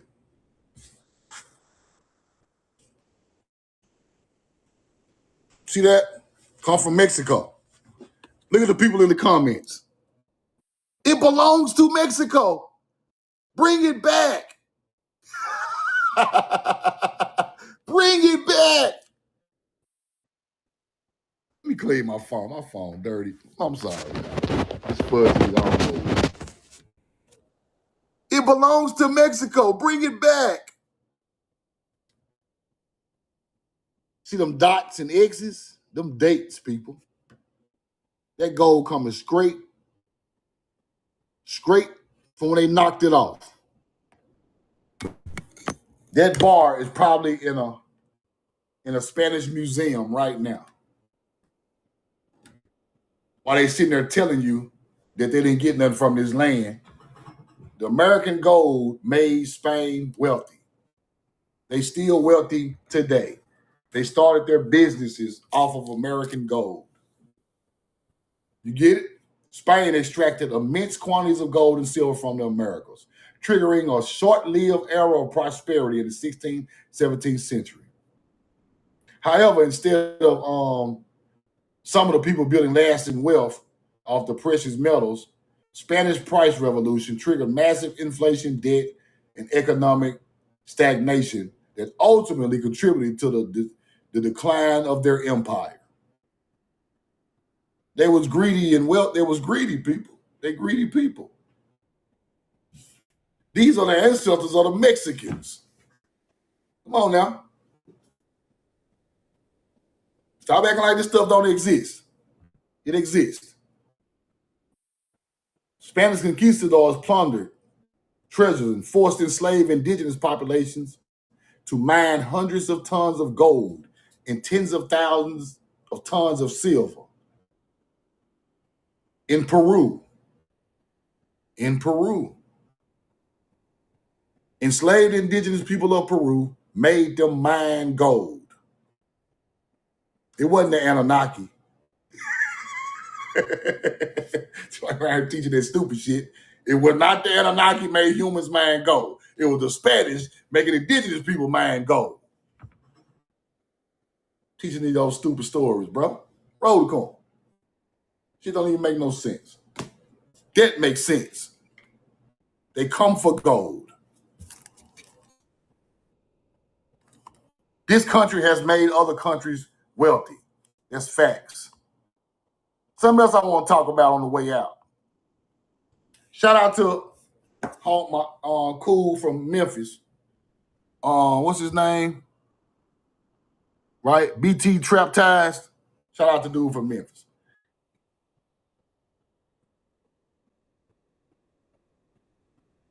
He showed something today that I knew, but I never researched it. And I'm glad he pointed it out, bro. They try to say it's all black on black crime, melanated on melanated crime, right? 1,000 homicides involve melanated women and YT offenders. Think about that. Melanated women getting trafficked. Our people ain't got nowhere to traffic you to. Let me just point something out because I want y'all to understand it. Shout out to BT Bet Trap Ties for their receipt. Melanated women getting trafficked, unalived, used, y'all know what I mean, by YT offenders.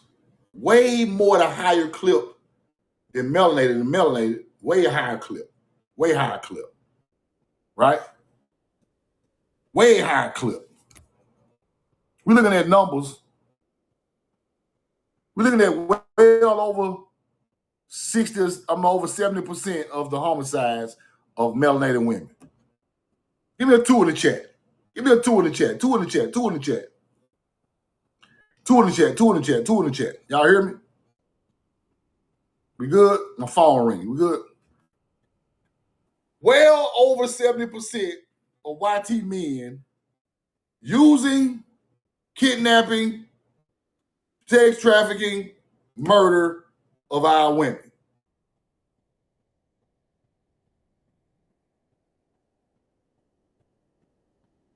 This hurts my feelings, right?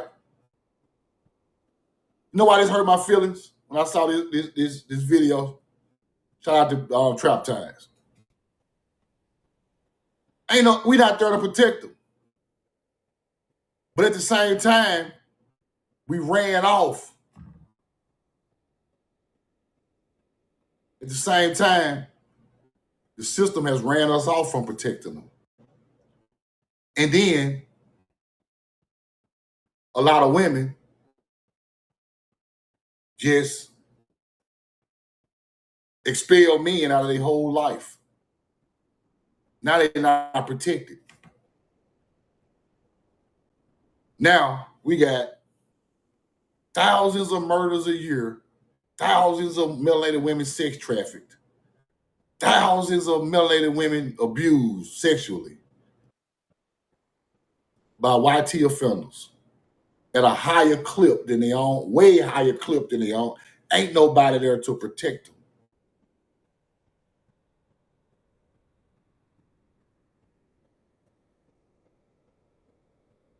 Just a man's presence. I ain't saying you got to be no gangster. You ain't got to be old dog. You ain't got to be a super hood thug killer or nothing. Just your presence will ward off these cowards. If they even see you go in the house with them, they not even coming, bro. They cowards. If they see you around, they're not going to say nothing to her. Just your presence is enough to stop these people from hurting melanated women. Just your presence, just a man's presence anywhere in the vicinity. And then I ain't even gonna make it racial. I'm not even gonna make it racial. Just a man's presence with a melanated man or a YT man or Mexican, anything is gonna void off some bad happening to that woman. Just you being there.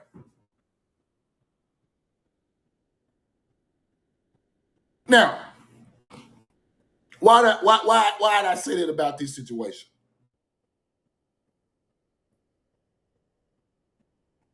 In the old teaching, the woman is the nurturer, the man is the protector. Then I think about way back in BC time, we got nurturers and protectors. The woman nurtures the harvest, grows it, picks it, cooks it, feeds the man, he protects her. He cleans up for her to do it again next year. It's balance and harmony. She's protected.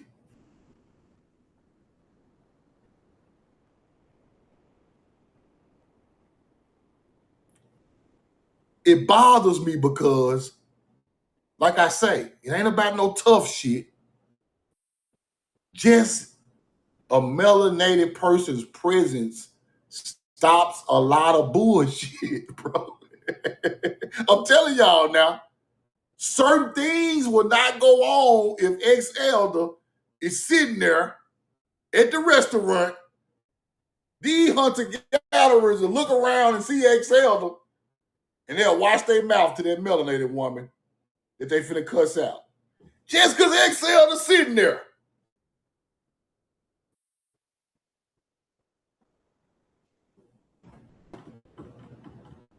It's powerful. Just a man's presence will save your life. Or help. Come on now. See, we want to make this shit all about monetary shit. Everything got to be everything monetary these days. But it's not all monetary. Don't y'all know men prey on women? Men prey on women. They charge you extra for to cut your grass. They charge you extra to fix your car.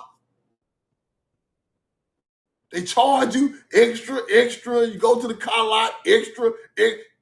It's preying on melanated women getting money off them. Just because you ain't got no man present. It's L after L after L.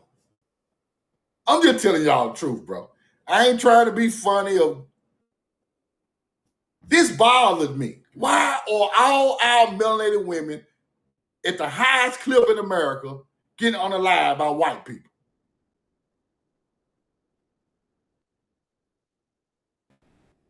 That shit don't supposed to be happening, bro. Why all our young children and women get snatched up, took to Mexico for sex trafficking, never to be seen again? That don't supposed to be happening, bro. They alone. That's why it's happening. So now you gotta look at this thing a whole nother way. Do they want our women to be alone and pull up for the money? You ever thought about that? We got the money and they alone. We could put them in a trick bag. We could flash the money and tell them, come on. They never get seen again. That bothers me. Because that's exactly what they doing, people.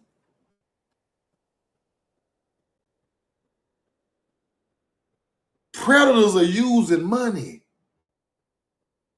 on the end of the hook, reeling them in. That's what the predators doing.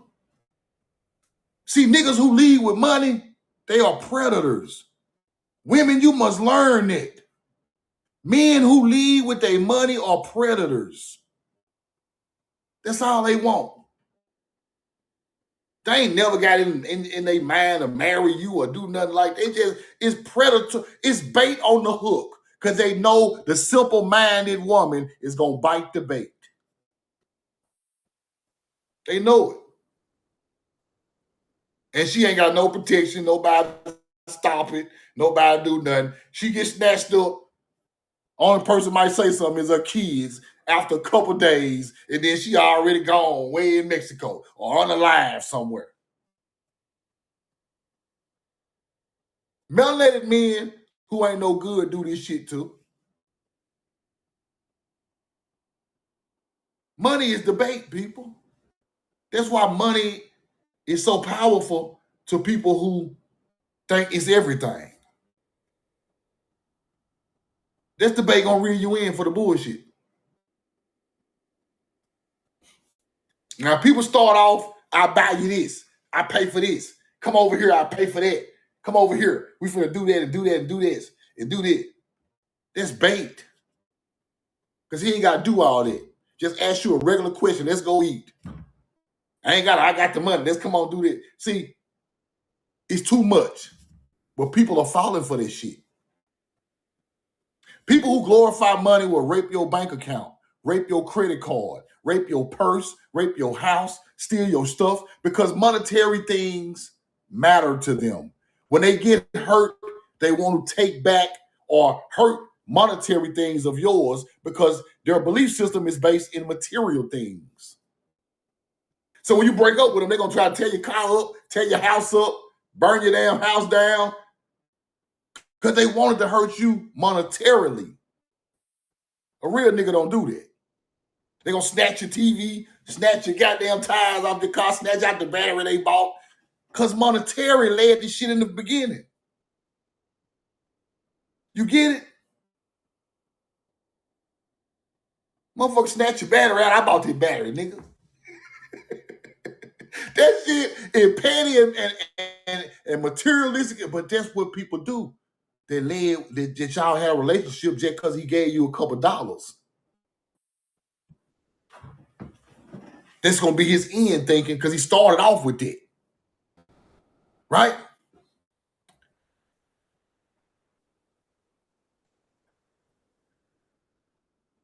So now we live in a world, ain't no nurture. So the women independent. And the people with the money preying on them because they by themselves and they need some help monetarily. People preying on them. That's wrong, y'all. That ain't how this thing supposed to go. That's wrong. It's wrong. People just popping up randomly giving you $100. That shit weird. It's weird, bro. Because it's game, bro. I hate when people don't see cheap ass game, bro. Oh, pay for this today. Now they gonna get you on your phone. Let's go on a date. Oh, he gave me $100. We went on a date next week. You never was seen again. And I ain't trying to laugh, but I'm just telling you it's bait. These folk baiting up people up who are simple-minded for money, man. They baiting you up. People don't care nothing about you. They bought your attention just like they bought a Nike t-shirt.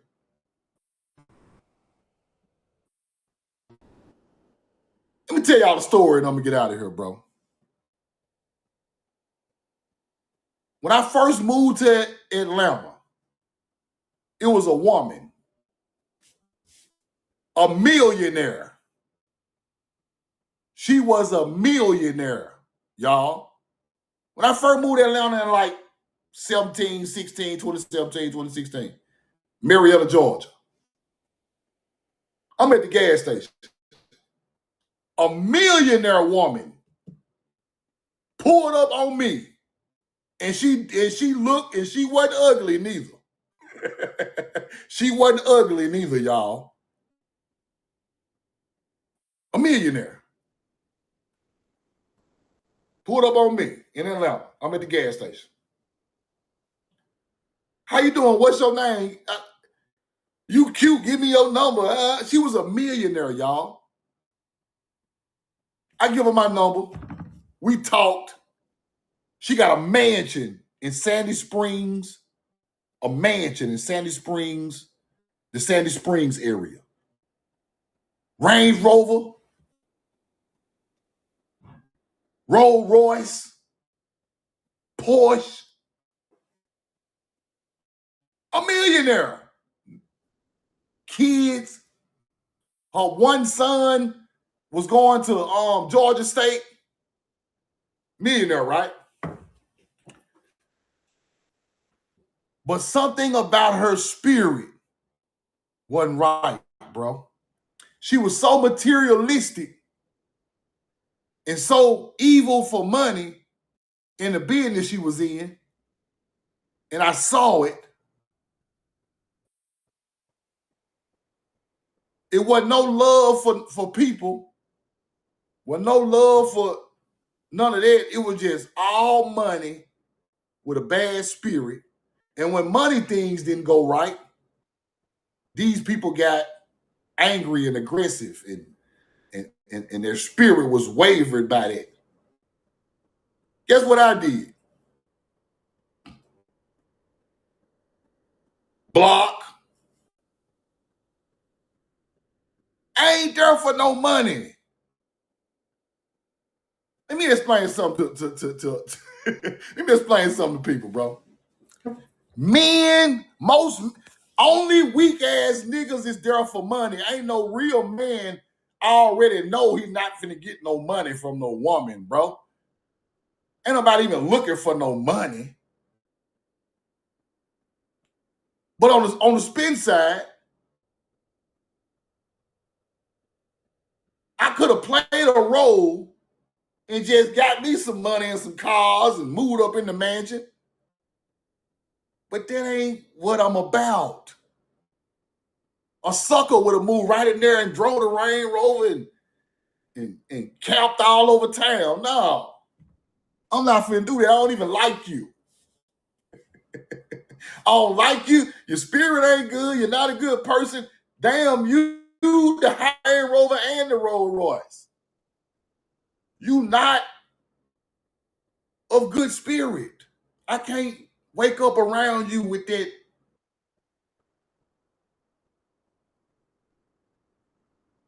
I'm not the other guy. You can't buy me, bro. Now, I said that to say this. A lot of these so-called weak people would have went right in there and dealt with it. Walk right on in there. Come on, what you got for me? Whatever you gonna do, they were down with it. I'm not down with it, bro. I'm not there for no money. I'm not there for no come up, no house, no car, no damn retirement plan. I'm not there for none of it. I'm full with spirit, good spirited people. You can work at McDonald's. You got a good spirit. I have a more liking to you than the millionaire. That don't matter to me. See, I'm different, right? And these people was a multi-millionaire. And I said, nah. So when I see this stuff happening again on a lower version, it's still the same way to me. Might just be a regular person doing the same type of saying evil, saying bad stuff and doing this stuff. It blocked. Because I ain't there for that. I'm there to help. I'm not there to hurt, right? But some people, I'll never forget that story about that lady, though, in Atlanta. Because I'm sitting there thinking, like, these people are millionaires, but they have a horrible spirit and soul. They're not a nurturer. They don't care. It's just about money. That ain't for me. You can have the biggest house on the block. Ain't no love in there. It ain't no house. Let me say that again. You can have the biggest block, the biggest car on the street. There ain't no real love and no real care up in there. It ain't nothing. It's wood and it's wood and concrete. And I know that.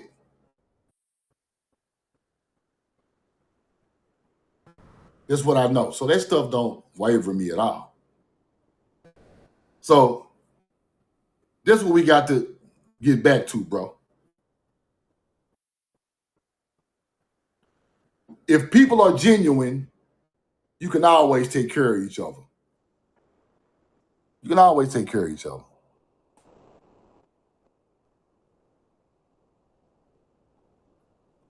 There's no problem. Genuine people take care of each other. But ungenuine people don't. They just be selfish and take care of themselves. It ain't always about no money. Care is way more than money. How you doing today? Anything I can do today? More about that. So that's what I'm saying. Don't get caught in the trick bag. I just hate to see this, that our people are getting unalived because ain't nobody there for them.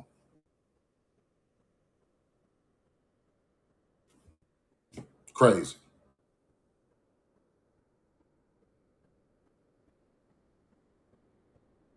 Shricey, what up?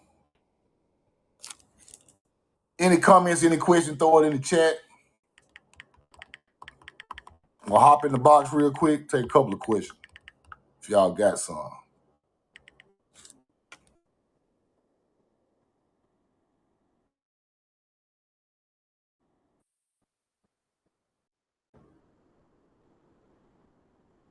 Y'all need protection, bro. And the men got to step up and protect them. If they let you in there to protect them, you protect them. Don't hurt them, you protect them.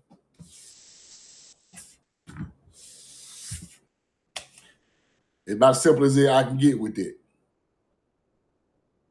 If the women let you in there to protect them, you protect them. You might not have all the money to give them, but you do what you can and you protect them. Take that garbage out, nigga. I don't like that, bro. Like, it's getting to the point to where our women are so independent and so separated from their own people that they just out here on their own, man. And it looked like it was a whole plot to get them out there on their own the whole time. That's crazy.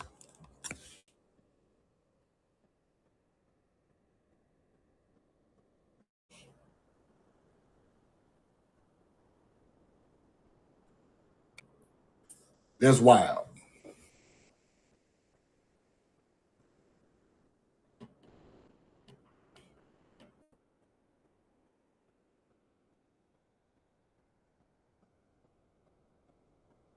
He got you in the garage. Hold on, Janet. What you talking? Hold on, Janet. What you talking about? Explain that. Oh, running late for the airport. Oh, okay.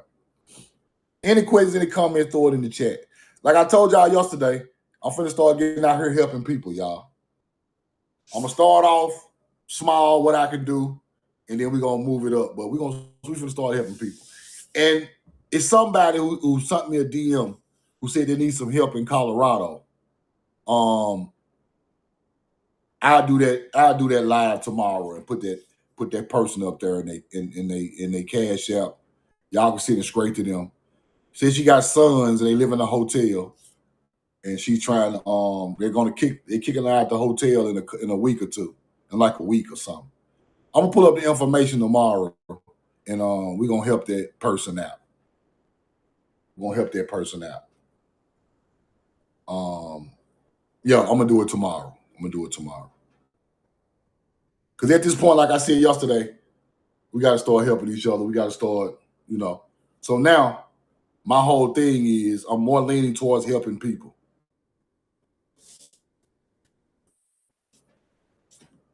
Like, if you've been following me, I know you already learned a lot. You see what's going on. The mounds. A lot of people talk about the mounds now, but I've been talking about the mounds for 4 years, 5 years, people. People just looked over the mounds like they were just some type of dirt plot. Whole time, it's where all your ancient ancestors was in. Now everybody talking about the mounds and what the corn done for the world. And that's cool, though. That's cool because that's what I did it for. I just wanted to open people's eyes up to a lot of this information. When my great-grandmama told me corn fed the most ancient, best civilizations, and those people are connected to us, they are us or we mix with them, I took that as a sign. And that's the way we studied it. So, like I say, I still got a lot of teaching to do, but about our culture, but I think I need to help more people out. That's why I told first people, y'all send me y'all businesses so I can repost them in my stories. Send me your business so I can repost them in my story and on YouTube, because we're going to use these pages as advertisement pages. The same way McDonald's advertise off our videos and they making money off ad revenue off TikTok. We need to advertise our businesses, right? Advertise how we can help our own people who is in a bind at the time, right? You help this time, your help might be coming 2 weeks from now in abundance from your own people, and can't nobody stop it. So that's a big unification thing right there all in itself. That's a big unification thing all in itself. So roll the corn. Help each other, and then we get some type of TikTok video from these people showing how to help them, or I visit them and show how it helped them, and we gonna go from there. So we gotta see the progress of people unifying and what it's doing for other people who really need help out here, right? So that's my new thing. I'm helping people. I always wanted to do that, and like I say, next week I'm on it. Start next week, I'm on it. Love y'all. I'm in love with you, man. Y'all have a glorious, wonderful, amazing day. Stay safe out there.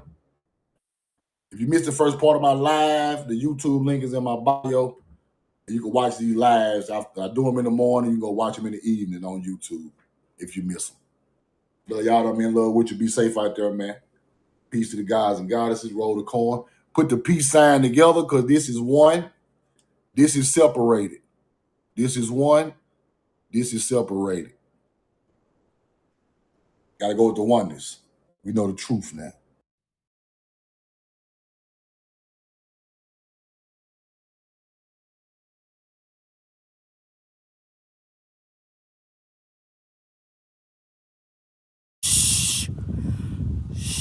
Take a breather. Take a breather. Because you're going to need it in a minute. And take them through there. Take them through there. All right. Wait. Ooh, they be so mad at me, don't they, y'all? Ooh, why you so mad? You mad already? You mad already? No, I'm not even talking to you. Let me see. It was somebody else. But anyway, moving right along, like I was saying. So, like I was saying, Morocco. Okay. So, like I was saying, just stay with me. Stay with me. Yeah, I done left that story, baby. I done kept going back to the story I was already telling, baby. I gotta keep up, baby. I can't get lost in the sauce just because I want to argue. I can't get lost in the sauce. I'm sorry. I can get lost in the sauce in a minute. Hold on, what you got till you get what you need. Hold on, baby. Hold on. Come here. Come here. Take them through there. Cause my phone about to go dead, so I gotta take you through there real quickly. I can't sit on it. I gotta keep going. Hold up. Did I just pass it? I did. I gotta take you through a couple places because once again, we've had to get into the treaties or the treaties that people say that are expired. Not my families. You must be talking about the Moors, not the Moors. They just came about in the 1800s and 1900s.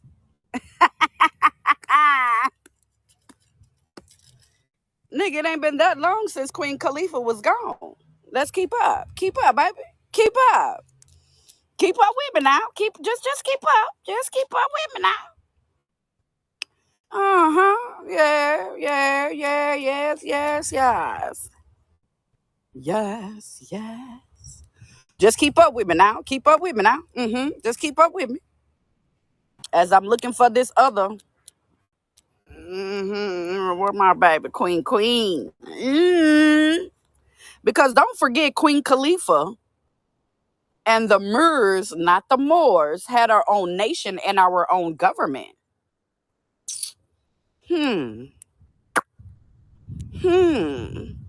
And Queen Khalifa was what? She was what? Lady Liberty. All right, so let's elaborate on the treaties. Okay, like I said, European called themselves, aka the Muslims. What they say right there? And Europeans. Remember, I just showed you the map of us. Okay, now read that right there. And read some of the treaties that's down here at the bottom, right up under Queen Khalifa. Hey, how you doing? The Amazonian Queen. The fuck? The Amazonian Queen. Okay, now look at the treaties right down there at the bottom. And then I'm going to go to another page, okay? Okay. No, baby, these ain't expired. Oh, man. Is she? The United States is gone? Nope. Somebody done bought it? Oh, okay. Then it still stands. Because even the motherfucking laws that came with the colonials even passed over. to the United States of America when they took it as a corporation. And it got their shareholders. Now hold on. Let's go to the next page. And as you can see, that says MERS, not Moors.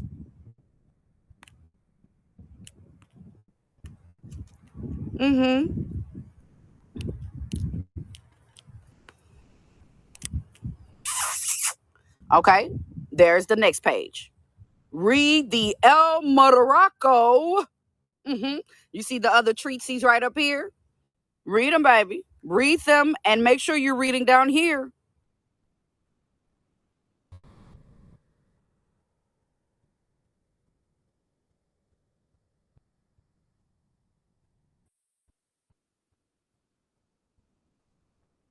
You see how they switched up?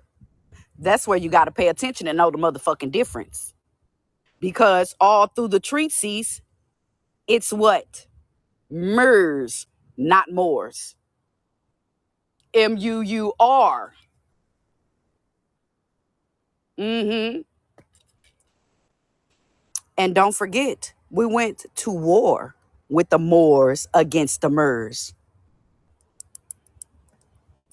How do you think the Moors were able to sign the Declaration of Independence in 1777? Because don't forget, the Moors that are here today are part of the European bloodline that is across the water, bitch. This is the European bloodline that they are. They are not our Egypt and American bloodline. Because don't forget, didn't we not just show the motherfucking map of how many territories were under European hold and how many years? None of them said us did it. Not one of them said us now did it. Not one. Hold on, let me pull that back up. Let me pull that back up real spliffy. I'll wait, hold on. I'll wait. Once again, they didn't find us to 1,000 years later. My phone about to go dead, y'all. It's lagging. All right, y'all, let me get my ass off of here, y'all. It's going dead. It's going dead, baby. It's going dead. Let me end it before it goes dead. Okay? Make sure y'all tap that screen. I mean, not tap that screen. I'll be back later on today. Okay, my kings and queens. Make sure y'all know the motherfucking truth, man. Because once again, we did not get colonized until 1,000 years later after the Europeans, aka X-Men, aka the black nobility, the real black nobility, the royal what? Andrew. What? Andrew.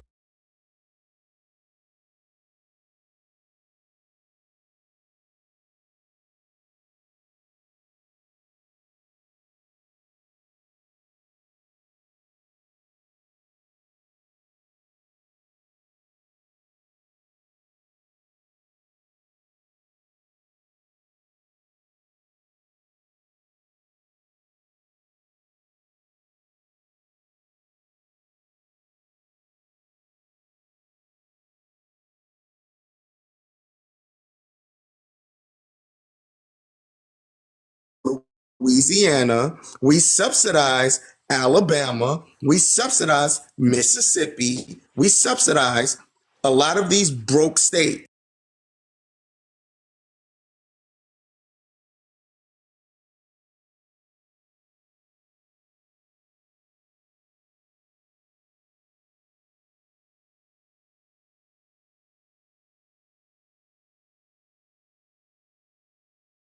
He could have easily got away with it because a lot of people get away with shit when it comes to us, but he didn't get away with it because a lot of people think, oh, I'm white. I'm going to tell them that, this person attacked me and they're going to believe it because we all know how black people are. Boom.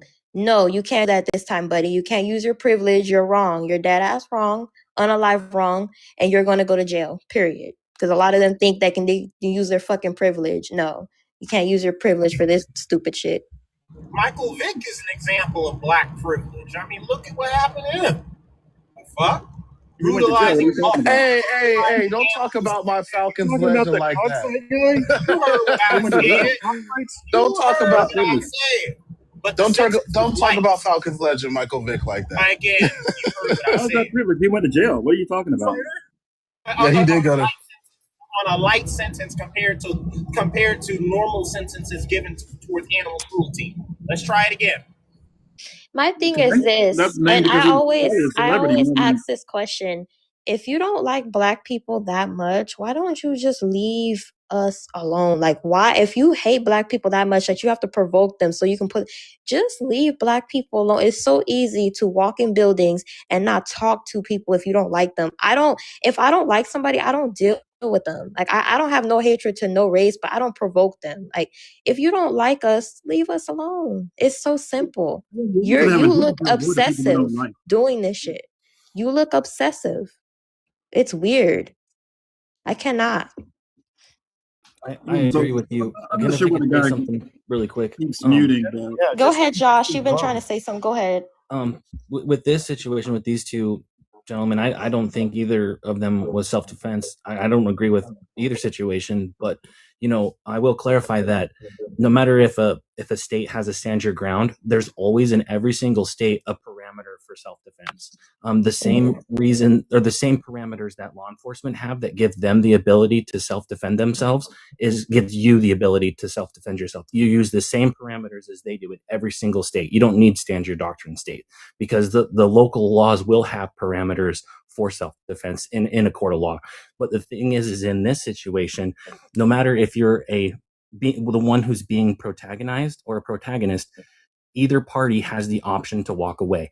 You have that choice. So if somebody's protagonizing you and calling you names or doing anything to you, you can choose to either walk away, or do something else. Mm-hmm. Yeah, and for the people saying really reasonable, he has reasonable belief in the comments. That's up for the court, for the jury to decide. That's not up for Carmelo. Like Carmelo can do it based off in that moment. He can in that moment reasonably believe that he might be in danger, but ultimately it's up to the court to decide whether or not that reasonable belief was justified or not. Almost every single professional said it already. Hold on really quick. I got you. Getting locked up. Hold on really quick. I got you. When it comes to this situation too, I just wish that some of us would think a little bit smarter when we come to these type of situations. Because when it comes to the Carmelo situation, the Chud situations, and many other situations, I feel like these people be doing this on purpose because they want to test black people. They want to be like, what is this person going to do? Are they going to act like their stereotype or are they going to walk away? And I think sometimes we should just really just walk away so we don't have to face any consequences and let them face the consequences, because this is a test. All these situations are tests to see if you are going to be violent, because we're known as the violent people. And when you walk away, it's like, damn, wait a minute. This Negro just walked away. They didn't act like their stereotype, and it makes them look bad. And I feel like when it came to the Carmelo situation, I'm dramatic. I would have been screaming, hollering. I probably would have slapped the shit out of him, scream, holler, call the police. Because I rather get the person bothering me in jail than me, because you bother me first. You touch me first. You were in my business first. I'm going to make sure that you get in trouble first. I think that's how we should look at the situation. Yeah, just, the person, there seems to be this idea that people kind of frame it that somehow the people who are being provoked have the higher responsibility to actually behave better, when really the person who's been doing provoking has that responsibility. Now, the other thing too is, hey, if somebody's provoking you, just again, hey, stay right there, continue to provoke, and I'm calling the police. Just hold what you got. Yeah, you feel me, HR? You feel what I'm saying? Yeah, because now you're calling in police officers, and now the police are going to have to deal with it. You maintain your leverage the entire time. You maintain the higher ground the entire time. Honestly, you really don't even have to walk away. You can say, hey, keep calling me names, keep doing what you're doing, but stay right there because the police are on their way. Now, how many people do you think are going to stand by and wait for the police? Exactly, because we're known as the people that are always arguing, always violent. We're the people in the movies that are put as violent. So sometimes we got to switch the game up and make these people that want to make us look bad. And then it would save some of the bullshit that we have to go through. Now, there are Black people that provoke other race of people too. They do it on the panels all the time. You call them a racial slur, they start arguing with you. Oh, you're racist. My thing is, please just leave people alone. If you don't like them, just have decorum. A lot of people like to provoke people, and then when they fire back, oh, you're racist, you're this. Just leave people alone. Man, the whole focusing on race whenever. I'm sorry. The thing that I don't understand for the me middle of his is sentence that interrupted the beginning of yours. well, that's because I'm a moderator. I can do that. that. So is he. So is he, and you don't get to use. You don't get to. You don't get to do that. You are too. Yeah. Yeah, Bradley. Yeah, I'm sorry. Go Bradley. ahead. It's all good. It's all good, Bradley. You can go ahead and finish. You were in the middle of a point. I'll go after you though. Thank you. I would have known. Dude, I'm new and I didn't even. Oh, I'm sorry. Hey, I got you. It's just sorry. I had a lot to say. Finish. I'll just be real quick. One thing I really don't understand. I absolutely don't get. Now I understand that there are racial slurs 100%, and I feel like that you give the enemy or whoever that's using this racial slur power. You give them that energy to the word. But what I don't understand is that how come when it comes to the hard ER, that word is, a word that is grounds to assault people. But when it comes to the FAGGOT word, that word, when that word is very light. That word is used, regularly, and that's a word that many people have been unalived over. That is a word of hate. That is a word that people get unalived over. I don't understand how people are so people can frivolously use that FAG word, but with the N word. Oh, that's a powerful evil word, but not the FAG. That word is easy. I don't get that. Okay, so A is gonna go next. He's new, and guys. So I just need to make a little announcement. We do have a moderator group chat. Let's be respectful to each other. Let each other talk. Let's work together as a group, please. Because, like I said, I'm trying to get back in my groove with this live shit.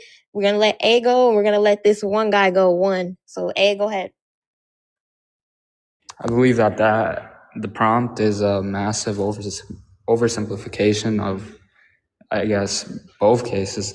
Chud is notoriously known for going around and provoking individuals of a specific demographic, while Austin's situation is entirely different. Carmelo found himself in a tent he wasn't supposed to be in. When addressed, he gave a warning that due to its nature, it could be considered a threat.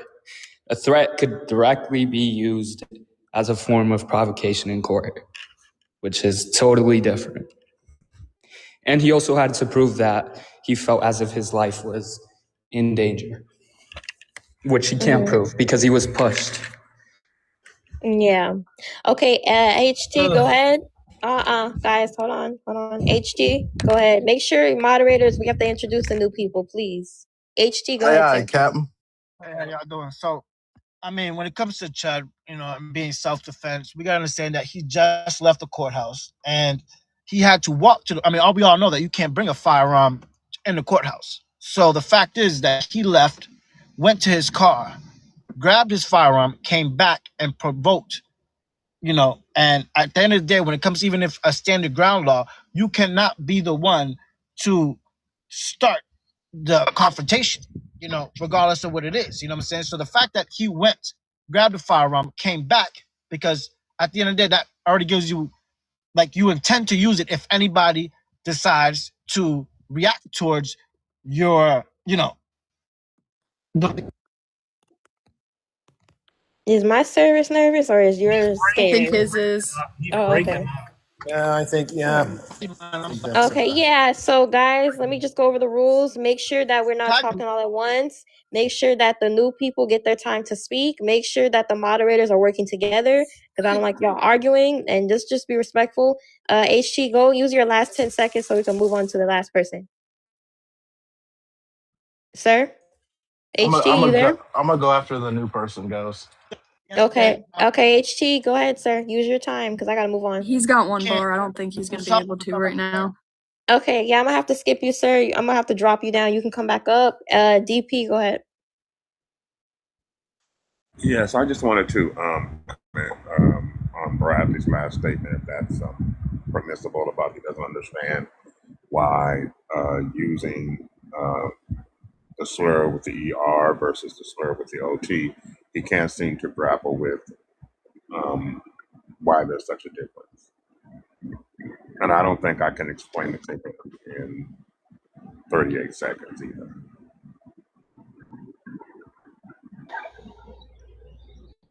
Okay. All right. Well, did everybody go? Where do you want me to go? Yeah, I don't. Is DP you done, sir? Yeah, I'm done. I can't. Okay, Yeah, it's so open discussion. Be respectful. so really quick, just to get this out of the way, I think we've really lost the plot if the first thing we look for whenever someone's committed a crime is their skin color, because we really lose sight of the entire reason that crime is there is because we want to focus on bad people. A bad person committed that crime. Whenever we start focusing on what race commits that crime the much, we've lost the whole point of why that person committed that crime. If you put if that person was white, black, yellow, or purple, they would have still committed the same crime because their character won't change no matter what body, no matter what skin color you put them in. So I just find it so fucking stupid that whenever everyone's like, "Oh, it's a black man who did it," it's automatically worse, and then a white person does it. We just turn the other cheek. A white man commits a crime, it's also bad, and then a black person does the same shit, and then we just turn the other cheek. Yeah, it makes I no don't think fucking we sense. should make it a skin color thing because, like I said, the reason why I said something about a white privilege is a lot of these people are doing shit and they're realizing that I can't use my privilege card to get away with shit. Nobody really can. If you're wrong, you're wrong. And every area, every state, whatever you want to call it, they have their different rules they go by. So the reason why they're hard on Chud is because they have different rules. I don't know exactly how they work over there, but it was something that he did that they're not fucking with it. That's why they upped his bail. They're not fucking with it. It's wrong. You can't even justify it because I know people are saying he has freedom of speech. But, sir, if you're going up to people in their face, calling them names, getting aggressive, people are looking at you like, what the fuck? I don't know you. What the fuck is going on? Yeah, it's going to be some shit. Seriously. Hey, That's Michael, premeditation. That's definitely premeditation. we got Ocean up here, but also for AJ in the comments, he said you can be in he said you can be in any tent. That's not true. There was rules sent out for the Frisco meet, and it states school team tents must be set up in the designated area. See map for details. Each tent is assigned to a specific team and may not be shared with other schools. Access to the event area where team tents are located is restricted to meet officials, staff, event volunteers, and athletes with proper credentials. So therefore, he's not supposed to be under that tent. AJ, I'm not lying. You can look up the meet rules yourself. Well, that's fine. And even if that's true, all that really had to happen was Austin did not have the authority to act as a faculty member, a security. At the end of the day, even professionals say this multiple times. This is At how the I end of feel. the day, Hold on, guys. Hold on. Yeah, I mean, This just is how I get feel. faculty, security, or coach. That's all he had to do. Austin doesn't work at the school. He's just a student. So he had no right to tell this man where he can be.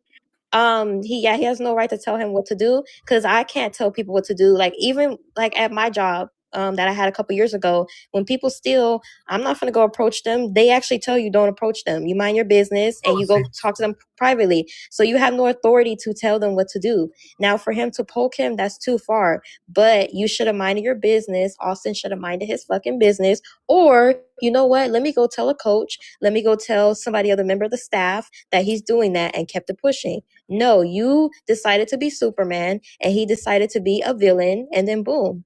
Like it just didn't work out. So you do understand he's a student athlete. Context also matters here. And not to mention, almost every single professional already agreed.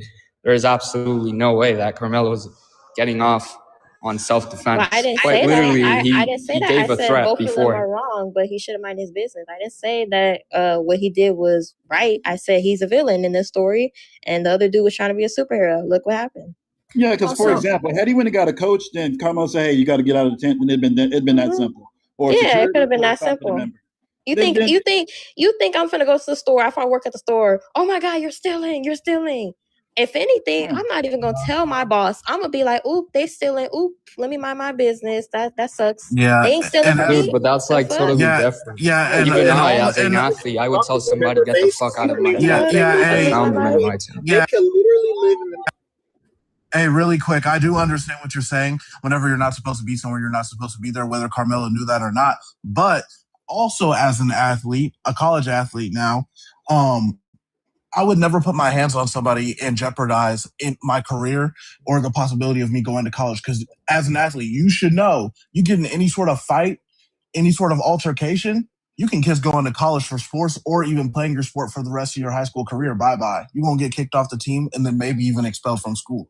So I also, Austin had to take that into account because although I believe Carmelo is guilty, I don't think you should put your hands on people no matter what. He should have went and Yeah, found you feel me, somebody to go Christian? get. However, we We're are on the ignoring same the fact that page. he gave a direct threat to us and provoking the situation To me, Is that before even true? being hold on, was touched. it a threat or a warning? Don't Is touch that me. true? Wait a minute, Yes, hold a on. When somebody says warning. don't The touch warning me, that he gave that us sounds like a was warning. touch me and watch what happens, which could absolutely be seen as a threat in court, which Well, has now been you said make by the many argument that Austin professionals, was If by the you're way. not a stupid. lawyer, you can't Well, say that. okay, so Dude, Okay, age wait, is hold on, stupid. guys. I And guess it O'Shawn said that hasn't in got the a Do I chance police have to to go. search it report. Guys, up? Mike is talking. So, A, you just Yeah, made the argument that O'Shawn Austin is stupid. has not got a chance to go. Go ahead, Warning could O'Shawn. be. Oh my gosh. Like I said, a warning could be a threat given its nature. for the for Emily. I think that's your name right there beside me. Oh, Mia. Mia. Sorry. Emma. No, you're good. It's Emma. Yeah. With the tent situation. So if you research the case, you would know it was like 8 teams and only 3 tents in a district track meet, which consists of all the teams in the district. Then it No, was a lightning delay.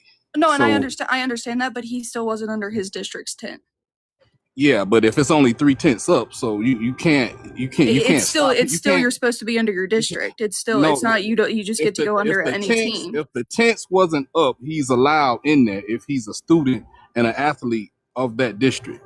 So that's one. But he And wasn't then an athlete in that district. That's what I'm saying. He was not under his yes, district's tent. He was in the wrong tent for his different. Emmy, tents, Oh, all the tents why? wasn't up. So if No, it's any why? sportsmanship, and it was 8 teams, and then as a matter of fact, he wasn't the only one under that tent that wasn't from Memorial.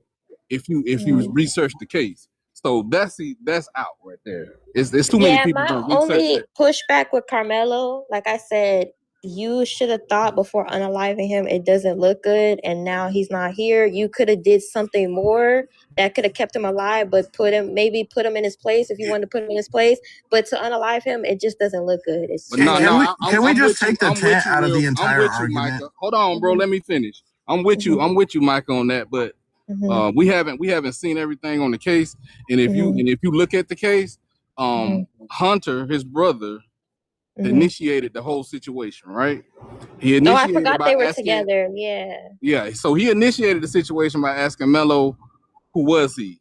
We don't know the tone of how he delivered that message. We don't know none of that. Seconds after he said that, Austin came, pushed, and grabbed him. So at that point, on some bleachers. So at that point, I think Melo had a reason to believe that he was in serious bodily danger. And at Texas Penal Code 9.32, it gives him the right to defend himself. Outside of that, it's a lot of other stuff that goes into the case, but I guess I don't hear nobody arguing that, so I'm not gonna argue. He unalived him with one poke. Damn, he must have put that shit Yeah. on his He didn't unalive right there at the track meet. He unalived at the hospital. No, Listen, can we? I want to agree with what Christian said. I don't know where he said it, but can we stop Emma and A and all of this stuff? It was a damn tent at a track meet where there was rain. Right. Him being there was not going to hurt anyone. It should not Yeah. have upset anyone. It was a tent at a track event. It was not him going into somebody's house. It was not him breaking into somebody's car. It was Yeah. not him doing any of that. It was a tent at a public track meet. You have a Right. point. Yes, he was wrong for drawing any type of device and hurting someone. Yes, it was. I'm not going to argue that it wasn't. But nor was it the place for anyone else other than who had the authority to go over there with your group of thugs. Because I think wasn't there like 3 or 4 of them, a group of thugs surrounded him, if I'm not mistaken, and please correct me, No. because I'm Yeah, so tired of this whole thing. I Whether it think was it got his, lost in translation. A lot of but people think it was a And to group of people that piggyback off of approached what you said, Carmelo. wasn't Because it at least off of 2, what you Damn. said, brother? How DP. you Wasn't mute it at least 2 yourself? of What them? the fuck? How the fuck? Hold on. He said Wasn't it correct 2 him of if them? he's wrong. What they said was me. I believe it was Hunter that said me, my brother, and a couple of friends walked back to our tent, and then he proceeded to say we sat down. But then Hunter started talking. They didn't walk up and all start talking to him and surround him. They went back to their tent and sat down because of the delay. But did somebody accost him, yes or no? That's the point I'm making. Hunter was It talking doesn't to make a him. difference. Austin It was approached a him. tent. Okay, so did no one put their hands on him and try to force it to be removed? Austin Metcalf put his hands on Carmelo Anthony. So again, my whole point is it should have never been that serious on anybody's part. And everybody wants to get caught up on, oh, it was a warning, it was a threat, because the rule says he shouldn't have been there. It was a Literally 10. searched it up. It says it's conditionally considered a threat. Wait, let me finish reading this. Sir, it's a tent Yeah. at a track That's the meet. thing. Wasn't Like I supposed to keep be telling in. you guys, sometimes it's good Okay, to but just it doesn't mind warrant him your being assaulted business. because he wasn't supposed to be there. It's So good to what just you're saying mind is your because he business. Because when wasn't you don't there, mind your and business, you know stuff what like that that sounds like, happens. and you know I what that think sounds like, and yeah, I'm going to both of take them are wrong. Both, like I said, both of them are wrong. He should have minded his business. You think I'm finna go tell somebody, oh, you're not supposed to? I don't give a fuck. Where are you supposed to be? You can be standing in traffic. I don't give a fuck. I'm finna get to my destination. Don't tell people what the fuck to do unless you have the authority to do that. You have the badge of honor. Don't tell people what the fuck to do. And he shouldn't have unalived him. They both wrong. They both should have did things differently. But he shouldn't have, poked him. That shit's crazy. But don't tell people where they can and can't go. Who gives a fuck? You think I'm Also, gonna tell somebody where they But it can and is can't his go? I don't give a business if fuck. he's in his tent. no, Anybody can Do assume It he? is the quite twins literally was his No. looking. business. He doesn't Anybody own can that assume the tent. twins was looking for trouble because it was. I'm gonna hold on. When y'all hear the voice that was just talking, Micah, make sure y'all mute up immediately because she's yelling over y'all, and I know that gets annoying as It a host, does. so she shouldn't have to be yelling over her own Man, panel. what I'm not is saying names in specific. I'm just saying, like, please be mindful if you hear her you voice, muted try me to like after stop. she stopped talking, bro. No, and I get waited that, till she but stopped that's because I was trying to say that like right after she stopped talking, and then you and HR like both started talking immediately. So you, Alicia, and HR, like y'all all got muted. It wasn't just you. I promise. Yeah, and before Ocean, you'll be the first one to speak whenever we get to open panel. But Mr. No I'm Statement, done. you were up here. You're up here waiting for a while. Go ahead and I'll give you your minute. You can give your thought on the prompt, man. All right, yeah, how y'all doing? As far as the Chud situation, is to my knowledge, freedom, hate speech is not protected under freedom of speech. So he was provoking people and the things that he was doing, and you can't really say self-defense if you was the aggressor. So, and with the Carmelo situation, now granted, he shouldn't have had the weapon, but that still don't, and he was in the wrong place maybe, but that don't get it right to nobody to come and put their hands on him. And no, we cannot really say how he might have felt or how he's supposed to respond to a threat. If he's being attacked, you can't say how he's supposed to respond to that. Mm-hmm. And I land right there. I mean, ultimately, it's going to come down to the feelings of the court and not Carmelo, even though he can feel however he wants in that situation. And people saying Carmelo provoked it. Yeah. I'm like, Yeah, so that's true. from my understanding, correct me if I'm wrong, he was standing in the tent. They saw him and like, okay, he's not supposed to be over here. And that's when they approached him. So I wouldn't say Carmelo provoked it. I would say Carmelo did not make the right decisions and took it too far. Because if he's standing in the tent, he was minding his business. And A that's lot I of people lean towards. a lot of people misconstrue the evidence and like to say that a bunch of people approached him. Whenever all they heard, Hunter talked to him. Hunter never got up and went up to Carmelo. Hunter was talking to him. They were getting in a verbal altercation. And then Austin took it upon himself to stand up and walk up there to confront Carmelo to stop the verbal altercation. Then he put his hands on Carmelo. Carmelo then unalived him. That was a series of events. You just said two. It sounds like two young teenagers fucked up. That's that's essentially what they did. Like now you got two teenagers who had no business telling another teenager what to do. Y'all are forgetting the fact that these teenagers don't recognize other teenagers' authority. Again, faculty, security, or a coach. That's all they had to do. Go get a coach. That's literally it. And then we wouldn't even having this discussion. Wrong tent, whatever, all this other stuff. Go get the damn coach. Go get security. Go get a faculty member. And then this is the thing about, if somebody says, "Don't touch me and see what happens." Look, I don't know about you guys, but I'm taking that as a warning. Now you're making the argument, that Austin is stupid. That's the argument that you're making, because now he wants to find out. Oh, well, let me touch you and see what happens. Like that's a stupid thing to do. Never. It really is stupid. Yeah, no. If you're in a verbal altercation with somebody, that boy is stupid because he wanted to find out what was going to happen next, and then he found out. If you're in a verbal altercation with somebody, it's a heated situation, and y'all are both sitting there in each other's faces saying shit that you shouldn't say, and then one of them says, "Touch me and see what happens." That's a threat. That's not a warning. Because Carmelo said that? Yes, Carmelo said, "Touch me and see what happens." This was multiple people said he said that. So if you're up in somebody's face, y'all are having a verbal altercation, and that person who is sitting less than a foot away from you says, "Touch me and see what happens," that's not a warning. That is a threat. But you can't deny it. Oh, so he said that. Warning, so he didn't. So hold on. I have to call you stupid. Wait, hold on. Hey, I need y'all to hold the fuck on. Hold on. So you're telling me that he told him this first, so he didn't just touch the dude just because he was at the wrong place. He touched him because he said, "Hold on, damn, nigga, what the fuck, y'all about to make me." Anyway, so he touched him because he gave him an invitation to touch him. That's what y'all trying to tell me. There was an invitation. Yes. Either way, it sounds like a warning to me. Just don't touch it. It's a warning, though. It's not a warning. Well, it is technically a warning. Yes. It's a warning. By definition, it is a warning. But an aggressive warning in court is still viewed as a threat. Yeah, if his lawyer is good, you can't deny due to its nature. that is Hey a guys, warning. hold on one second, guys. Okay, y'all need to have some decorum. Oh my gosh. We've got a new person up here. Yes, have some decorum before I start yelling. My bad. Thank you. Anyways, Alan is. Oh no, Pancakes. It's Pancakes. Go ahead, Pancakes. Oh yep.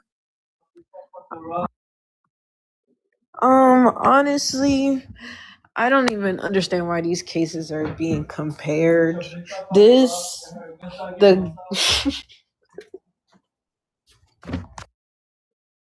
Girl, what? Oh, you went on Teacup. Yeah, she sounds like she's not qualified for this conversation. Anyways, FBA. I remember her. She's been up here before. She goes fucking wild. Yeah, I don't remember a lot of faces. FBA, you can go next, because I don't got time for that shit. Yeah. So from my understanding, what I read and heard and what have you, Austin put his hands on Carmelo, and then Carmelo told him if he does it again, see what happens, and he did it again. So I don't know. I don't care if it's a warning. I don't care if it's a threat. I don't care however you want to take it. Like any sensible person who's told, "Don't put your hands on me again, or you're gonna see what happens," should probably not put their hands on that person again. That's just me. Wait, he put his hands on him 2 times? Yeah, from my understanding, he put his hands on him. Carmelo got him off him, told him, "Put your hands on me again, you see what happens," and then he did it again, and then he poked him. Use the right wording. He said what? He said, "Touch me and see what happens." Then he said what? He said, "Punch me and see what happens." I don't care what it was. Don't put your hands on folks. I don't Wait. Let me ask this question. So he put his hand. Hold on. He put his hands on him 1 time, and then that's when he responded, "Touch me again and see what happens." Yes. So this is my thing. He gave a threat beforehand, and he gave a follow-up warning. Wait, hold on. Do you guys have proof? Hold on. I need y'all to shut the fuck up because y'all pissing me off. Y'all testing my patience. I told y'all when you hear that voice, shut up. I'm about to start dropping them. Does anybody have actual screenshots? Do anybody have actual evidence? Because it's too many fucking people saying this, that, and the other. So I need y'all to show proof. Fraud is very good with this case. The one who's up here Fraud. next to Okay, me. thank you. You can unmute, sir. Go ahead. Hello. What's up? Hey, what's up? Good morning. If I was home, the only thing I am a strong believer of is that I can prove to you that Austin went to grab his backpack to take it, and then after he did that, he got poked. What? Why the fuck was he trying to grab his backpack? It's too much damn. To get Too him to many leave. I mean, surprises. if I was home, I would show it to you. His father and obviously Hunter did his own interview saying that Austin tried to take his backpack and he got poked for it. Now, when it comes to the witnesses, obviously some of them are saying something different. One says he touched him, and then he says, "Now punch me." Another one says when he tries to push him out of the tent is when he then gets poked. So it's different, There's too many scenarios. goddamn spoilers. There's And too many these are all goddamn supposed confessions for witnesses. this Yeah, these case. are all Ugh. 3 different witnesses saying this. I don't know. This shit is just, I don't know. Just don't touch people if they don't touch you, and match energy. Don't do shit like that. Poke people if they didn't poke. I don't know, man. I'm gonna need to see a book on this or something. Some paperwork. I don't know. This shit is confusing. I don't know. But when it comes to the whole thing, thank you for having me. The guy, the builder, it probably could be seen as self-defense. The problem is he has too much of a history of him saying too many silly things, and a bad history can be used against him. If you know about that case in Virginia where the YouTuber, you can look it up on YouTube, just type in YouTuber prankster gets pew-pewed in Virginia in the mall because he had a history of getting in people's faces, one of those stupid pranks where you're harassing people and then he was in their face. He wouldn't get out this guy's face who was trying to make a delivery, and then kept bothering the guy when the guy was trying to walk away, saying, like, "I don't know you, get away from me." Kept getting the guy's face, and then he just pulls out a pew-pew and hits him right in the stomach with it.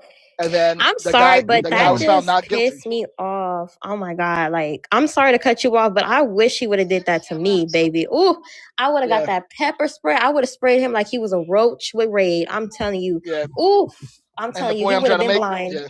And the point I'm trying to make is he got pew-pewed in the stomach, and then they said not guilty. The jurors, he still did time for having the pew-pew, but his lawyer's trying to fight that now. But Like, because who gives you the right to get in people's face and call them like, ooh, some people, man, they need a good ass whooping. I'm telling you, because they be feeling like I'm this, I can do whatever the fuck I want. I'm telling you, bro, that shit just makes me want to pull somebody's eyeballs. Let me stop, bro. You getting in people's face. Yeah.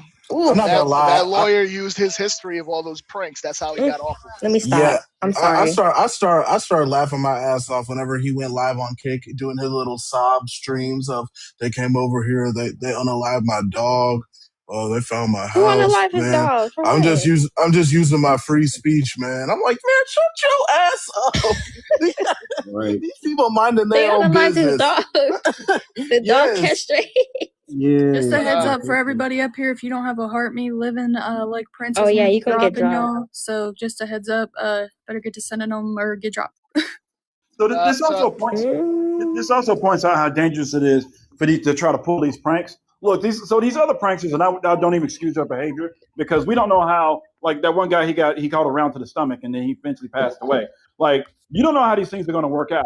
We know that these other pranksters aren't running around armed with pepper spray and all that other stuff. Even with all of that, you still can't run around bothering people because you just don't know how somebody's going to respond. And if they say you leave me alone, then you have to do that. Like that's the end of your prank. What they're trying to do is get content. And honestly, what's going to happen is that these platforms are going to probably start getting sued because they should. In order for these people to get the content and get the likes and get the engagement, then they need the platform in order to get it done. Now, if that's their motivation, so if you take that away and these folks start losing money, then all these little. There's another person that does this shit too. This white girl. She goes wear braids and she's like, I can wear braids. The Vikings, they created the braids. Do you feel offended that I'm wearing braids? And then she gets in people's face like, bitch, sit your little orangutan ass down. Like like some of y'all need to find other things to do. Why don't you go sell some muffins? Why don't you go sell lemonade? Why don't you go clean people's hair? Like do something else with your platform instead of bothering people, bro. I don't have enough energy to fucking bother people. Like it's other shit to fucking do. Like They don't have talent or skill. That's what it is. Literally, the only streaming service they could use is Kick because Kick doesn't have restriction on language and like what you can show on camera. So that's why a bunch of streamers are streaming on Kick now because it's pretty like Twitch was banning people left and right, YouTube banning people, TikTok banning people. So they go on Kick and they can say whatever they want, do whatever they want, put whatever they want on the screen, and then they can't get banned. So Kick is probably going to start getting sued. Yeah, well, Kick is up next because look at what we're getting. We're getting the results of all like that pretty much, see how everybody just kind of slowly shut all this and say, wait a minute, you're doing nonsense, you're provoking people, this is stupid, find something else to do that's actually in. So the whole point, well, one of the points of social media is to inform, engage, entertain, and a whole bunch of other stuff, but you're not supposed to create problems, right? You're not supposed to be intentionally creating problems. If something comes about as a result of something that nobody did, we can look at that and kind of judge that a little bit differently. But if you're intentionally running around creating problems and provoking and doing all this other stuff, I tell people this all the time. you never know how this thing is going to play out. One dude went in the middle of the night into he was pulling a prank in the middle of the night, and the guy, thought he was being getting burglarized, so he protected him. He protected himself and his family. Ended up taking that guy's life. They wanted to arrest that guy. And I'm not sure of the case and all this other stuff, but the bottom line is that it was the middle of the night. This prankster was doing this whole little prank, and I got to get these likes and all this other stuff. Dude ended up losing his life, and now they're mad at the guy who took him out. When that dude was legitimately protecting himself and his family from a possible, burglary. Like this is all legit. We can't. You know what's funny, HR? Well, a lot of people are going to disagree with me, but I don't feel like race is a big issue. I think there's other stuff that we need to be worried about, but there's people that are not happy with their race. They're not happy being the color that they are. So they have to go out here and attack other people because of that. Race is not a big issue for us. I think the big issue for us is like the cost of living, our people that we have in power, the government, and people make race such a big issue when that's not the big issue. The big issue is the people over us contaminating our food, our hair products, fucking with our children. But no, people don't like being the color that they are, so they have to make it an issue. And then they go around here attacking people. And then the same thing, they go around here saying, oh, these people are racist, but they're over here promoting racism with their platform, with their mouth. It's just ridiculous. Like, if you don't like being the color that you are, that's your problem. Don't go and project it onto other people. Well, that's supposed to be worked out in therapy. That's what they have those psychologists for. Yeah, some of these people need therapy. I don't think race is our big problem. I think the way it's promoted and the way people like attack people, that's the problem. We got bigger problems. I went to another country, right, for vacation there, and I'm just thinking, I'm back here, right? And I'm like, damn, everything is so fucking expensive. $2 for a fucking Uber. When I tell you I thought I was being scammed, I was like, $2 for an Uber. I looked around, I'm like, are y'all playing with me right now? Are y'all playing? Say psych. $2 for a fucking Uber. It's $20 fucking dollars for Uber over here. Like, I think that we should be worried about that. The cost of living, the cost of everything. But that's just my opinion. We have new people on the panel, Reb, and then Big Dog, if you guys want to answer the prompt. So, I guess it's because they want to live in delusion and they think claiming self-defense is the way out. But the only reason why self-defense is being thrown around is because he asked, would self-defense give me a lesser sentence? That's the only reason why self-defense is brought up. And Mike, I have a question for you. If somebody is so pro-black and anti-white, how do they have a half-white wife? Does that make sense? Who we to you? talking about? Tariq Nasheed. I don't follow him. Movement. He's a creator of chaos. I don't follow him, and he don't accept me too because I'm half Caribbean. I don't follow that nigga. No, that's why I'm asking excuse you. me. We love TikTok shops.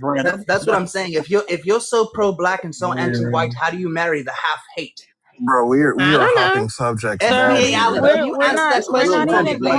not even talking about that topic. I'm not trying to be rude. We have a topic. Right, that's why the question was just for her.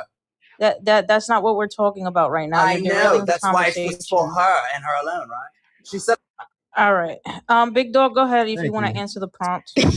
I appreciate it. How you doing, folks? Mello, I would say that's self-defense, but he will get a little bit of time because that's due to school policies. I would say self-defense, but he will do time for school policies. I didn't know he was going to ask that question. Okay, but Chud, well, he inflicted himself in that because he gave his own research to find what he's planning on doing and how he's going to attack these people, provoke these people, and go around and do this and say that, and then claim self-defense, just like he just said. Okay, if you go out there and you provoke somebody, you got consequences. I got freedom of speech, but not freedom of consequences. Freedom from consequences. Okay, I can say what I want to say, But the consequences of me saying that, I have to live with that. He had the freedom of speech to say what he wanted to say. He did it on every video. Come up and touch me and see. Touch me and see. You're chipping out. You're blase, blase, blase. Now he got the consequences. After he pew-pewed him and then he pew-pewed himself. It looked like he was the one chipping out. Shit, he started rat-ta-ta. Exactly. Exactly. That's why they say they cheddar bobbed himself. Seen 8 Mile, cheddar bob. You Man, feel me? he literally tough until they get up in his face, and then he has a can of bear mace in his hand. It's like, Oh bro, yeah. you such a Oh yeah. bitch. Oh yeah. Oh yeah. But see, what they didn't show you is the gas station video when he got slapped and spit on. That's That gonna was Well, hilarious. so that's gonna in be that shown in court. situation, in that That's gonna situation, be shown in court. well, so in that situation, you had both of them had their glicks. Both of them was Exactly. But he so he approached the did. man in the store. Yeah, so he kind of knew not to kind of take it too far. But now I did want to kind of relate to something that people were talking about. They're talking about the bond, right? Look, one of the reasons that the bond was high is that there's some other mitigating factors here, right? Is that because people are trying to compare and contrast the Anthony Bond versus the Chud Bond, right? Look, he was already out on bond. He had just been arrested just a couple weeks earlier, right? So he was already out on bond. He already had a case that he was dealing with. He had so he's been getting arrested since he was a teenager. He's got quite a few charges behind him. But the big Wait a thing, minute, who's been What was getting he on arrested bond since for? they a teenager? Chud? Chud, Sure. yeah. Oh, Now check this out. damn. Now the big thing that really actually comes behind this is that, and I listen to the reports, and especially in the news, and especially you got to pay attention to what that judge said, right? He was being very reckless with that firearm, right? He was being very reckless. Like when you discharge a firearm in a general public area, it was actually very reckless and callous, right? Because he's in front of a courthouse. First of all, he had to go get it. He's in front of a courthouse in a public area. He could have hit anybody. He could have hit a little girl. He could have hit one of the police officers or the sheriff's deputies. He could have hit anybody in that vicinity. When everybody who knows anything about ballistics knows that you gotta find your target, fire at your target, and consider what's behind it. And when you're not doing stuff like that, you're being very reckless, especially when you fire in a public place. Even police officers have to be trained to that extent. That's why sometimes they don't even take, even if they have what they believe is a good line of sight on a target, they might not even take it if they're considering what's behind it. If they're not sure, they're probably not going to take that shot. Facts. I have a question for you, HR. So his whole agenda is to see if Black people will crash out and be violent. But this man carries a firearm with him, to my understanding. So it looks like he's the one that's violent. Absolutely. Yeah, That's weird. And essentially 99% of the time, Black people proved them wrong. I can't even. I mean, we got the gas station incident, but even then, again, both of them were kind of equal standing. So that's kind of why that's probably why both of those guys, or that one of those guys, did what they did, because they realized they were on equal standing, and then somebody was gonna pull a glick first and kind of go.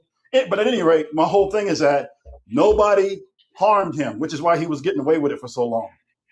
Nobody harmed him. That's weird. He's been doing this for a long time now. This wasn't like a one-off where he got upset and he started doing it. No, he's been doing this for a while. So even his narrative of they chipping out and they doing this and that, and it totally went against his narrative because nobody. Hold on real quick, FB. I want to answer mustache.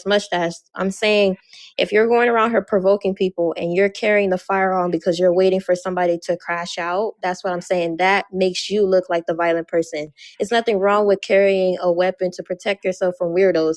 But if you're carrying a weapon because you're waiting for somebody to crash out on you and you're waiting to fit their stereotypes so you can pew-pew them, you look like the violent person. You look like the aggressor. It's two different reasons to carry a firearm. And I'm going to go with Young Jay next, guys, real quick, because he's been waiting.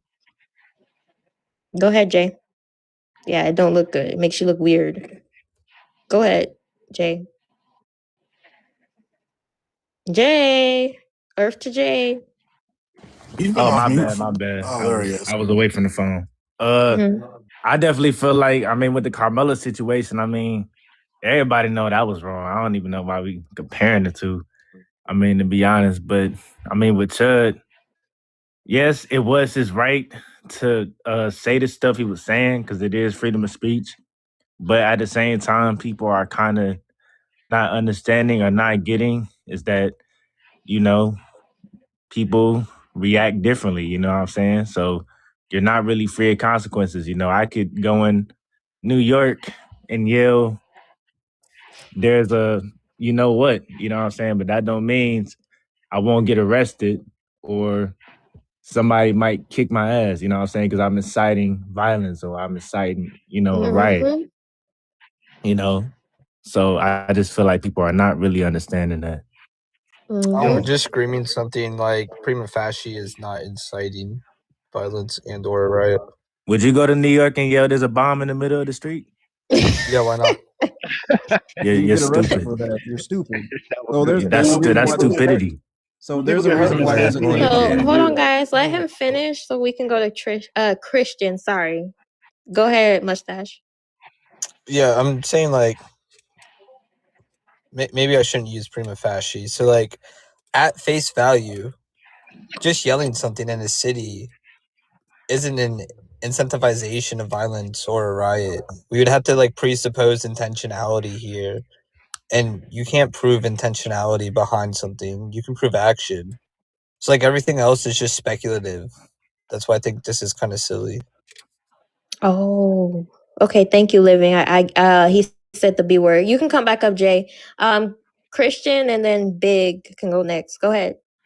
I just thought it was kind of funny how Chud was saying all this stuff about black people, but then a black woman came out and said that he was getting done like Boston Richie a few years back. So I thought that shit was fucking hilarious. Wait, he was what?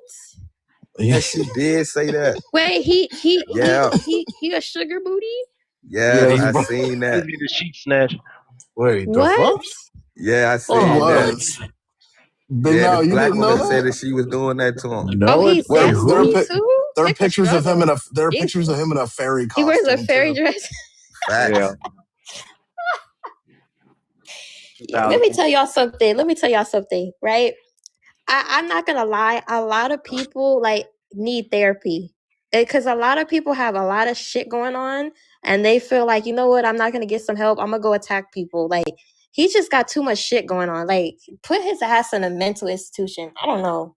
It's too much Something shit. What happened else to he him got? because he ran into a few black people that he knew on stream and was cool with and was like talking to some black people without calling them hard R's. But then he would just like flip a switch and go approach a random group of usually black men with dreads who are minding their own business, walking to home or walking to a store, and then hard R and then start pulling out his bear macing them, and then calling the cops. Clarifying Majority question. was homeless. Majority was Should have homeless. came to DC with that shit. Okay, guys, one mic. For those that it's applicable to within the TikTok realm. Isn't this kind of the white guy y'all been asking for though? I bet y'all won't go up to a black person and say this. I bet you won't do this. Isn't this kind of what y'all been asking for? But y'all do it. I Y'all don't do it. care. Shit, y'all be snapping. Y'all No, do nobody it. asking for that I guy. don't I'm care just saying, like, about. be careful what you ask for, right? Nobody was just asking hope for that guy. we don't But you care. got a Nobody point, but asked for that. still. Okay, so You know what's funny? I never heard of this dude because I don't be looking at that type of social media stuff. But I heard somebody said there's this guy that provokes people, and I see how he looks. I'm not even trying to be funny, like babes. Like you need to pick a struggle. Like he looks like one of those people in those movies where they, have crimes against people, 8 people, and like they have a documentary. Like he looks weird. He looks like a pedo. No, Like pick a struggle. doesn't He he looks look like nasty. no, doesn't I he want look to like answer hold on. Mustache's question. He's just Doesn't he just looks disgusting. doesn't he look So, like Hello Neighbor with a mullet? so the He looked mustache. like if you was to walk around him with your children, you gotta hold your kids tight like a lottery ticket. He just looks like I'm just saying this. It's not a race thing. It's just he looks weird. Like you can just feel his No, energy through the he screen. does. He looks weird. Yeah, he does look weird. I'm not gonna He's lie. disgusting. Like he looks like he be on his phone all day looking at black people and thinking of ways like how can I disrupt their day and how can I be a bad person. Like he's just disgusting. He's a provocateur. Yes. So as it relates to this argument about free speech, so what Cho was actually doing was a bastardization of the free speech ideology, right? Essentially, free speech was basically, if you look at the First Amendment, it's about you're not supposed to be punished just because you criticize the government. It starts off with saying Congress shall not do that with whatever abridge the freedom of religion, speech, press, and a whole bunch of other stuff, right? And it's like 5 seconds to the freedom to the First Amendment. That's what it was for. It wasn't so, hey, I could run around and call people names or just hurl slurs and walk around and slide by with it. That's a bastardization of the freedom of speech. It's a misuse of it, really. And to try to argue that that's what it is and that's what it's for, that's literally not what it's for. It's to protect citizens from the government. Just when you have a right to petition your government, right? And then the government will come down on you and say, hey, we're gonna punish you for criticizing. What the hell? What the fuck? I don't think we were supposed to see that picture, sir. I'm sorry. Well, he was talking about freedom of speech and hold on. Well, hold on. What the hell? Sorry, he was getting political, and I agree with him. You want a big booty Latino? Well, hold on. I was trying to say that's me. I voted for Trump with my MAGA hat on, but I am against ICE. I protect big booty Latinos with my lights. You know what I mean? But you gotta go. Hey, don't do that to my. No, I'll get my stance. Yeah, go ahead. Yeah, why self-defense being demonized for the other is like, well, I really don't care at all about race or anything, because even though Chud want to perpetuate that whole narrative, whatever his stance is on politics, the way he's going about it, I'm sorry, but he's a piece of shit. Carmelo Anthony, I understand that he probably felt scared at that moment, but once again, his feelings is not his subjective fear or feelings are not going to save him in court. They might give him an explanation of why he did it, but it's once again, a lot of people conflate with explanation and a justification. They're not. They don't intertwine. They're not the same thing. Based on the totality of the circumstances and what we know so far, based on the arrest affidavit, Carmelo Anthony is going to be a very, very uphill battle for him to prove self-defense or claim self-defense. Chud, yeah, with his prior history of being the provocateur of especially towards people of color, and knowing that, everything else, all the shit that he says on the internet, I think he kind of abused the whole narrative of freedom of speech. I actually seen someone who actually tried to argue that with me and thinking that that's going to get him off with freedom of speech by the name of Nick.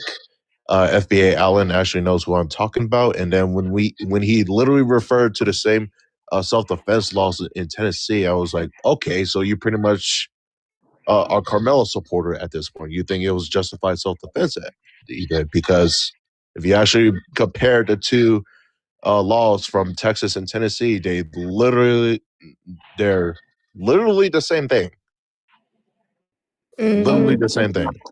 Yeah, just so the lynch. Oh shit! I pushed the wrong button. Well, I wanted to say for what Mustache said that. Oh, my fault. Was somebody else talking? No, you good. You good, Alan. Go ahead. Oh, yeah. So to respond to what Mustache says, because he's so disingenuous, talking about, oh, isn't this what you asked for? No. What folks are saying when they say it to people's face is because it's inflammatory. You know it's going to cause a stir. You know it's going to make somebody want to actually physically harm you and whatnot. And I want you to be able to back that up. But what Chud is doing is walking around, is saying it, and then having a pew-pew on the side and saying, oh, we'll do something about it. No, that's not what we asked for. We asked for you to be man enough to face the consequences of you saying it and be willing to fight behind what it is that you're saying. Not say it and then hide behind a weapon and then call the police.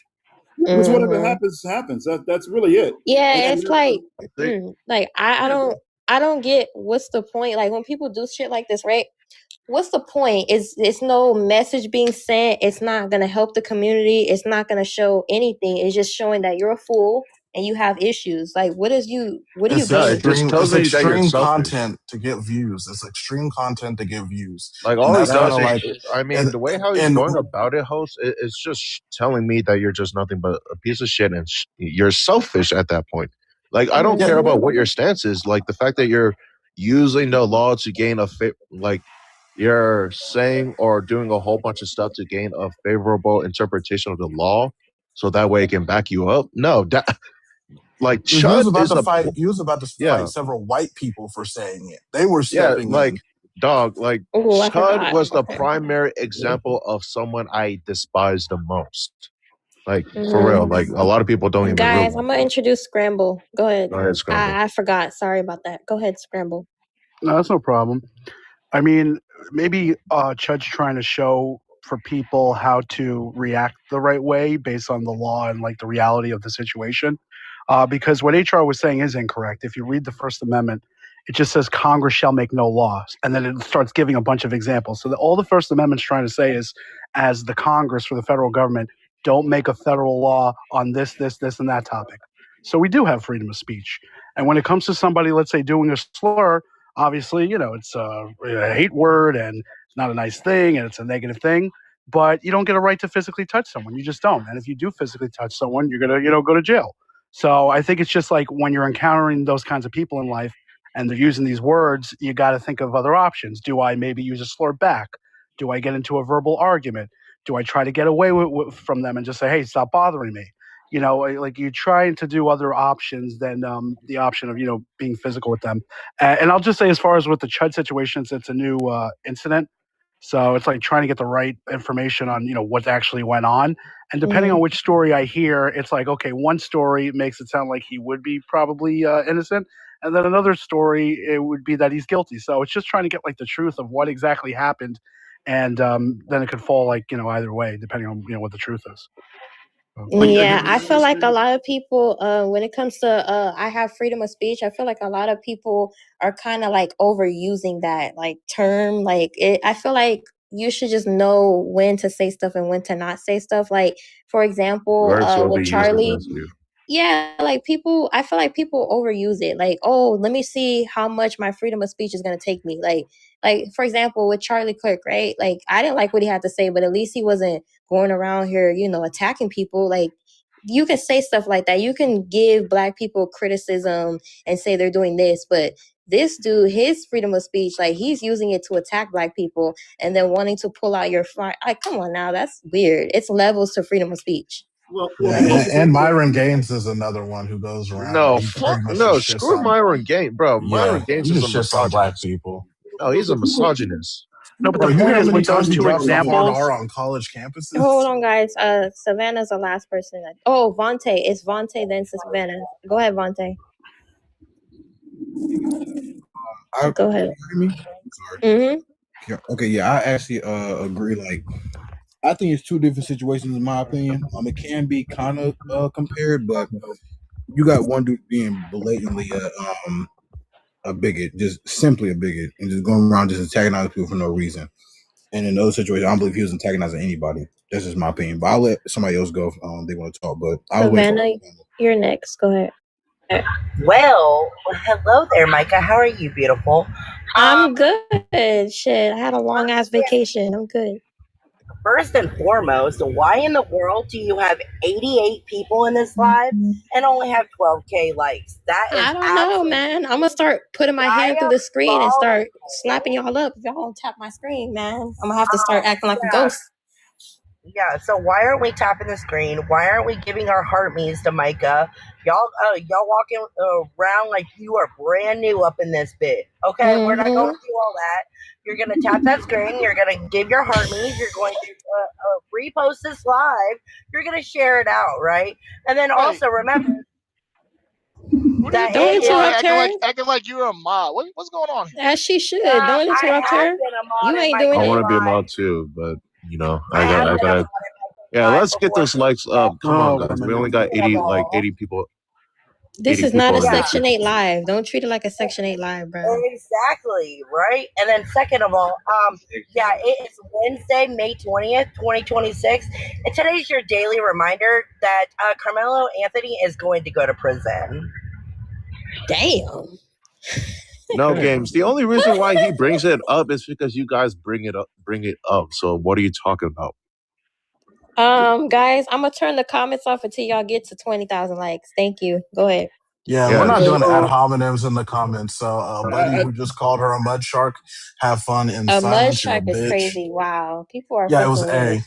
It was So I needed to correct Scramble here because look, when they were writing the Constitution in 1789 in the 1780s, they weren't thinking about Chud the Builder. They were already using open race slurs against Black people. The idea was a tyrannical government and free from criticism from criticizing the government. That's why they included the right to petition, right to assembly, freedom of the press, freedom of speech, freedom of religion, all that other stuff. Chud was not nobody was thinking about Chud, in 2026. So stop it.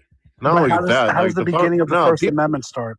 not only that, like people at that time too had enough common sense to know, like, okay, like just because we petition these, that doesn't mean you could just do whatever the fuck you want. Like, there's a reason why we have something called separation of powers, because you don't want something exactly. So once again, this whole freedom of speech oftentimes gets abused, and they don't understand fully of what it is.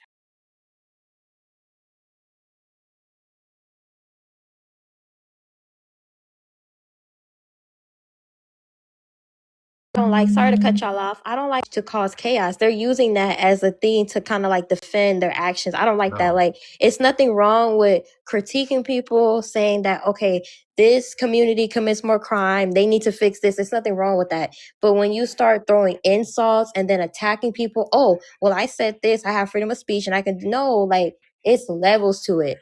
These people are just using that excuse for everything they do. I don't like that. But here's the Yes, like problem, though. Micah. Here's